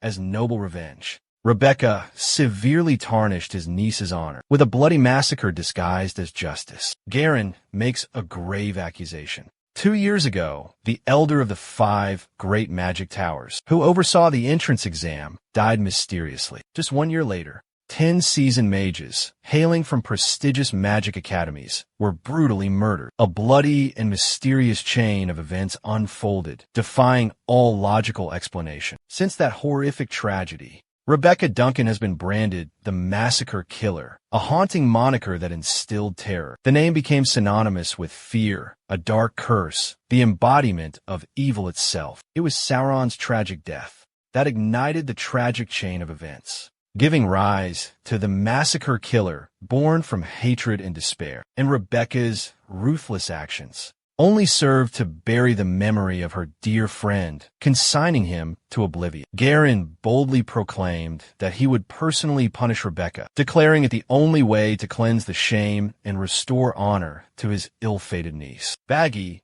filled with rage, fiercely challenged Garen. How could he utter the word honor with such audacity when his own niece had been unjustly killed? While he was preoccupied with frivolous, distant matters, Garen placed a hand on his forehead, his expression a mixture of confusion and bewilderment, as if grappling with an unsolvable riddle, a mystery without an answer. Rebecca spoke coldly, reminding Garen that a true mage. Rebecca displays her extraordinary magical abilities. She brazenly provokes Garen and asks if those were the words he often taught Sharon during her training. Garen takes a deep breath, trying to control his anger. Magical energy radiates from him like a volcano on the verge of eruption. He warns Rebecca, his voice as cold as ice, that this is her final warning. If Rebecca dares to mention his granddaughter's name again, she will face his terrible wrath. Rebecca remains silent, but her eyes are filled with determination. She affirms that Sharon is her dearest friend, and also Garen's only granddaughter. Sharon, also known as Scheherazade Theophan, boldly challenges Garen. Garen's fists clench so tightly that they draw blood. He uses his wind attribute, unleashing a terrifying storm spell. The raging storm destroys everything around it, its destructive power terrifying. Garen believes he has finished off Rebecca, but he soon realizes it was only a clone. A shocking truth. Garen, enraged, clutched his head in his hands. He realized he'd been completely fooled by Rebecca's illusionary double. He felt like a fool, played and manipulated. He immediately summoned his wind magic, attempting to track Rebecca's true location with a swirling gust. And then he spotted her lurking behind him, a sharp dagger clutched in her hand. Garen tried to react, but it was too late. Baggy had already enchanted the blade and swiftly slashed at Garen's neck. Time seemed to freeze, to slow down for Garen. The world around him spun, a dizzying sensation washing over him. This feeling, it was familiar, exactly like what he had experienced hundreds of times on the brutal battlefield. Right before the moment of death, before his life slipped away, suddenly he jolted awake, as if emerging from a terrifying nightmare. Rebecca approached, a knowing look on her face. She asked, her voice dripping with sarcasm, "Why are you slower than Riley?" "Slower to break free from the illusion," she remarked. Riley snapped out of it immediately. "Well, it took you a whole 2 precious seconds." She scoffed. "Did you just see a ghost, old man?" Garen, stunned, replayed the recent events in his mind. He realized he'd fallen for a cheap trick, a clumsy charade. The harsh truth dawned on him. Rebecca retorted with a sardonic tone, "It's as pathetic as your little act. But at least I didn't start a senseless war like you did." She asserted firmly, "You're the one who created this battlefield, and you deliberately lured me out here." She concluded decisively, "You intentionally leaked the magical power of Glenn's core." Garen, irritated and bitter, admitted it. He growled, "There's no mage more aggressive and reckless than her." Rebecca sighed, saying she was actually about to leave, but Veli stopped her. Garen raised his staff high, declaring, "Since she refuses to come, then I will personally hunt down Rebecca Duncan, the madwoman who committed genocide." Rebecca was silent for a moment. Then she clapped her hands, a sinister look spreading across her face. Her wicked smile was filled with mockery and contempt. She praised him, her voice laced with awe. "Truly impressive. You fought your way through everyone in this war," she continued, "just to stand before me. But I'm afraid the lives you've taken number in the dozens. And yet you dare call me a butcher, a perpetrator of genocide?" Rebecca retorted, her tone dripping with sarcasm. Garen gritted his teeth, rage boiling within him. He growled, demanding to know if she had seen her own tragic end. Suddenly, a terrifying surge of magical energy erupted from him, engulfing the surrounding space. Simultaneously, Garen answered Rebecca, his eyes blazing with hatred and a venomous oath on his lips. He declared that he had seen the end of her life, a painful and despairing demise. And now, he would show Rebecca that very end. With a declaration of war, resolute and merciless, Rebecca calmly replied, recounting her mother's words with a hint of playful jest. "My mother used to say, for every 10 apothecaries who climb the mountain for herbs, 9 will perish. They fall into ravines, searching for rare ingredients. Swordsmen die by the sharp blades of their opponents. Alchemists perish in accidents while concocting potions. And the immortals and mages, they all face death. Amidst the perilous path, fraught with danger, the formidable mage, Beiji, dared to challenge the mighty Garen. Show me what you've witnessed," Beiji declared, her voice laced with defiance. A memory surfaced in her mind, a woman's words from long ago. The woman had placed her hopes in Beiji, dreaming of a fulfilling end for her, befitting a talented mage. Beiji thought to herself, 27 years dedicated to magic couldn't have been in vain. She would patiently wait for the opportune moment. And then, Beiji decisively raised her hand, drawing in a surge of magical energy, only to obliterate it in a flash. Garen realized it was just another one of Beiji's illusions. Riley, with an arrogant sneer, called April and Dorothy pathetic losers. His condescending confidence infuriated Dorothy. Dorothy furiously asked Riley if he was finished, unleashing a torrent of insults. Her venomous words stung Riley deeply. Greenworld noticed Dorothy's intense reaction, even more fierce than Beiji's earlier. Riley remarked that Dorothy had fallen for his provocation. Essentially, Dorothy had called Riley an insignificant brat, a nobody, and vehemently insists that it was only because she launched a surprise attack. A sneak attack she arrogantly assumed would be effortless. Dorothy flies into a rage, vowing to crush Riley and unleash her dark powers, terrifying shadow magic, to inflict a cruel curse upon her enemy. Green contemplates, observing. Calmness and composure are the most fundamental qualities of a true mage. Magic fueled by impulsive, fleeting emotions only makes the trajectory of an attack predictable, allowing Riley to easily evade it. April urges Dorothy to calm down and control her anger, but she stubbornly continues to hurl insults and abuse at Riley. This loss of control is truly dangerous. Green believes this battle is as good as won. April and Dorothy launch a relentless barrage of attacks, but Riley effortlessly dodges them all. Like a cat toying with insignificant mice, the two mages begin to bicker, loudly blaming each other. Like a comedic skit, a laughable farce, Greenworld offers a sharp observation. Although he commends April for inheriting Cromwell's magic, a source of incredible power, he also criticizes April for for making no progress in developing plant magic over the past 3 centuries. April has shown no progress whatsoever in advancing his plant magic. Green World asserts that, at this stagnant rate, victory will forever remain out of reach. The ash-haired girl's magical reserves are nearly depleted, a consequence of repeatedly casting the highly draining shadow teleportation spell. Her wounds continue to bleed, refusing to clot. Both physically and mentally, she's on the verge of collapse. Furthermore, the shadow tree, her source of power, is weakening, its movements sluggish. Vala's sole concern now is the youngest descendant of Sting, a lurking threat. But if the situation continues to deteriorate, victory will fall into enemy hands. Green World warns they're teetering on the precipice of disaster, for time is running out. Even if they manage to defeat the 2 enemies before them, if they cannot save Baggy before she perishes, defeat will still be their bitter fate.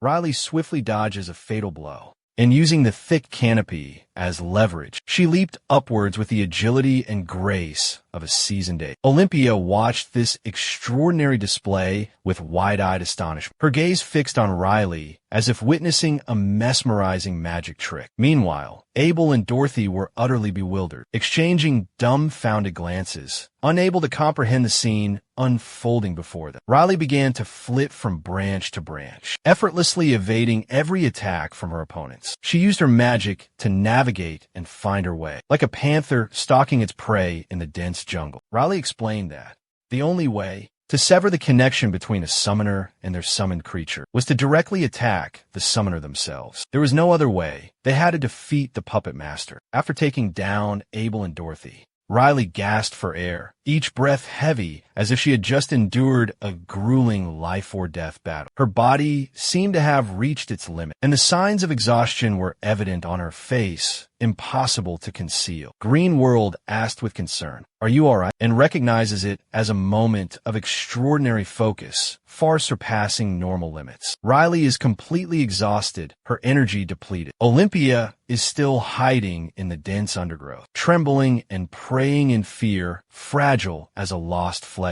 Green World realizes Olympia is unharmed and wonders how she defended herself during the fierce battle, because she only suffered minor, insignificant injuries. As the group continues their journey, Riley hears Olam's agonizing cries. She realizes it's writhing in excruciating pain, like a creature being brutally tortured. Its suffering is beyond endurance, indescribable. Green World discovers a wound from a branch piercing through Olam's body, and concludes that Olam was savagely attacked by the forest vegetation. In silence, Riley kneels beside Toby, gently removes its core, and soothes its pain with the tenderness of a mother comforting her child. She carefully places the core in her pocket and declares it's now Baggy's turn to be helped, because they still have time. With Garen looming over them, a dire situation hanging by a thread, Riley declares that she has used her magic to track Baggy, and if they act quickly enough, they can still reach her in time.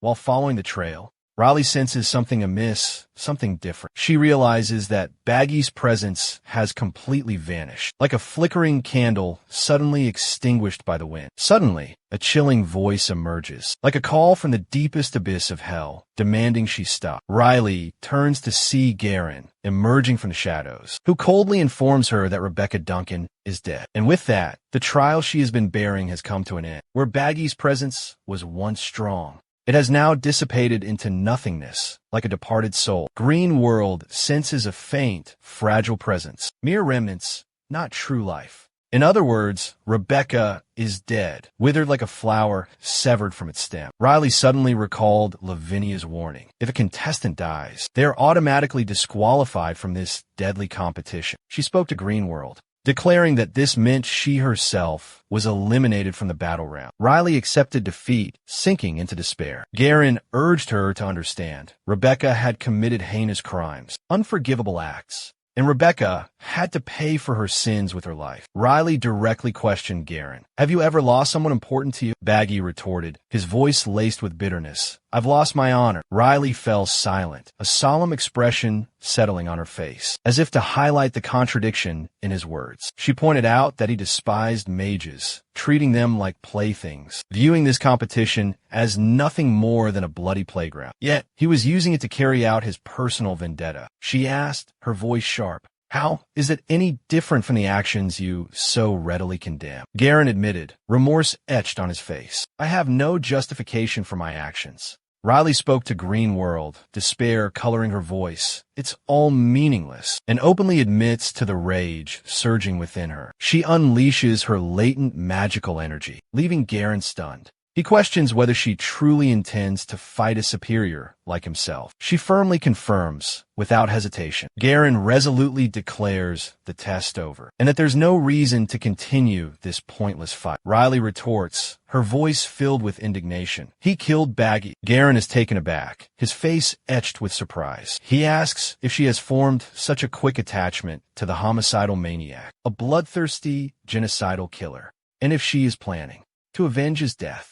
Riley firmly denies that this is simply revenge. Baggy's death means her disqualification from the selection process. Her fury stems from him wasting a precious year of her life. She gathers all her magical energy, preparing to cast a spell called Magic Missile. Garen sighs, shaking his head at her stubborn and defiant nature, like a demon disguised as a beautiful angel. And he had to admit her power was not to be underestimated. The clearest proof was how easily she had decimated 2 of his elite squads. His entire army could sense it. He had no other choice but to personally step in and face her seriously. Riley, swift as lightning, lunged at Garen. She unleashed a powerful punch, imbued with dark magic. But Garen effortlessly neutralized the attack with an impenetrable magical shield. Riley pressed her attack, firing a volley of 5 magic orbs. Simultaneously, she propelled herself backward with a burst of energy, creating a safe distance. Garen realized she was fully aware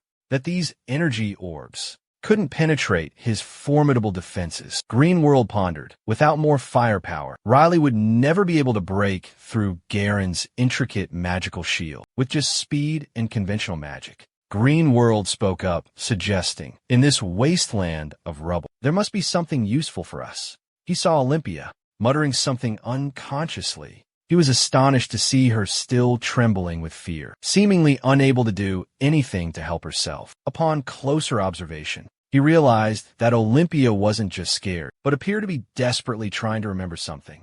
Green World contacted Riley, asserting that the key move, the one that would decide their fate, was right before their eyes. Riley appeared skeptical and doubtful, asking if Green World was referring to some kind of ancient magic. Green World commented that if the situation continued like this, the trial would soon come to an end. Green World advised Riley not to waste energy in vain, but to accept the impending outcome. Green World suggested that they needed to buy time until Olympia was ready to act. Riley replied that she understood Green World's meaning and confides in Garen that she needs more time to consider surrendering. Green willingly grants her the time to think it over. Riley, exhausted, hastily casts a spell to accelerate her thoughts. Her mind races, working at breakneck speed, like a machine operating at full capacity. Green World senses the flow of time slowing down, and they understand the need to quickly perform the ancient magic ritual. He approaches Olympia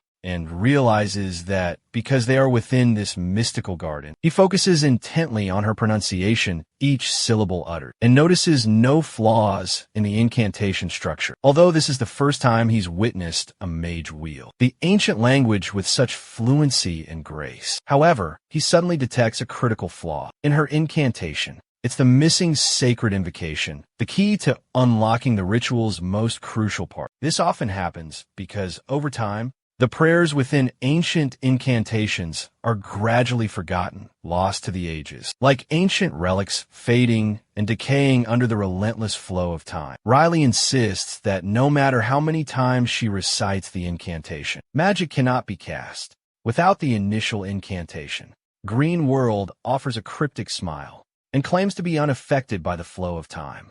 Green World then poses a question. Were you the one who created that sacred prayer? Thousands of years ago, the old man uses telepathy to communicate with Riley. Riley immediately calls Olympia, instructing the young woman to continuously chant the incantation and listen very carefully. Meanwhile, Riley explains that the current incantation is missing a crucial verse. She offers to teach Olympia the missing verse, but on the condition that Olympia doesn't pry into its origins, for it's a secret that only she possesses. An incredibly perplexing secret. Riley asks Olympia, "Are you willing to try?" Green World adds that Olympia has nodded in agreement. The young girl displays remarkable courage and determination. Riley confidently declares, "Let's defeat Garen together." Garen observed the situation, confusion etched on his face. He muttered to himself, wondering if the little girl was about to, but before he could finish his thought, Riley continued reciting the unfinished verses to Olympia, like passing a flame from one torch to another. Like a flame passed from one torch to another, knowledge was shared. Olympia listened intently, her eyes wide with wonder. Then, she began to recite the verses herself, her voice filled with excitement and enthusiasm. Suddenly, Garen understood. It seems the little girl has no intention of surrendering, he realized. Without warning, debris began to fall, striking Garen's magical shield. "What are you doing?" he exclaimed to Riley in alarm, sensing the intense tremors around them caused by the magical resonance. Riley calmly replied, "I don't know. Ask Olympia." Garen realized Olympia was from the renowned Break Sea and Magic Academy. Could she be attempting some kind of ancient magic? He wondered. How could she possibly know this magic? A spell lost for 7 generations. That doesn't matter, Riley stated calmly. You need to stop this incantation immediately, or you'll die. Garen began to summon power from the wind swirling around his shield, and questioned if this was all part of her elaborate plan for revenge. Meanwhile, he realized that Riley's personality was truly complex and enigmatic. She agreed with that astute observation. As Garen conjured the wind magic, Bali immediately countered with a powerful dispel, completely neutralizing the attack. She became an unyielding wall, shielding her allies from harm, while defending against Garen's relentless assault. Bali continued to channel incantations towards Olympia. The immense effort left her drained, weakening like a flickering candle in the wind. With a final, desperate push, Olympia persevered in reciting the incantations. The magic circle gradually expanded, spreading outwards. It bloomed brilliantly, like a flower, showcasing its beauty in the night. Green World realized that Olympia was no longer a fool blindly chasing illusions, but had truly unlocked her potential. Wielding the impressive power of the ancient magic system, along with long-forgotten magical secrets, Olympia solemnly raised her powerful staff high, murmuring incantations, chanting the ancient spells she yearned to unleash. Both Riley and Gian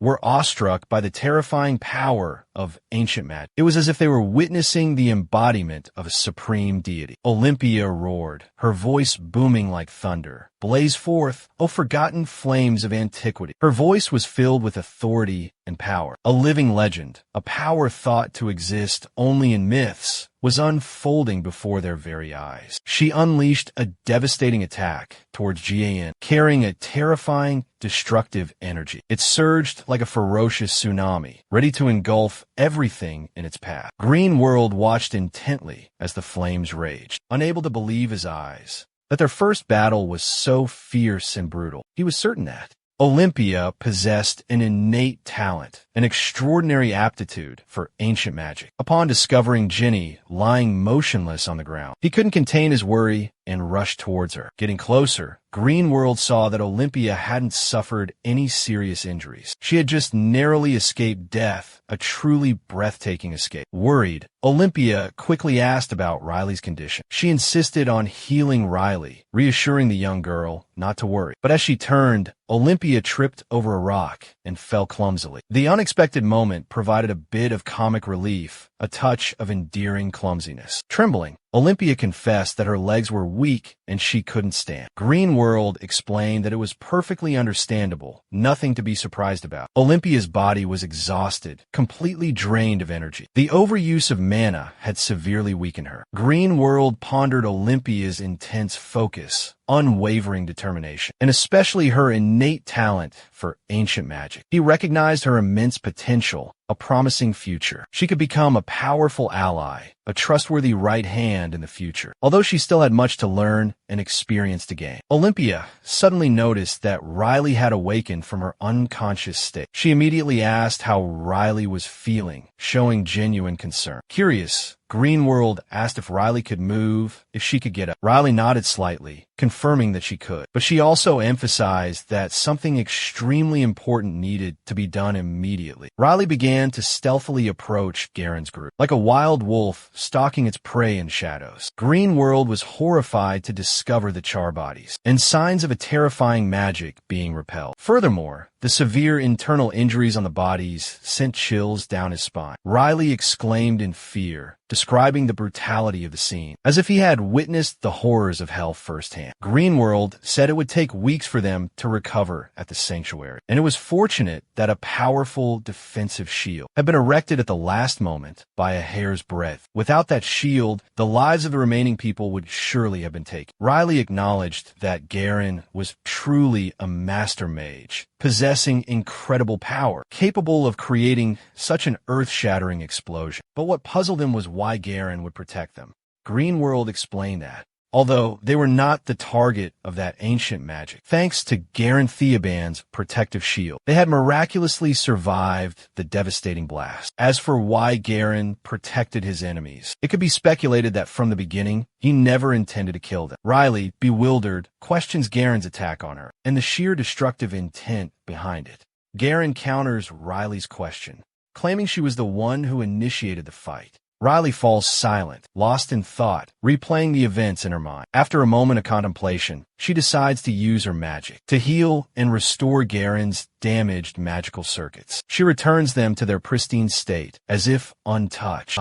This initial first aid is sufficient. Greenworld advises that the remaining injuries can be fully healed, either by resting and recuperating at the sacred temple, or through the use of rare medicinal herbs. Riley cautiously retrieves the Olam core she carries and asks Garen to forget everything and let go of his hatred, because she will not be able to rest until he pays dearly for all the crimes he has committed against her. She invites him to participate in the selection exam next year, then forcefully throws the Olam core into a deep abyss. She assures Greenworld that the immense depth will ensure that no one, not even the most cunning individuals, can find it. Greenworld notes that over time, the mystical magical power of the Olam core is gradually weakening, and in the short time remaining, retrieving the Olam core is an impossible task. He curiously asks Riley what she intends to do with the remaining Olam core fragment in her possession. She calmly replies that it will be a waste to discard something she endured so much hardship to obtain, and Riley decides to keep it as a memento, a precious trophy. Afterwards,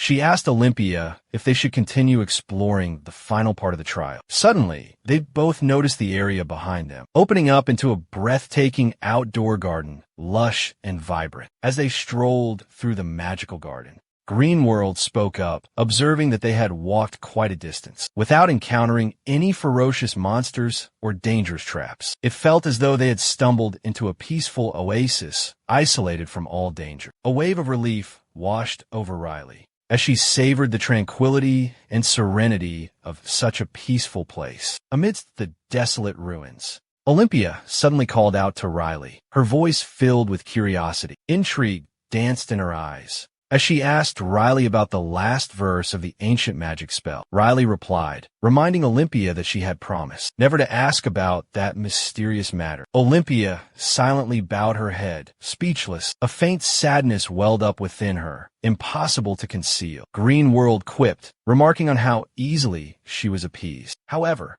Olympia remained melancholic and asked Baggy if is Baggy truly gone? Heartbreak etched itself across Riley's face. Riley froze, her steps halted by an unseen force. A heavy silence descended. Then, with a sigh, she lamented, what a shame, because I thought Baggy could easily overcome this harsh trial. She mourned the loss of her companion. The pain was like losing a kindred spirit, a part of herself. However, Riley quickly rallied, telling herself it wasn't all bad. After all, they had gained invaluable lessons, hard-earned experience. Despite the heartbreaking losses, the true battle, the life-or-death crisis, and the trials they endured, had elevated Riley's abilities to new heights. Green World pondered in thought. 1 year, that's enough time to prepare for the next selection test. He yearned to catch the attention of the renowned Magic Towers and join the Tower of Errands with unwavering determination. Finally, he would have the chance to take revenge on the imposter, the one who dared to claim to be his disciple. Riley suddenly mentions the name Irontes, the mastermind behind the formidable Arns Magic Tower, the one rumored to have stolen Mada's dream of immortality. Green World immediately corrects him, asserting that, in reality, the dream of immortality was always his. He was the one who commissioned Mada to pursue it. Riley expresses intense curiosity at this confession and asks Green World why he craves immortality so desperately. Green World slowly explains. If those bound by contract never face death, he would need to waste effort training new mages. This would allow him and other mages to focus entirely on researching magic eternally, an endless cycle of knowledge and power, a truly ambitious and insane desire. He believes that with immortality, he'll have enough time to find the one who transformed him into a fragile, weak piece of paper. Even long before that, Mada had conducted numerous experiments to achieve immortality, and some of his disciples also participated in these dangerous studies. Green World continues to explain, the immortality ritual wasn't just a simple experiment that failed 7 times, but is actually the result of a long-term collaboration with his disciples. Riley remarks that this only fuels their burning desire for revenge against Irontes, the man who deceived and betrayed his own students. As the conversation unfolds, Olympia stands frozen, her face etched with disbelief at the scene before her. Suddenly, something falls, striking her squarely in the face. Baggy appears, bound and gagged, and gruffly demands to know why she hasn't been untied yet. They stare at her, utterly astonished, as if they've just seen a ghost. Riley stammers, asking how she's still alive. Baggy retorts that Riley is starting to spout nonsense, looking at him as if he's lost his mind. Riley insists that Garen said Baggy was dead. Baggy confirms that he lied, all in an attempt to make her give up on the test. Green World remarks that now I understand why they thought Rebecca had perished wrapped in dragon scales. Her presence had almost completely vanished, like a chameleon expertly blending into the shadows. Rebecca asked to be untied. Riley used her magic to free her, as if performing a miracle right before everyone's eyes. Baggy couldn't help but praise Riley's extraordinary ability to dispel magic, wondering how she could do it so quickly, while he, a seasoned expert, was completely stumped. Riley humbly replied that it was merely the result of relentless training. Baggy shook his head, believing it was more of an innate talent than mere effort. Riley immediately expressed her suspicion, a feeling that something was amiss, as if a secret was being deliberately concealed. Green World noticed that Rebecca didn't seem to have any serious injuries, and Riley's disciples agreed that it seemed she hadn't even fought Garen. Rebecca knew Garen had deceived her, but she yearned to know why he had spared her life. Baggy was silent for a moment, lost in thought. She took a deep breath, summoning her courage. Then, Baggy revealed what Garen had said. If he killed her, he would be no different from her, a cold-blooded murderer. Garen spared Baggy's life and made a demand. He wanted her to withdraw from the test as a testament to her remorse. This struck Baggy as ludicrous and unreasonable. Riley pondered for a moment. Then he said to Green World, Rebecca seems to be hiding something. Her story doesn't seem to add up. Green World agreed with Riley. He wondered if Garen had truly forgiven Rebecca for such a simple and foolish reason. Because Garen's hatred seemed too intense, too profound, to be just a simple grudge.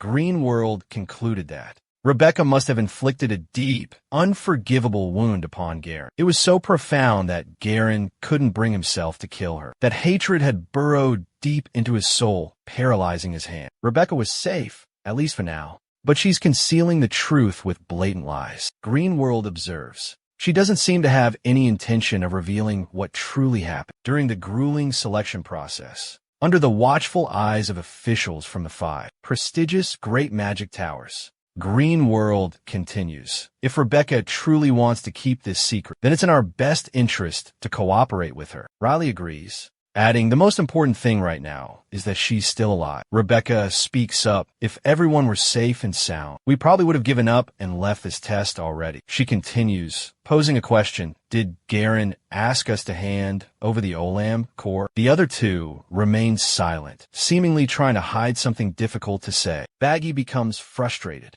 and blurts out, "Does this mean I'll have to take this damn test for a fourth time?"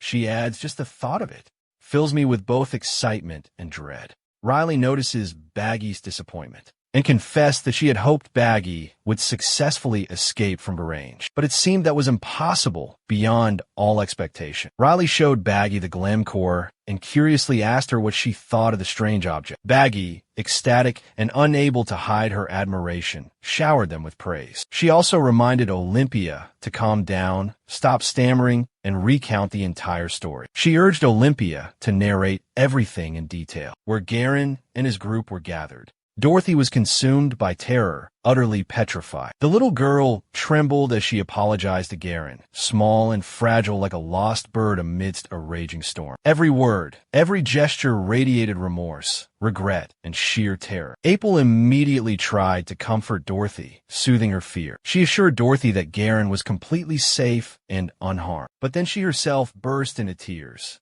It seemed April had just endured a terrifying nightmare, haunting her to the core. She couldn't hold back, couldn't control the fear surging within her. April blamed herself, taking all the fault upon herself. He admitted to being too careless, too foolishly underestimating everything. Riley had only seen her as a mediocre mage, a weakling not worth bothering with. He continued, his voice filled with bitterness. If he had given it his all from the start, fought with everything he had, perhaps if they had joined forces, they could have subdued her. Garen offered his sincere apologies, his eyes filled with deep remorse. Garen pondered, lost in thought. Appel and Dorothy should have been powerful enough to defeat Jerry. He carefully examined the traces, the remnants of the battle around the area, and realized Appel's group had fought valiantly, exhausting their strength. Yet they were still defeated by a sorceress, someone presumed to possess only the abilities of a low-level mage. He acknowledged Jenny,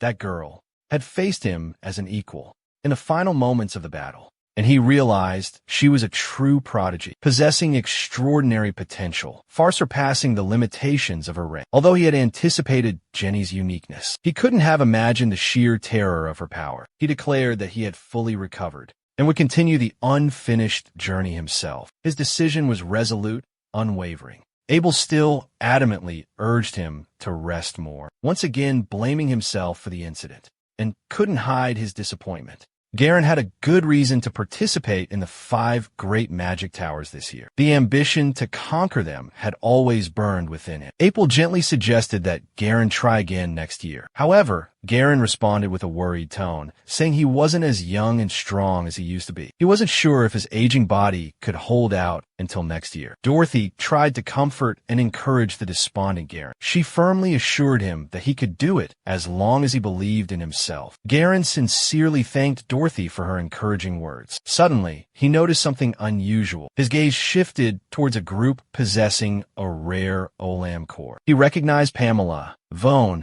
and Hazopis, who looked exhausted. All 3 were depleted of mana and stamina. Garen felt that in all his adventures, he'd never encountered such a formidable opponent as this girl. Meeting Pamela in this situation was the worst thing that could happen. Dorothy pointed out that Pamela was the leader of a renowned exploration guild. April added that she was one of the mages who had reached the peak of the intermediate level. Garen pondered, deciding it was best to avoid a confrontation with this group, and firmly stated they had no intention of fighting. The moment he uttered her name, she cried out, declaring her unconditional surrender. She would hand over the Golem core and beg for mercy, pleading for her life. Her teammates erupted in questions, challenging her sudden decision to surrender. Why surrender the precious Golem core to an old man who looked as if he might collapse at any moment?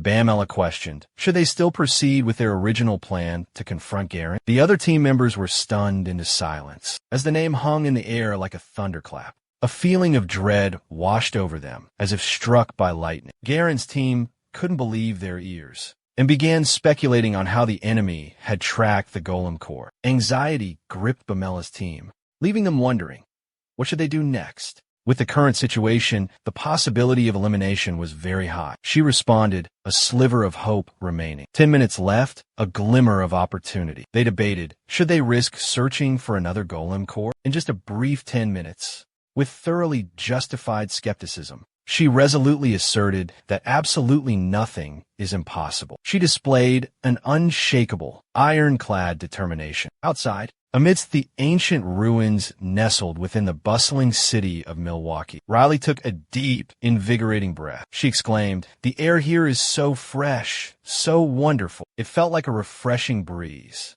bringing a rare sense of peace and tranquility to her weary soul. Baggy chimed in, mentioning the priest's dedicated care, which had meticulously nursed them back to health. After 2 days of confinement within the gloomy temple, they felt like they had just escaped a terrifying nightmare. She still felt utterly exhausted, as if she had just endured a grueling life-or-death battle. She let out a weary yawn and mentioned the challenging final test, looming just a week away. This lingering pressure kept the atmosphere tense. Levinia has just officially announced that the final test will be conducted in the form of individual interviews with each esteemed Tower Lord. Detailed information regarding the interviews will be revealed later, heightening the tension and filling the air with anticipation and anxiety. Green World believes this interview presents a formidable challenge, but also an unparalleled opportunity for Riley to shine, showcasing his exceptional strengths and fully displaying his innate talent.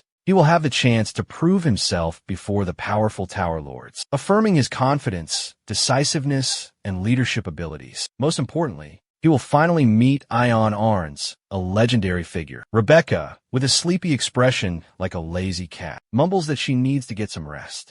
Her actions seem to suggest she's trying to avoid something unspoken. Curious, Riley asks where she plans to rest. With an inexplicable attentiveness, Rebecca replies that she knows someone in Yahello and intends to stay there for a while. Riley can't help but be surprised. When Riley questions why Rebecca kept this vital information hidden for so long, Rebecca insists she already mentioned it and recalls the moment she introduced Whale Heaven to Riley, adding a humorous and witty explanation. Baggy enthusiastically encourages Riley to visit Whale Heaven, praising it as a truly amazing and worthwhile experience. Riley contemplates, his expression serious, as if weighing a significant decision. Baggy playfully calls Riley a nut and bids farewell, saying he'll see them both at the upcoming final exam. He also reminds Riley and Rebecca to take good care of Olympia. Riley and Olympia also say goodbye to Baggy, the air filled with a sense of reluctance and fond farewell. Riley curiously asks Olympia where she's headed next. Unable to hide his curiosity,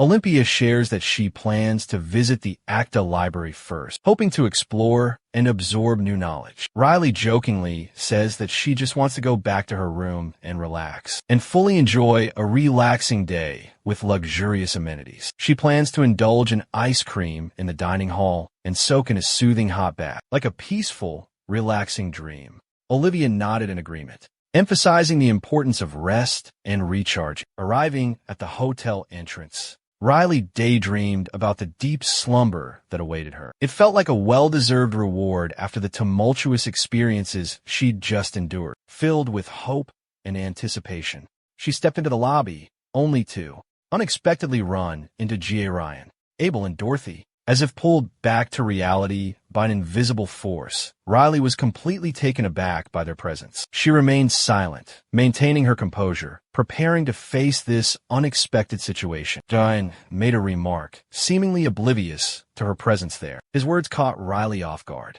Dorothy approached, a sinister, cunning expression on her face. A chilling aura emanated from her, like a demon about to reveal itself. But then, surprisingly, Dorothy flashed a bright, welcoming smile, introduced herself warmly, and embraced Riley. She mentioned they hadn't had a proper greeting yet. Dorothy's friendly gesture eased the tension, making the atmosphere feel more relaxed. Dorothy cheerfully said her name was Dorothy Grab and warmly invited Riley to be friends. Riley suddenly realizes something unbelievable. Someone secretly gave a Golem core to Garen. This generous act helped the entire team passed the grueling test. Green World couldn't hide his astonishment. He was completely taken aback by this. He exclaimed that giving away a precious Golem core just 10 minutes before the deadline was an act of madness, something only a die-hard Garen fan or a reckless individual with no regard for consequences would do. Garen speaks up, announcing that the other participants have also successfully passed the trial. Green World advises Riley that it's best she not dwell on what happened. April warmly invites Riley to join the group for dinner. Initially, she politely declines, planning to order room service. However, April quickly explains that dinner will feature incredibly enticing special dishes. They are culinary masterpieces prepared by the royal chef himself to celebrate everyone's success. The irresistible allure of the grand feast makes it impossible for Riley to continue refusing. Without further hesitation, she happily accepts April's invitation. At the grand feast, Riley piles her plate high with food like a bottomless pit. Green World smiles and remarks that, contrary to her petite appearance, Riley possesses a surprising appetite. She eats heartily, like a hungry caterpillar diligently searching for sustenance. Ginny's innocent remark brought a wave of laughter from those around her. She explained that since she was still growing, her body needed a lot of energy. While Ginny was still engrossed in her meal, she overheard a heated discussion about the legendary Olam core. The debate grew intense, everyone arguing fiercely as if searching for a priceless treasure. Bamela spoke up, asserting that the Olam core was located at the base of a steep cliff. She also criticized the management for placing the Olam core in such a dangerous and inaccessible location. Green World immediately retorted, claiming the girls had put the Olam core there themselves, and told Pamela to be quiet. Garen exclaimed in astonishment, in disbelief, that it took Pamela a mere 10 minutes to find the rare Olam core, hidden beneath the sheer cliff face. He also praised the young woman, affirming that her title of Wynnum's greatest explorer was well-deserved and beyond dispute. However, Pamela quickly clarified that it wasn't her, but her secret student who had actually found the Olam core, Robert Winfred, the man credited with discovering the majority of golden golems within those desolate ruins. Astonishing. Garen's fascination is palpable, eager to learn more about Winfred. His curiosity is barely contained.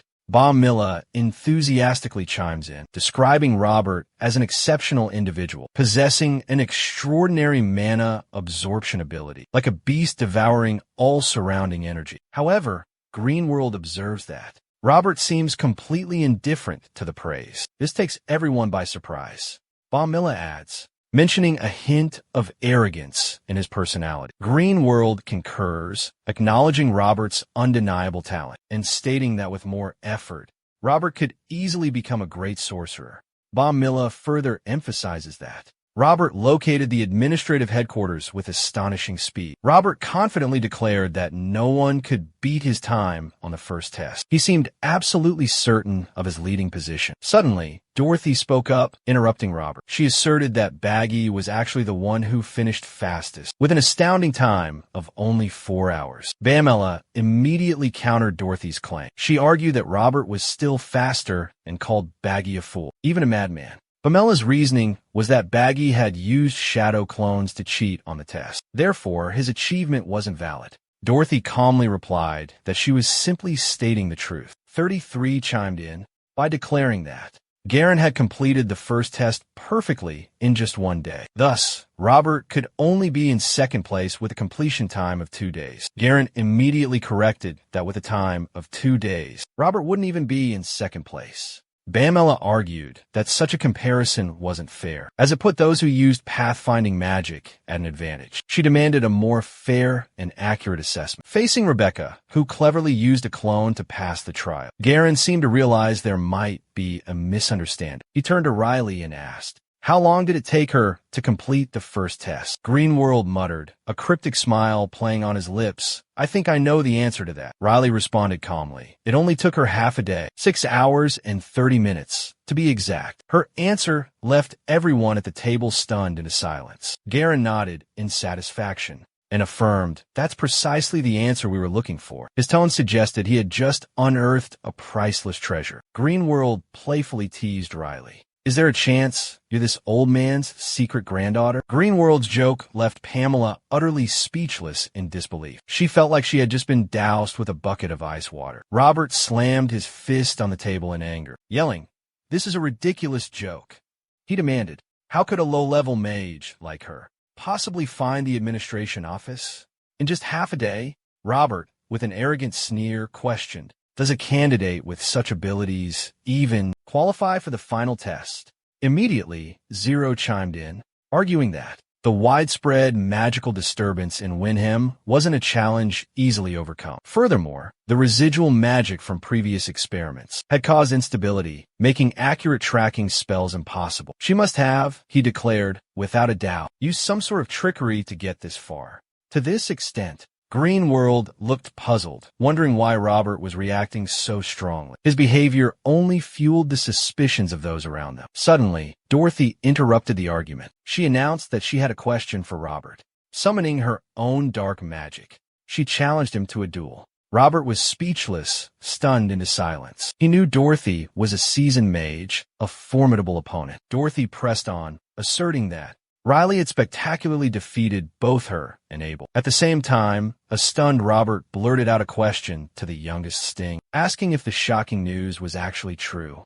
He confirmed that it was absolutely accurate, and emphasized that Riley had passed the second test with flying colors, even more fairly and transparently than anyone else. Robert remained in a state of shock, unable to believe what he had just heard. He wondered, how could such a low-ranking mage accomplish such an extraordinary feat? Garen understood Robert's feelings at that moment, saying that Riley's youth and low rank had indeed raised many questions and doubts. He also frankly admitted that, initially, he himself had doubted the young woman's true abilities. Just like Robert, Dorothy had once underestimated Riley and paid a heavy price, similar to Abel. While doubting an opponent's abilities isn't inherently bad, however, excessive and persistent doubt can be a significant obstacle for a mage. However, Garen suddenly posed a question. Was it truly necessary for Robert to voice his doubts? Under these circumstances, Master OD wisely counseled him to carefully consider his actions. He emphasized that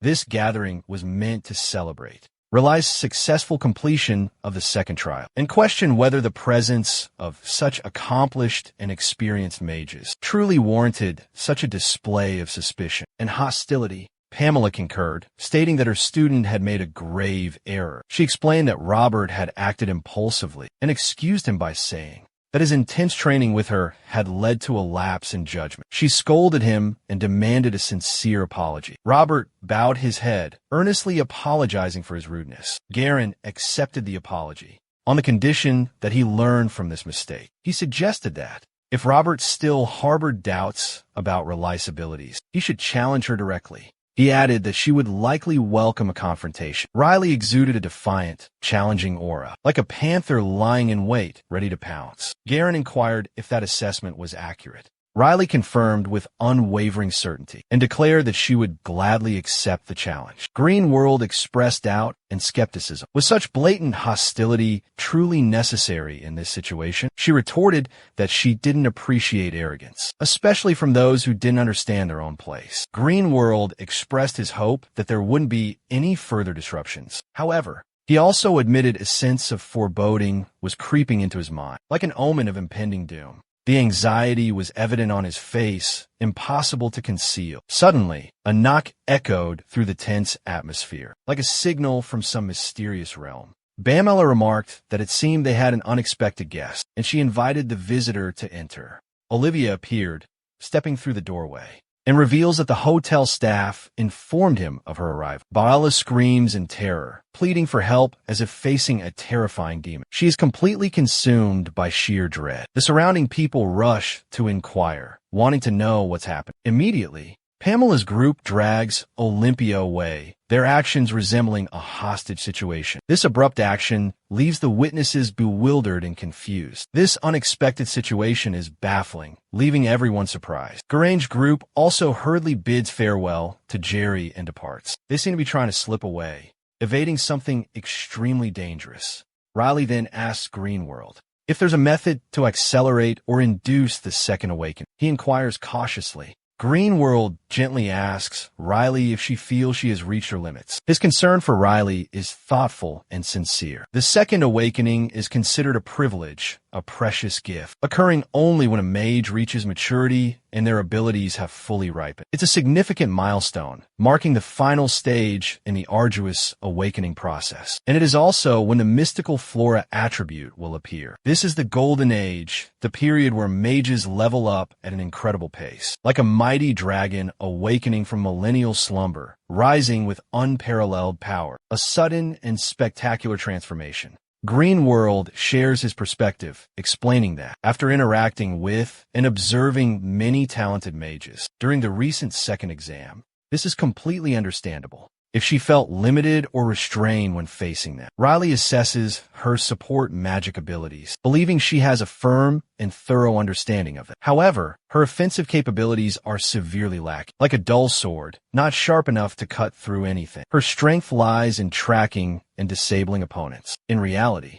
the only offensive magic she possesses is simple missile magic. He emphasizes that the optimal solution to overcome this obstacle and break through her current limitations is to accelerate her second awakening, as she mentioned before, but he also notes that it's not impossible. However, this journey is incredibly arduous and filled with challenges. This process is known as early awakening, a reversal going against the natural flow of magic, and this will undoubtedly lead to a series of mounting difficulties and complexities. Green World explains that this process will be incredibly painful and exhausting, both physically and mentally. And up until now, only a handful of disciples have achieved success in reaching the realm of early awakening. He emphasizes that innate talent will offer no advantage in this grueling process. Success relies entirely on perseverance, relentless effort, and unwavering willpower. He believes that she will awaken naturally in about 5 years. Therefore, instead of enduring unnecessary hardship, she could utilize that precious time to train and cultivate herself calmly. In other areas,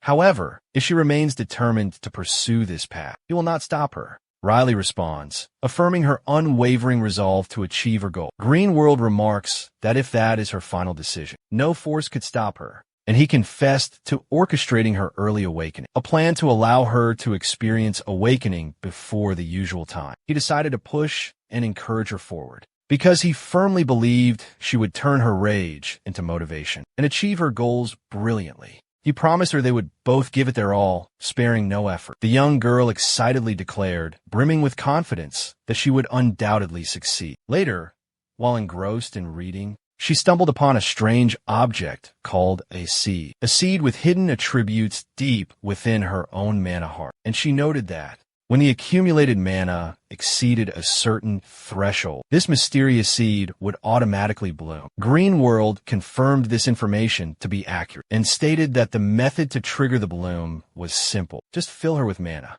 However, Jenny was still full of doubt, because logically, early awakening was meant to compensate for a lack of mana. She wondered and asked, does early awakening require a massive amount of mana? Green World affirmed, precisely. Early awakening exploits this very contradiction. He continued to explain, from now on, you need only act as if you're stepping into a virtual world, a dream. He added, you don't have to worry about increasing your mana anymore. You just need to trick your own mana heart. He advised the girl, convince your mana heart that you possess a vast, abundant source of mana. If you continuously deceive your mana heart like this, until the attribute seed blooms, your mana capacity will automatically increase naturally, without needing to undergo a second awakening. It will force your mana channels to expand, strengthen your mana heart, and ultimately bend and distort the laws of cause and effect. Riley wondered, is that even possible?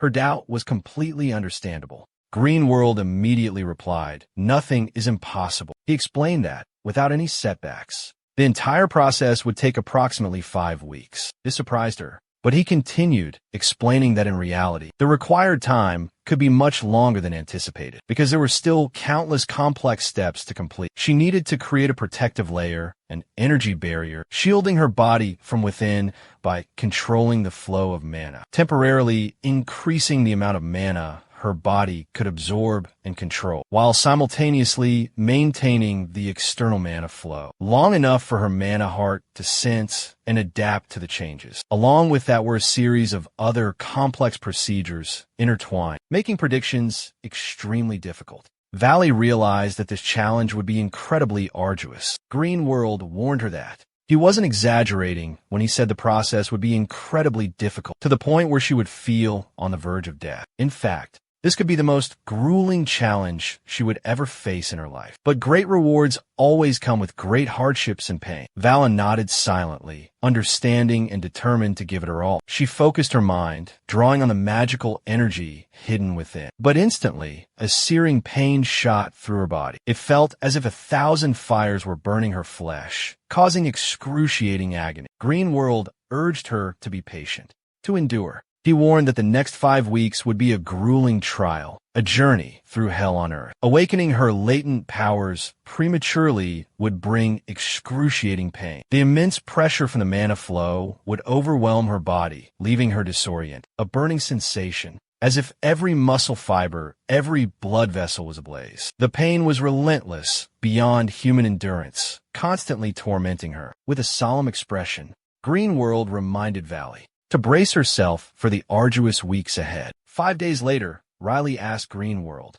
if he had said the next 5 weeks would be like a descent into hell. She held a radiant golden orb of light in her hand. She remarked that he had scared her, making her fear that the process would be incredibly difficult and harsh. But perhaps it was all a method to push her further. Green World could scarcely believe what he had just heard. He hastily denied it, asserting that it was a complete mistake. Riley confidently replied, claiming that thanks to that grueling trial, she had achieved her awakening sooner than expected. Green World exclaimed in astonishment, "That's impossible." He let out a long sigh and asked skeptically, "How could you endure such excruciating pain? Completing the 5-week process in just 5 days. It means you endured 7 times the intensity of pain compared to the normal procedure, like a monster devouring, consuming everything." Riley calmly responded that she felt everything was under her control, and there was no need to prolong the cultivation unnecessarily. Green World acknowledged that normally other disciples would lose consciousness, unable to withstand the agony of the awakening process. But Riley explained that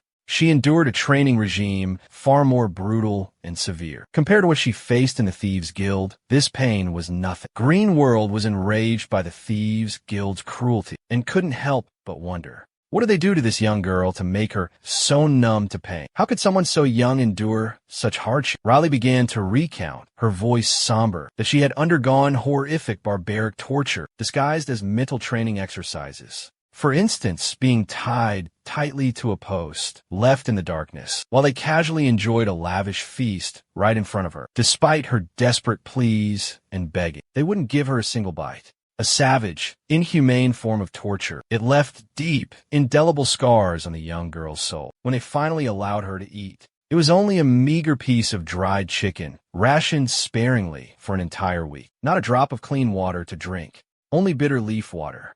Green World asked, horrified, "Does this pain even surpass the agony of premature awakening?" She confirms, absolutely. This pain is truly unbearable. Green World, her companion, begins to question his own sanity. Then, he commends her, praising the extraordinary effort she has put forth. He reveals that her special attribute is the power of lightning. Riley immediately wonders if that's a good thing. Anxiety flickers in her eyes, revealing her insecurity about her own abilities. Green World reassures her, affirming that the lightning attribute is incredibly versatile and rare. He meticulously explains that the lightning attribute is the perfect fusion of fire's destructive power and the breathtaking speed of wind. This grants an absolute advantage in both offense, defense, and supporting allies. Furthermore, he promises to train her into an all-powerful lightning mage without a single weakness. A master of lightning, utterly invincible. Then, he poses a question.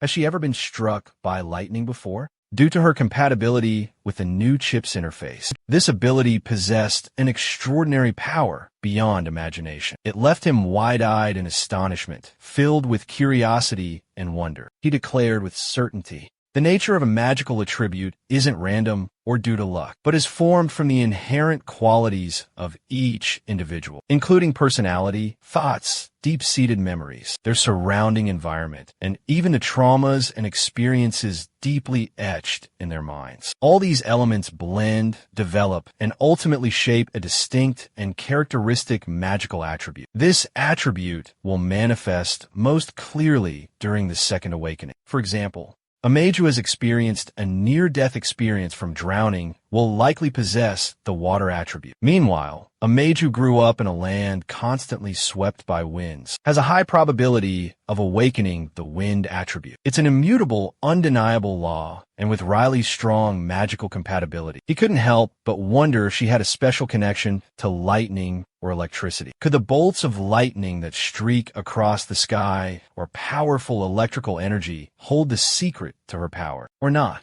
Riley replied, her voice clear yet firm, that she had never witnessed lightning in her life, never once seen it with her own eyes, let alone been electrocuted. Greenworld noticed a distinctive agility and quietness emanating from her. Her past as a thief might have contributed to Riley's unique attribute. However, he admits that such an incredibly strong compatibility remains an unsolved mystery. Riley feels a surge of satisfaction and a clear understanding that her magic has been significantly amplified. After discovering this newfound potential, she eagerly expresses her desire to test out her newfound power. Greenworld believes that as long as she's happy, everything is fine, agreeing with the notion that practical experience is invaluable. He reminds her they've been in this space for quite a while and suggests they go out for some fresh air. However, he expresses concern about finding a suitable target for Riley to test her new abilities. He wonders if they should head to the bustling city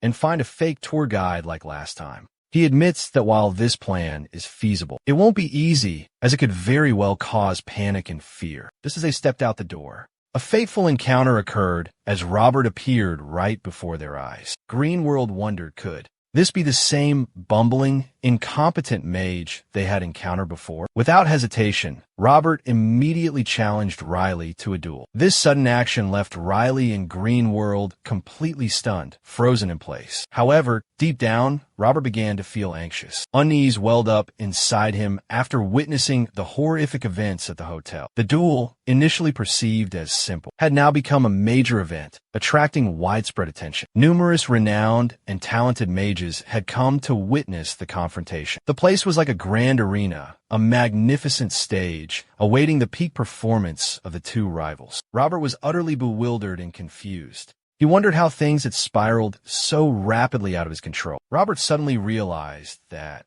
even powerful judges were present to observe the match. Anxiety surged within him, and he wondered, would their presence influence the assessment of his abilities? He truly couldn't understand why that low-level mage dared to accept his challenge, a mage far more talented and renowned. 5 days earlier, Robert boasted about his resounding victory in the grueling first test. He achieved a record-breaking score, soaring high above everyone else. Not only that, but Robert also single-handedly found all the precious golden Olam cores in the second test, brimming with pride and arrogance. He was convinced of his invincibility, fearing no opponent. He believed he would emerge victorious in any situation. For days ago, it occurred to Robert that, since Jerry had repeatedly insisted on her readiness to accept a duel challenge, defeating Jerry would be the perfect way to unleash the pent-up frustration and resentment he harbored. 3 days ago, Jan revealed to Robert that Riley was in the opposite room, but hadn't stepped outside for days.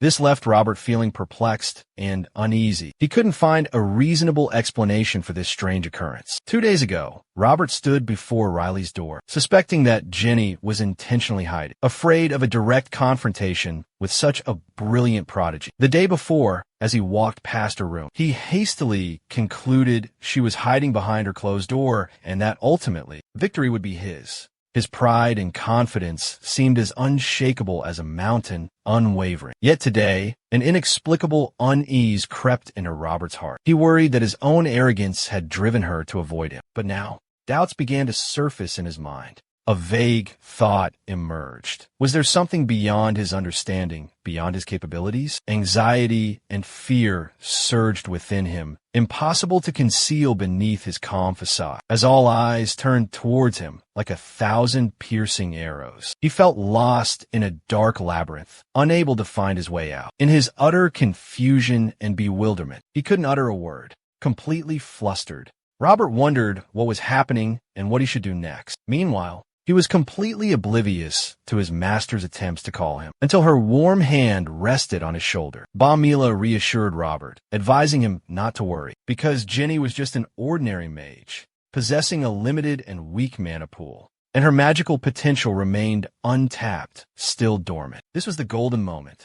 The perfect opportunity for Robert to showcase his talent and prove his abilities. Robert eagerly accepted, confidently declaring, exactly, he was an undefeated warrior in this arena. The referee expressed gratitude for the audience's patience and announced that everything was ready. He formally introduced the two combatants. First, a mysterious apprentice, trained by the renowned adventurer, Bambua von Hatsopus, Robert Winfred. His introduction was filled with respect and admiration. The crowd showed him reverence and acclaim. His opponent, a rising star, known as the impenetrable shield of the Empire, High Mage, Garnet Theoban, VLY. The imposing referee then solemnly declared, "The magic duel between these two young mages has officially begun." His declaration ignited a spark, igniting the crowd into a frenzy of excitement. Robert, brimming with confidence, strode forward, bolstered by his master's invaluable teachings. His fear of the talented girl had completely vanished. He believed this was his moment to shine, to prove his worth. The vast gap between an ordinary low-level mage and a promising magic prodigy ready to break through was evident. Someone who had just stepped into the powerful realm of the mid-level. The two young adversaries drew closer, magic swirling in their palms. Dorothy couldn't hide her astonishment, almost unable to believe her eyes. She exclaimed in disbelief. Could this be the mage who defeated Jenny? Surprise was etched across her face, impossible to conceal. She couldn't fathom how that talented young man could have fallen after only 2 moves. However, Robert remained confident, certain that his master's words were absolutely true. This match is completely in my favor, he thought to himself. Abel had to admit, he was completely taken aback by Robert's extraordinary talent. Dorothy sincerely apologized for her thoughtless words at dinner. Drone solemnly asked Robert if he would consider becoming his disciple, inheriting the mantle of a powerful master. Robert was stunned, expressing immense honor at the unexpected offer. However, he respectfully affirmed that he was already Bimelale's disciple, and one could only have a single master. This act demonstrated Robert's unwavering loyalty and noble character. G.A. Rayon praised Robert's steadfast faith and pledged his full support in his cultivation journey. Lu Vin-Ae declared that no further tests were necessary, as she desired Robert's admission into the elite ranks of the 5 great magic towers. The surrounding crowd erupted in cheers, excitedly urging Robert to choose his desired tower. Robert couldn't contain his overflowing joy, his heart brimming with happiness. Riley curiously questioned Green World about the reason, prompting Robert to chuckle with amusement and curiosity. Green World remarked that the previous match was dull and underwhelming, as he expected a more impressive display of power from Robert, at least on par with a training dummy. However, when Riley suddenly unleashed a powerful lightning bolt, Robert could only let out a cry of shock before collapsing to the ground, powerless against the overwhelming force, unable to resist. Green World exclaimed in astonishment. Robert didn't even manage to block a single blow. The surrounding mages were stunned into silence. They murmured amongst themselves about the swift match, over in a blink of an eye. Attribute magic. She used attribute magic. Green World observed the crowd's reaction, then remarked, "Everyone's looking at Jerry like she's some kind of monster, like they're facing something completely alien, something unknown." He smiled knowingly, and that reaction is precisely what we were hoping for. Garen turned to Jenny, his voice a mix of astonishment and disbelief. "I never would have imagined that you could unleash your attribute with such intensity in such a short burst." Just then, Green World nudged Riley like a seasoned director, cueing his actor for their upcoming performance. "It's time. Remember to use the script we've meticulously prepared." Riley nodded slightly, then revealed, "I had a new epiphany during the second test, when I fought Theoban. And then, suddenly, she realizes something incredibly important. Like a flash of lightning, it pierces the darkness in her mind. She confesses that she doesn't want to lose this newfound magical feeling. She has been meditating for 5 days straight, journeying deep in her inner world. And then, this extraordinary event occurred. Something so miraculous, so magical, it defies words. Garen praises her natural talent, calling her a being of the present, an embodiment of perfection, like a precious gem with hidden beauty waiting to be polished and shine. However, he sternly warns her not to let her innate gifts be overshadowed by stagnation and laziness, and to constantly strive for self-improvement. That potential, it's sincere advice, filled with meaning and the concern of a mentor for his protege. Suddenly, Baggy bursts in like a whirlwind, asking Jenny if she agrees with this assessment. Does the lightning attribute truly suit her volatile, chaotic, and somewhat unrestrained personality? She puffed up with pride and declared loudly, "It was thanks to her efforts that everyone was gathered here for Jenny." She asserted confidently that due to her brilliant planning, the promotional campaign for the early attribute awakening had been a resounding success, a dazzling triumph, and Jenny should be grateful. Riley remained silent, lost in thought as if pondering a serious matter, then replied with a curt, "That's absurd. If Jenny passed the test because of Becky, then Becky should be the one receiving thanks." Dorothy rushed over, like a little bird hurrying back to its nest, chirping praises for Jerry. She insisted that Jerry was truly exceptional and wondered in an admiring tone someone as beautiful as her could possess such extraordinary magical talent. Abel also congratulated Jenny and couldn't hide his curiosity about the method she used to awaken her attribute. Green World suddenly spoke up, as if to put an end to the noisy and boisterous spectacle unfolding. Enough. These predictable, hollow reactions are tiresome. It's time we had some real answers. Lavina stepped forward, exuding the confidence of show host taking the stage. She announced to everyone that they had all gathered at the most crucial moment. And then she asked if she could provide a few more details about the final test. Green World quipped sarcastically, implying that Jenny must have already scored quite well after that performance. Lavina began summoning notes, preparing for a critical presentation. She announced that the final test would be conducted in the form of individual interviews with each tower master of each magic tower. Each of the 5 great magic towers had the right to nominate a potential candidate. The fortunate candidate who received a nomination would participate in the first interview with the corresponding tower, and if that candidate passed the interview, all subsequent interviews with the other towers would be canceled. Green World further explained that this selection system allowed the magic towers campaigning for their favored candidates. The power of nomination is likened to a romantic courtship, a captivating and dramatic game of charm. Riley astutely observes that, in reality, receiving a nomination is practically a guaranteed acceptance, and Green World concurs with this sentiment. Dorothy inquires, what happens if a candidate receives more than one nomination? Lavinia explains that in such a scenario, the fortunate candidate gets to prioritize their interview schedule. Green World notes that while conflicts of interest could arise, the tower has surely anticipated and prepared for this possibility. They have a detailed plan to address the issue.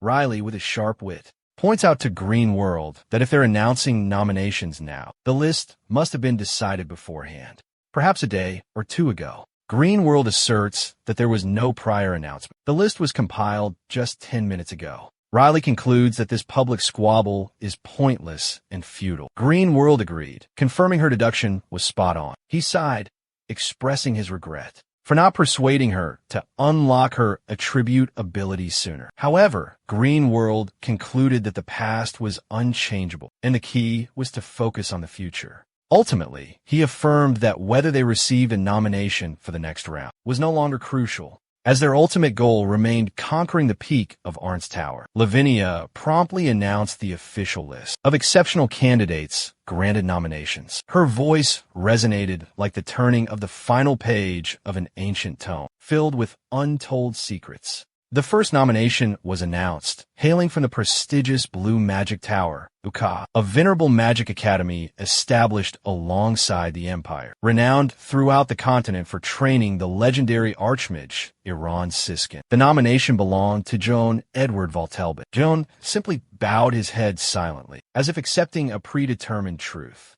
Jenny softly remarked, reiterating that this was entirely expected. Green World also reminded her that, just as he had previously mentioned, the 5 great magic towers were actively searching for exceptionally talented, all-powerful mages. The second nomination, from the venerable White Magic Tower. The White Tower once again went to Garen Theoban. This repeated occurrence left many in disbelief, finding it almost unimaginable. The third nomination, from the enigmatic Thorn Magic Tower, once again, fell upon Garen Theoban, as if he had captivated everyone's attention. Dorothy and April, unable to conceal their astonishment, immediately questioned, "Is that old geezer Green World manipulating things, monopolizing all the nominations?" Lavinia, ignoring the rising murmurs, continued with the fourth nomination, this time from the resplendent Red Magic Tower, the renowned Red Tower. The nomination belonged to Olympia, a member of the illustrious Gon family, a promising young mage.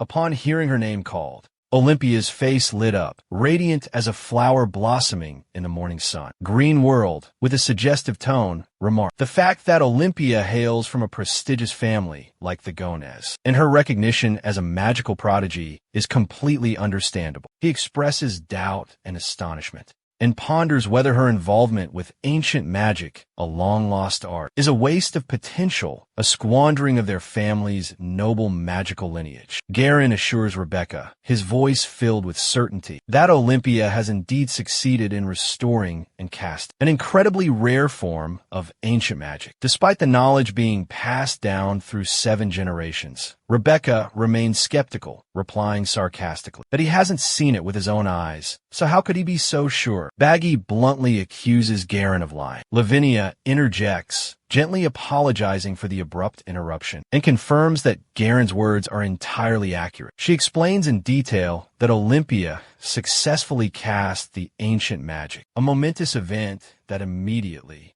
caught the attention of the Garden family patriarch from the renowned Red Tower. Baggy exclaims in astonishment, asking in disbelief, Is this really true?" Greenworld comments, his tone suggestive, that the Red Tower is famous for its incredibly powerful and domineering fire magic, and surely wouldn't overlook such an exceptional talent like Olympia. They've truly made a brilliant move.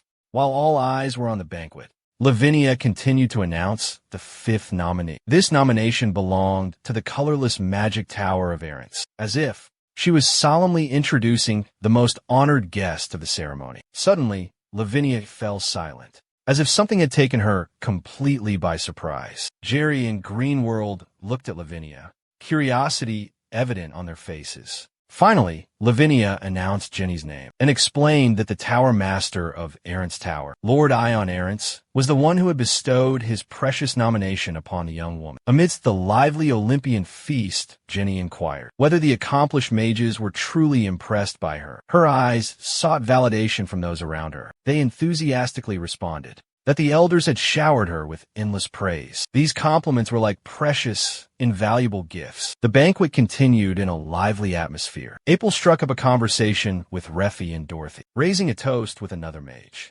Meanwhile, Jenny enjoyed the feast, engaging in a friendly conversation with Greenworld. She astutely observed that the officials seemed to be treating the candidates as if their selection was already a foregone conclusion, like a play with a pre-written script. Greenworld agreed with Jenny's assessment. He further emphasized that the final test would be conducted tomorrow. However, the atmosphere of the banquet was far too relaxed and cordial, almost as if the 5 great magic towers had already implicitly decided on their chosen candidates. They would choose.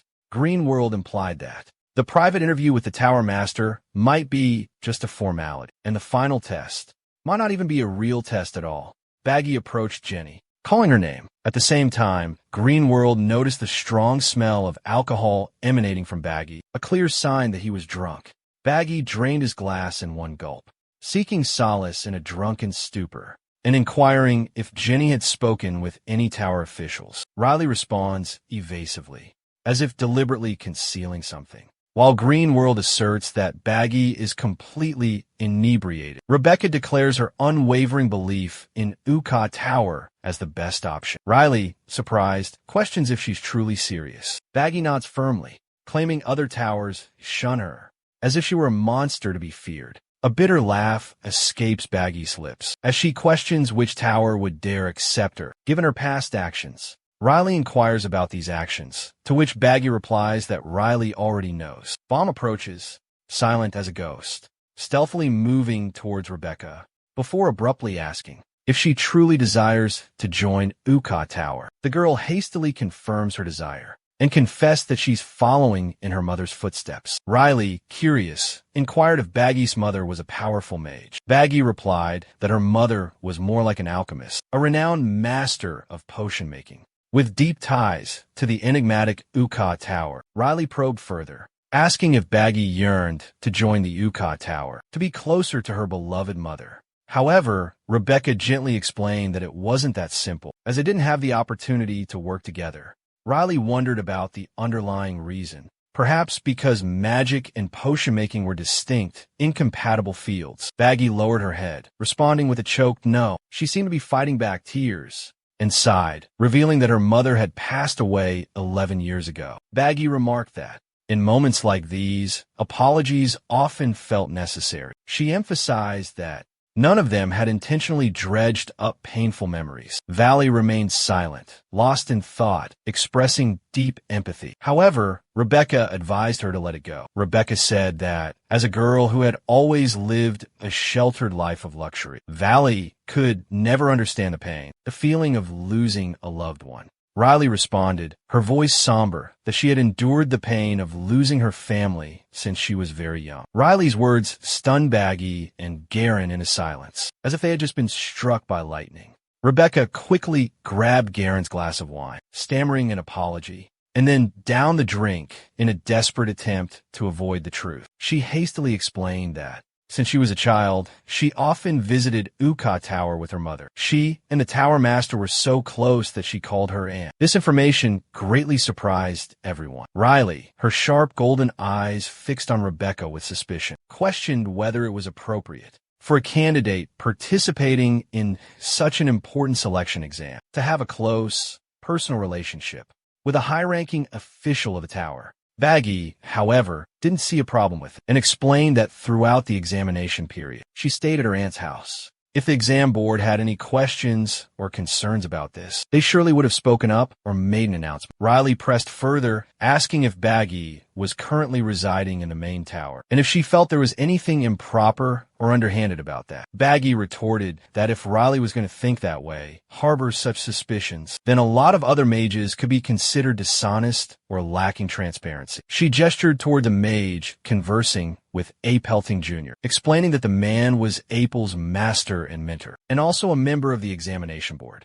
Riley observed that despite Baggy's claim that the man was Apel's teacher, he appeared to be younger than Apel himself. This left everyone around them feeling confused and perplexed. Baggy started to clarify the situation, but was interrupted by the approach of other mages. Their intervention was unavoidable. They quickly explained that he was a high-ranking administrator from the prestigious Arin's Tower, along with the high-ranking members of the powerful Arin's Tower, possessed the ability to maintain their youth and extend their lifespan through a mysterious immortality ritual. Greenworld's expression turned serious upon hearing these words, his eyes widening in astonishment as if a shocking secret had just been revealed. Baggy turned to Riley and asked if she realized that she wasn't the only one with a special connection to the magic towers.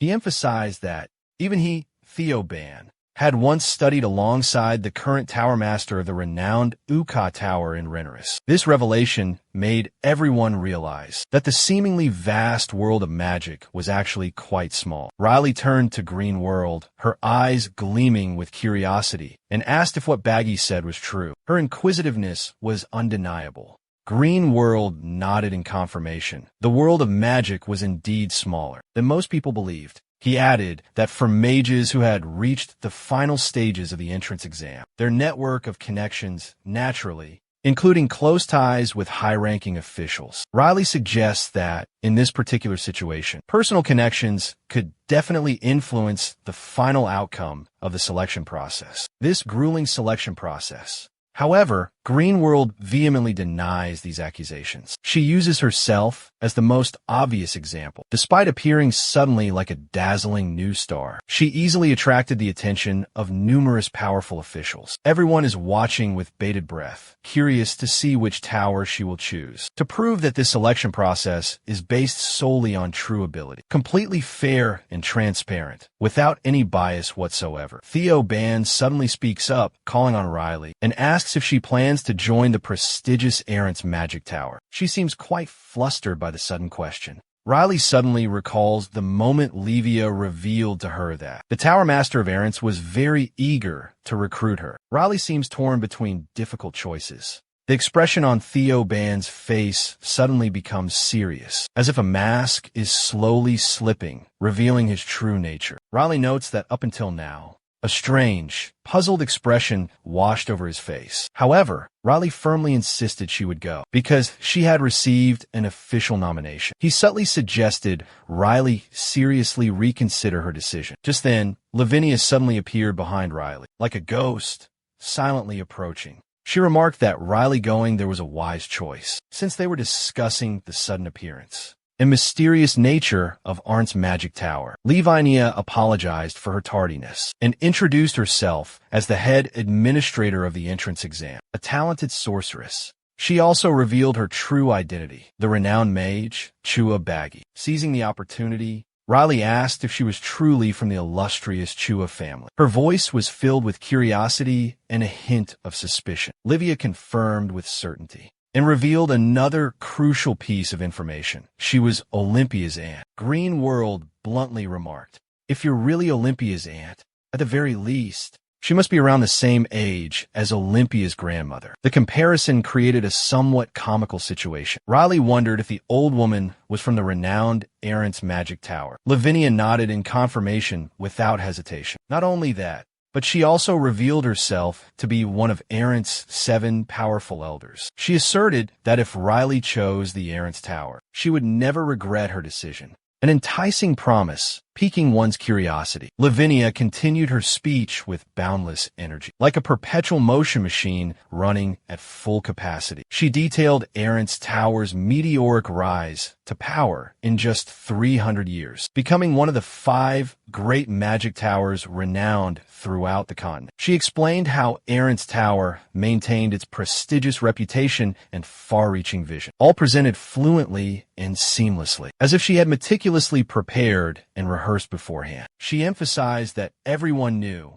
Aron's tower achieved incredible feats with a legendary immortality ritual, inherited from the great Archmage Mata Ferris. However, Jenny found the story utterly unconvincing. It sounded like a blatant fabrication, a transparent deception. Lavinia concluded her story by asserting that the Tower Master held a special interest in Jenny, going so far as to use his precious nomination right on her. Furthermore, the Tower Master specifically requested Lavinia to convey that, if Jenny agreed to join the tower, she would receive unlimited and comprehensive support. Finally, Lavinia wrapped up the conversation by adding that Riley could learn more details during the interview the following day. She also wished Jenny a good evening. In the quiet room, Riley pondered, as an elder, Lavinia must surely know that Iran Arentz was not Mata's disciple. Greenworld commented, and yet, it's suspicious how casually she uttered such lies. This implies this woman is in cahoots with Yen Arentz.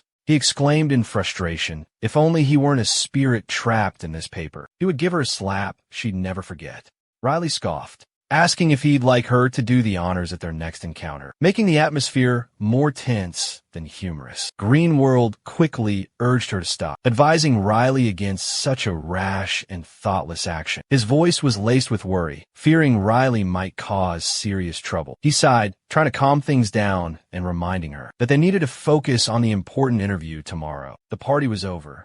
It was time for Riley to rest. Suddenly, a strange noise echoed, coming from the door, as if an uninvited guest had arrived. Someone was knocking. The sound, though soft and steady, carried an unsettling, haunting mystery. Green World stated that no one should be coming at this hour, and wondered who would seek them out at such a strange time. This sudden appearance brings a wave of suspicion and unease over the witnesses. But in an instant, their fear melts away like snow in the sun, as they recognize the familiar figure of Baggy. Not only Baggy, but even the old mage Theo Pan is present. The question on everyone's mind is, why would they suddenly appear here at this late hour? At this moment, Theo Pan is performing a mystical sealing ritual. He temporarily seals the entrance. Green World observes that the old mage has used a total of 3 different spells: a silencing spell, an anti-eavesdropping spell, and even a high-level magic interference spell. He then mentions the prestigious Irontes magic tower, because in the near future, a fierce war is about to break out. And after the war ends,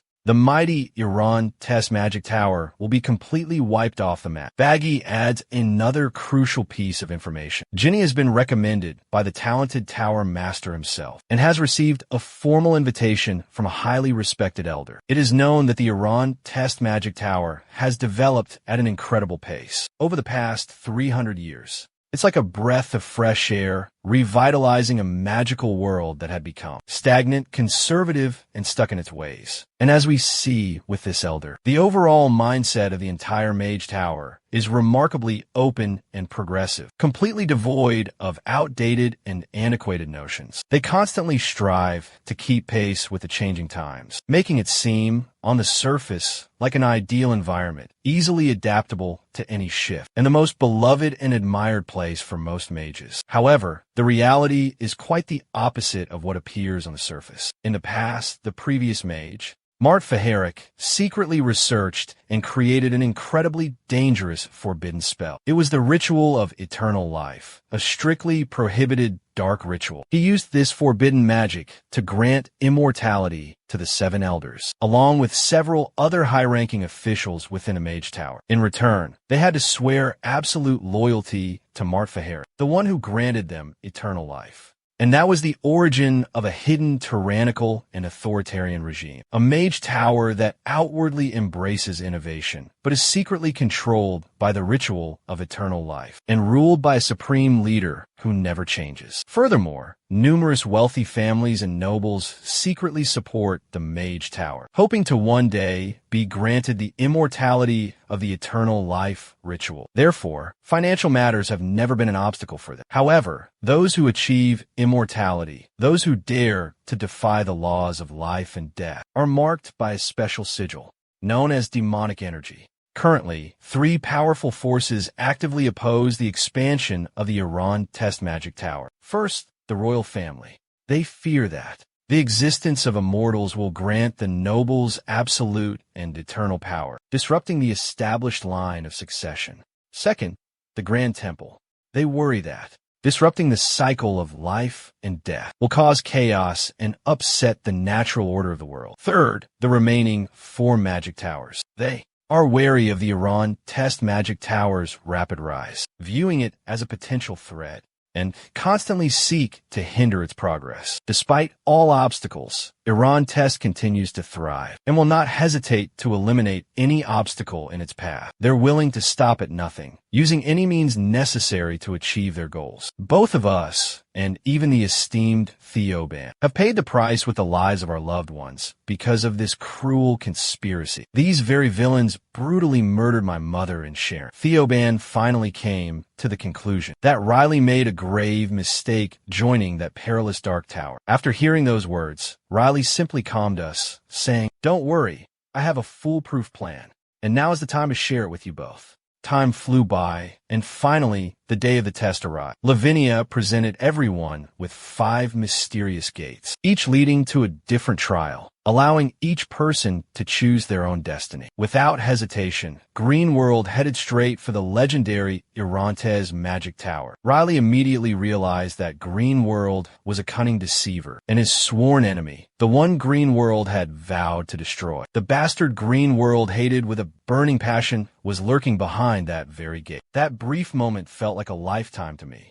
Countless questions swirled in my mind, desperate to be asked. I wanted to confront him, to make him answer for his crimes. How dare he impersonate a disciple of the great Mada? How could he have deceived the entire world, tricking everyone into believing he actually achieved immortality? Mom, to unravel these mysteries, we need to go inside. The moment they stepped inside, a gloomy, pitch-black scene unfolded before their eyes. Suddenly, within the darkness, a massive throne emerged. Seated upon it was the imposing Tower Master, Irontes. He was smiling warmly, welcoming the new students. Immediately, his gaze fell upon the book Jenny held in her hands. He inquired about the contents of the book, while Greenworld was consumed by anxiety, fearing her apprehension might inadvertently reveal her true identity. Jenny reacted with surprising quick wit. She explained that it was a precious keepsake from her mother. It was thanks to the strength and courage it instilled in her that she was able to overcome countless hardships to reach this place. It was unclear whether he truly believed her words, but he dismissed the matter and continued the test with Greenworld. Suddenly, massive rocks came crashing down from the ceiling, as if trying to engulf them both in a sea of flames. However, the molten rocks only landed around them, revealing countless massive stone statues, like colossal pieces on a battlefield chessboard. And indeed, this was the challenge Greenworld had set for Jerry. A deadly game of chess, brutal and unforgiving. Immediately, both of them focused intently, their expressions turning serious. Together, they commanded their armies of stone statues, launching relentless attacks against each other. While the battle raged fiercely, Greenworld appeared indifferent to the situation. His gaze didn't even glance at the ever-changing chessboard, but instead focused intently on Relice's expression, as if searching for something. After a period of intense fighting, Greenworld abruptly ordered a halt to the battle and asked Relice, "Do you know what the colors of each tower symbolize?" Theoretically, their colors represent distinct attributes. For example, white symbolizes the purity and clarity of inner energy, while red represents a terrifying destructive power, bringing catastrophic devastation. Violet represents boundless creativity, magic, and refined aesthetics, while blue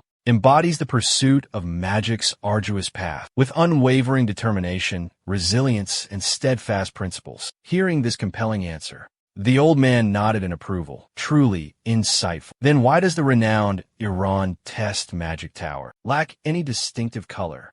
Because it can transform into any color as needed, adapting to any circumstance. We have existed this way for 3 centuries, enduring through time, along with our flawless adaptability and boundless transformation. This is the true secret. The reason we have become the most powerful and magnificent magic tower for the past 300 years. Having finished speaking, he immediately commanded his troops, launching a fatal sword strike towards Jenny's general, shattering it into countless pieces. Greenworld observed, "This test isn't simply about victory or disrupting our strategy. He's trying to challenge and evaluate much more than that. Each move is a ferocious and chaotic attack, as if both kings are in a state of utter panic and have lost control. The board is a bloody battlefield, brutal and terrifyingly real. He's relentlessly pushing Riley to reveal her true nature, buried deep within. He wants confirmation, wants to know for sure if she possesses the qualities to become cold-blooded, ruthless, and capable of seamlessly adapting to this brutal underworld just like him." On the other side of the board, Riley displays exceptional brilliance as she counters his probing questions, which feel like a form of mental torture from the old man across from her. She delivers flawless, sharp, and impeccable answers. This greatly pleases and amuses Irontes. He bursts into laughter, as if officially acknowledging Riley's innate talent.